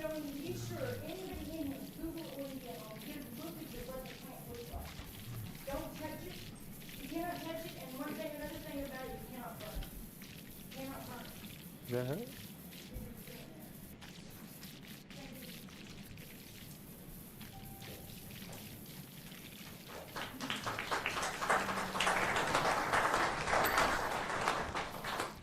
She spoke with conviction, as though she was revealing a great cover-up. In reality, though, she appeared simply desperate for validation from anyone in authority. The garden, it's out of hand.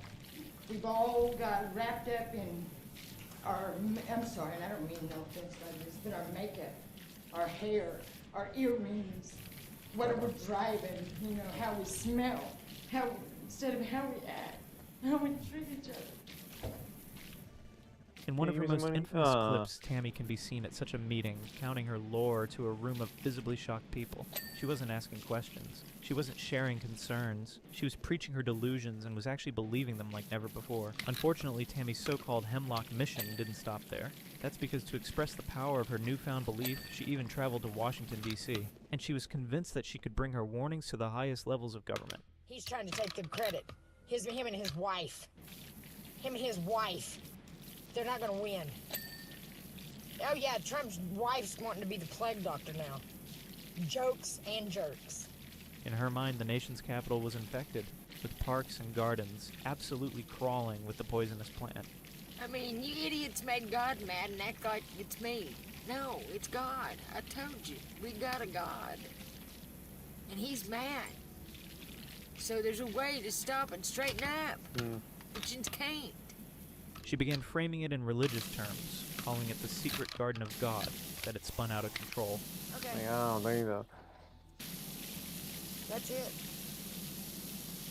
And Mama Green, my like younger years isn't even written about in the Bible. You know, because I was a little harrigan. I mean, it was alcohol. But Tammy could never stay away from Dawn's property. No matter how much time passed, or the fact that Dawn had moved on with a new girlfriend, Tammy kept returning to his fields in search of hemlock evidence. Back there, that's all of it. See all that shit? All of it. That whole big field is full of it. I was sitting at his field right then. Somebody call 911 and tell him that Don Myers needs to stop now. Stop now! And on just one of these days, Dawn caught her trespassing his property. Unsurprisingly, things escalated. An argument broke out. Threats were exchanged, and the police were called yet again. Anyways, the cops come, and I even got the keys to the house. They arrested me because I told the cop that his pants was frumpy. He jerked me out of my car, took me to the to the police department, booked me, and put me in a cell with like 13 girls. When they arrived, Tammy tried to use the confrontation as another stage to air her hemlock theory, rambling about toxins released by the hemlocks and conspiracies of the government against people. Come on, government, let's dance. Let's dance. Let's dance, motherfuckers, let's dance! However, this time, the authorities had seen enough. Tammy was placed on a 72-hour psychiatric hold, the kind of legal step taken when someone is deemed a danger to themselves or others. So they're lying about me being under a marijuana psychosis. So they hadn't even tested nothing, they hadn't even done anything. I want the proof. I want proof! And yet, the hold barely slowed her down. Once released, she wasted no time hopping back on TikTok to explain what had happened, casting herself, of course, as the victim. Tired of worrying. I'm tired of being like this. I want to move on. Ah! After her release, Tammy claimed she had finally had enough of Jasper County and decided to move her circus of delusions to the Washington, D.C. area. But leaving didn't cure her obsessions. It only expanded them. Go back to Washington. That's where I'm headed. That's what I'm back on route to do.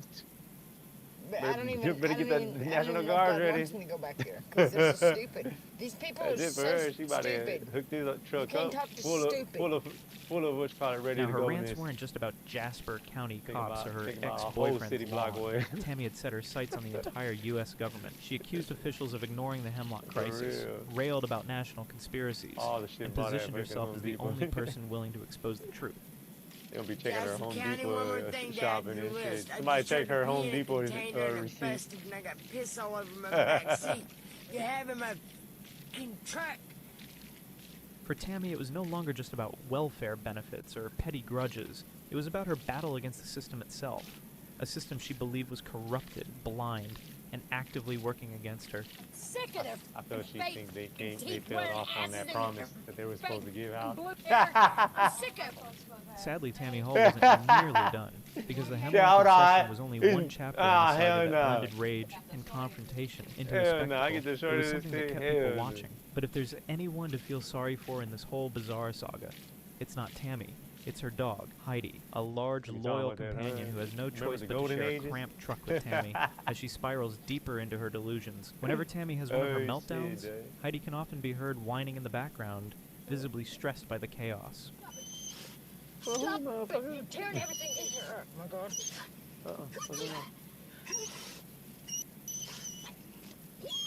the fuck is this? Oh, dog.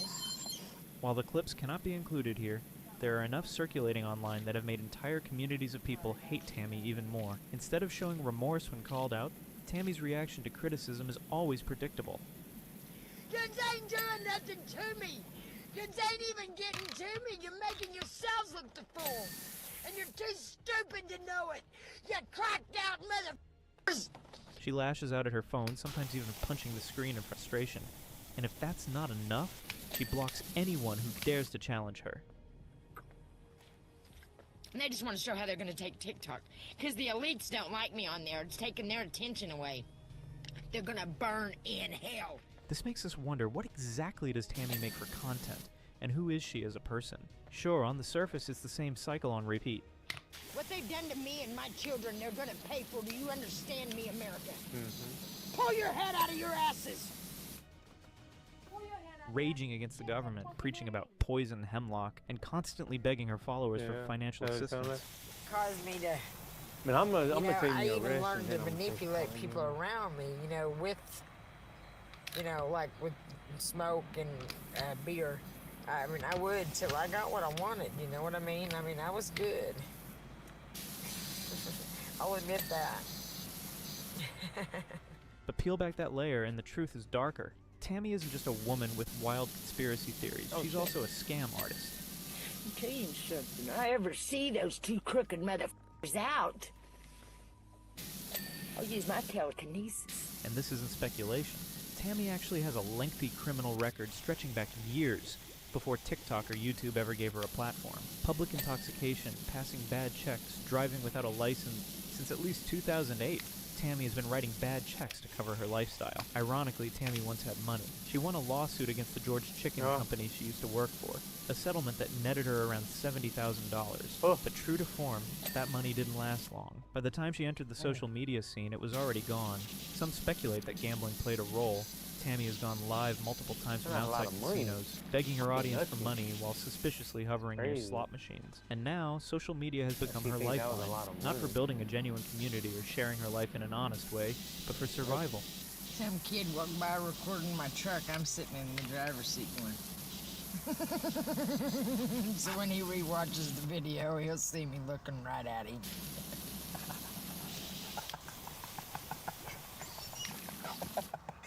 But he kept going like this when he got past me. He could feel me behind him. Surprisingly, Tammy has adapted to this lifestyle completely, living out of a truck with her dog, raging online about how the world is out to get her. There is no justice. There's no justice in this world. It's fake. They're liars. They're liars! They're f***ing liars! Her conspiracy theories have only gotten louder since relocating to the Washington, D.C. area. Instead of focusing on Jasper County Police, she now paints the entire U.S. government as disgusting in what she calls a global poison hemlock crisis. Beautiful, ugly, I don't care what I am. My looks don't have a thing to do with what this country has turned into. But thank you for the compliment. Good morning.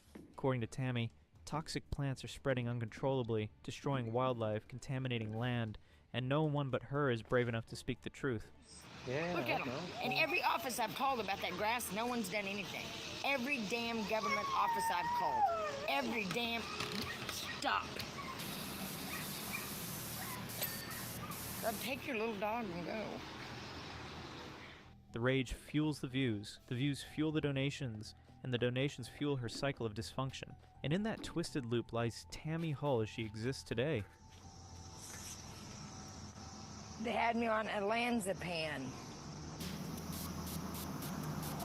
Psychotic disorders, what the hospital's trying to say, but the doctor said I was able, so they can kiss my Completed! ass. I'm madder, guys. I found my papers.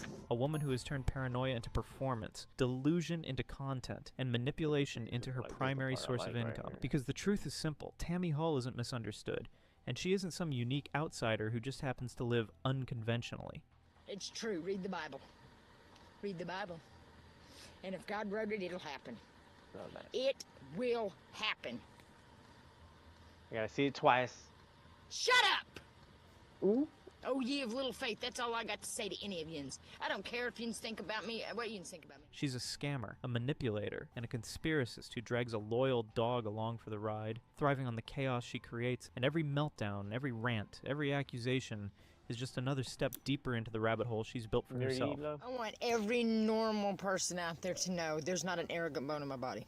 Okay. Nothing about me, cocky. How about what you call it? But every time I post, I'm gonna be. I'll be right back. Check on the narcissistic kids and and shit. so proud of myself just to bother these people, okay? Alright, now y'all So you stuck good with me, people now just we're know switching that's over not to really me. business. Alright, bye, y'all. I'm a good person.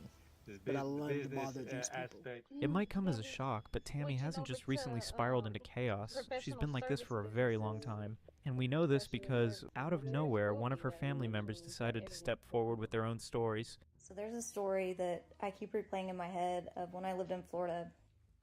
I had invited my mom down to spend like a week with me, but she ended up having to work, so I was making decent money.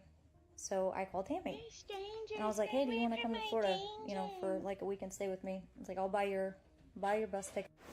So she gets on the bus, I think it was that night, or like 2 a.m. the next morning. Bus ride's like 20-something hours. Anyway, I pick her up. It all started when Tammy went after her own blood. On TikTok, she accused her mother and siblings of claims that were simply outrageous, and it left her audience stunned.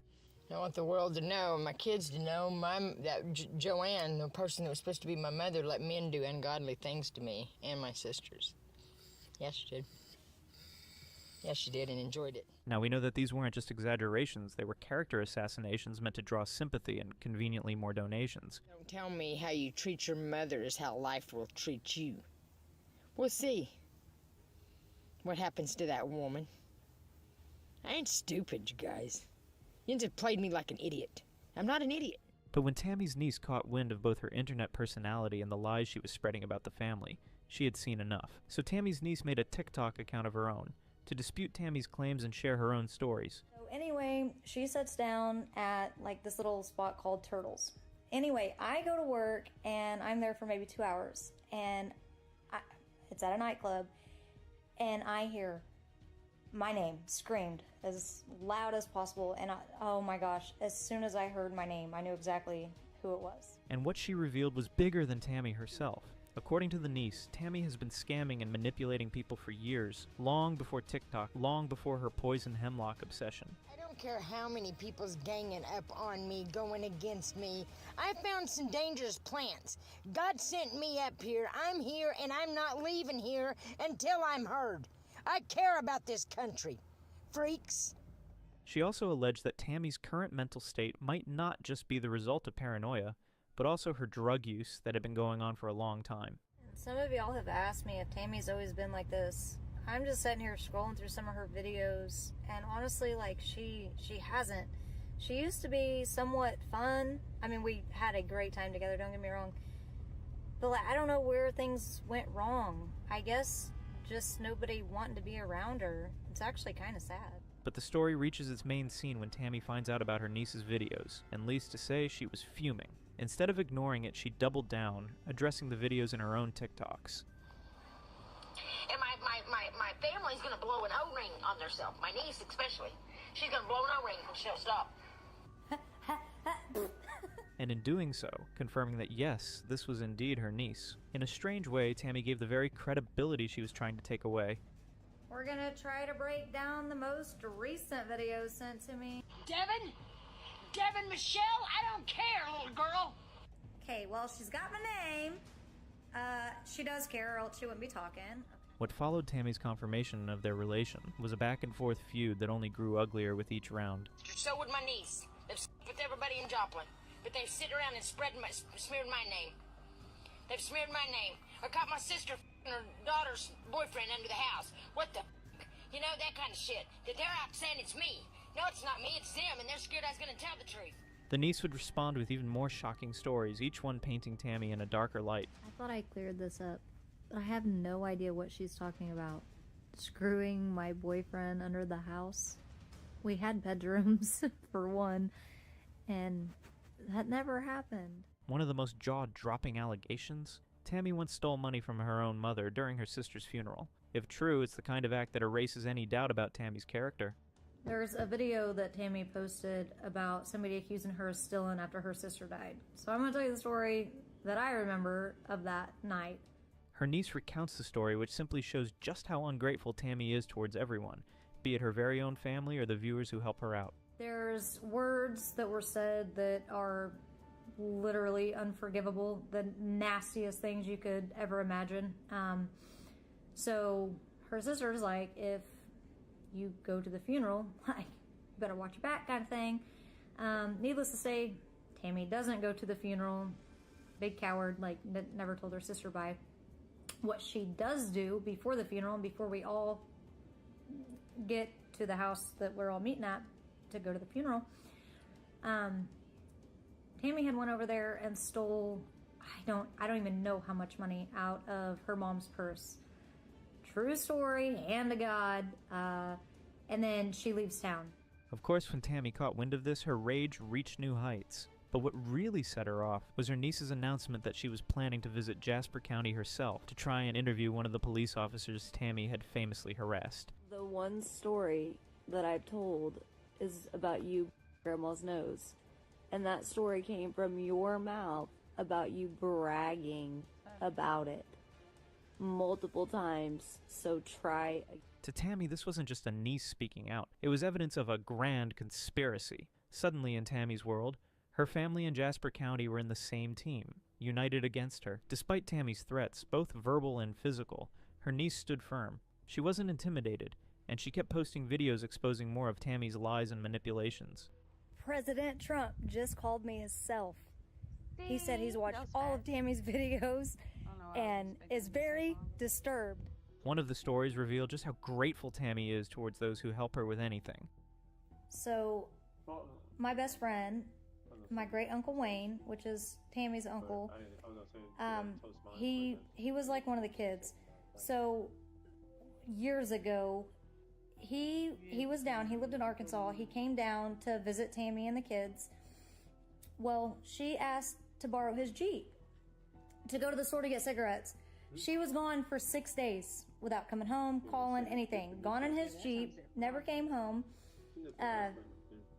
So he, took care of the kids, done the laundry and everything. Well, when she finally decides to come home, the house was clean and the laundry was done.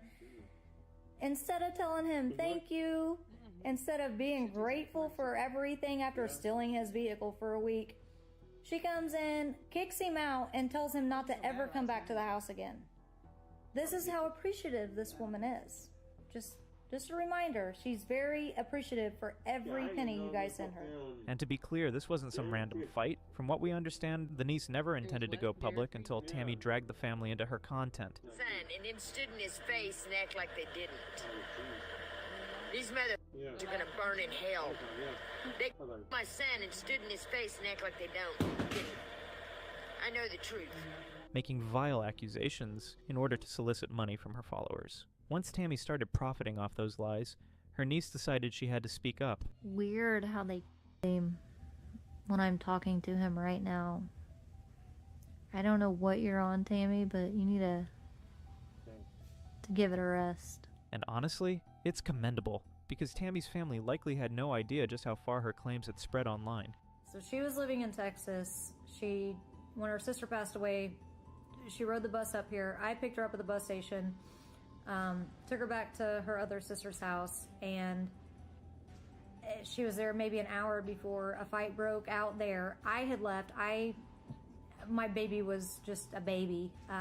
So I went home to make dinner for my husband. She called me crying, saying that her sister just kicked her out, if I could come back and pick her up. And my husband's like, absolutely not. Like, I don't want her at my house.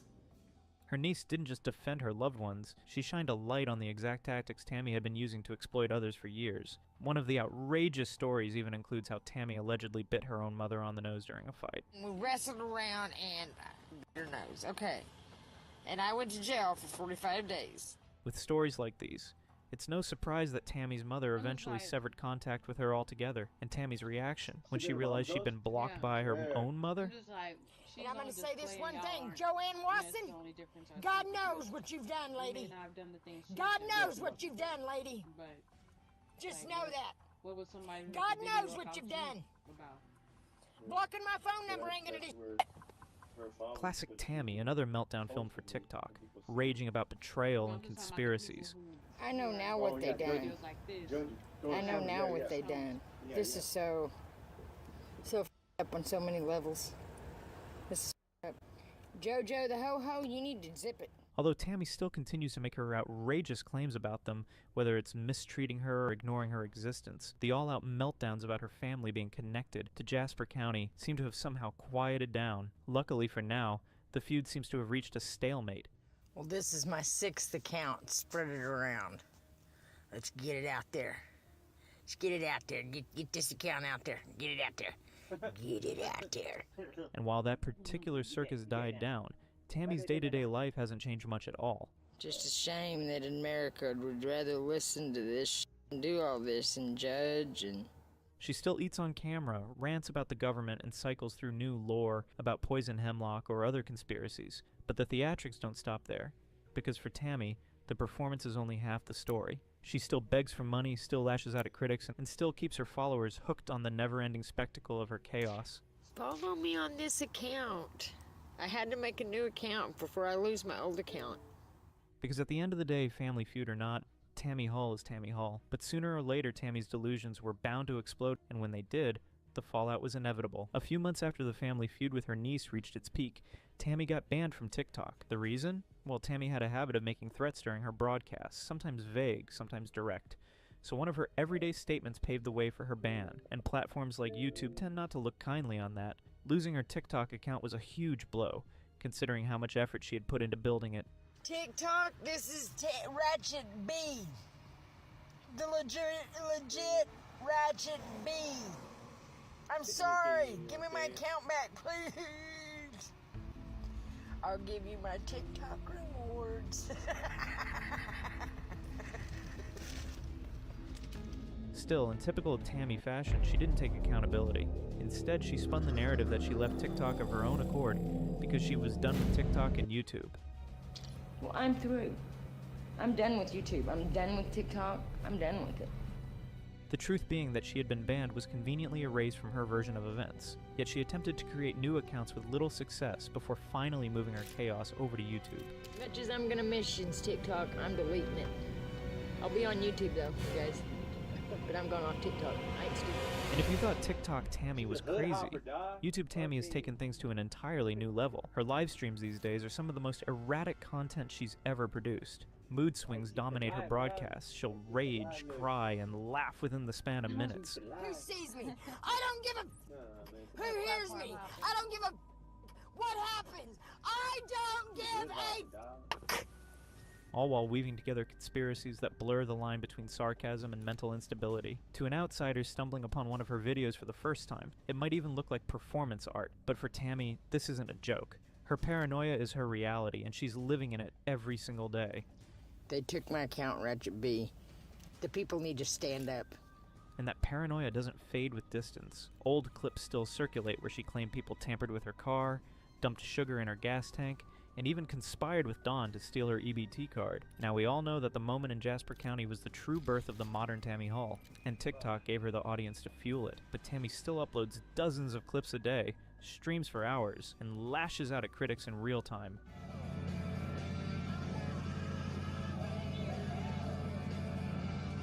Jasper County! Jasper County's on her way to hell!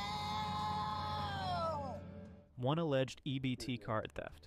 That's all it took. From there, Tammy's paranoia exploded, and suddenly everyone was an enemy. Neighbors, families, strangers in chat, even the government. Unfortunately, instead of a wake-up call, the backlash has only made her double down. Tammy's delusions and volatility continue to define her online presence, blurring the line between tragic reality and internet spectacle. But the question is, if an EBT card was enough to unravel her, what happens when the next spark hits?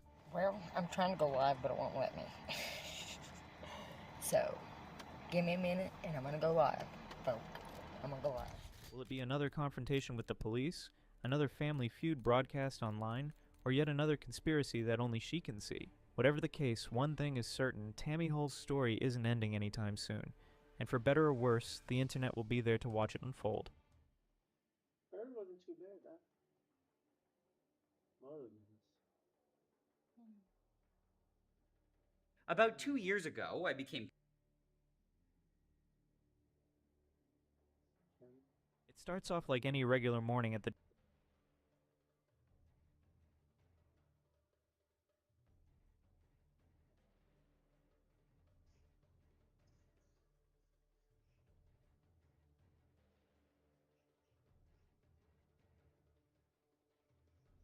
Yes, and on the school bus.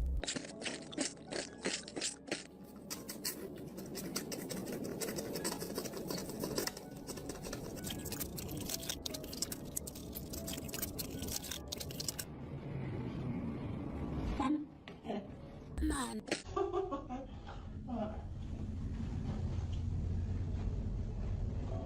Imagine logging into your account and coming across a profile that feels truly off. At first, it seems like a normal account run by a child sharing rhymes, art, playful pictures, and chatting innocently. But then, the deeper you look, the stranger it gets. So, that's the account run by a man pretending to be a boy. So, that's the account run by... The white face paint, oversized red lips, school uniform, and the creepy voice that crawls under your skin. And soon, the realization hits you that this isn't a child at all. For more than a few years, one man has been hiding in plain sight behind various online personas. Smart Schoolboy 9, Truthsticks 11, Stephanie Schooly, Schoolgirl 8, and dozens of others, weaving a disturbing web of lies that allowed him to get closer to children while disguising himself as one.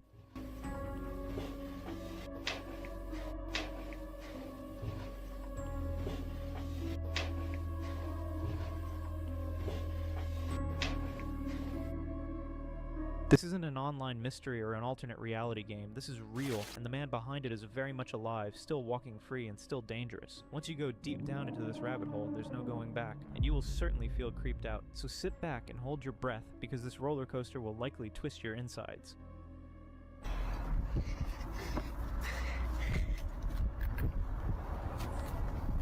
I'll take that.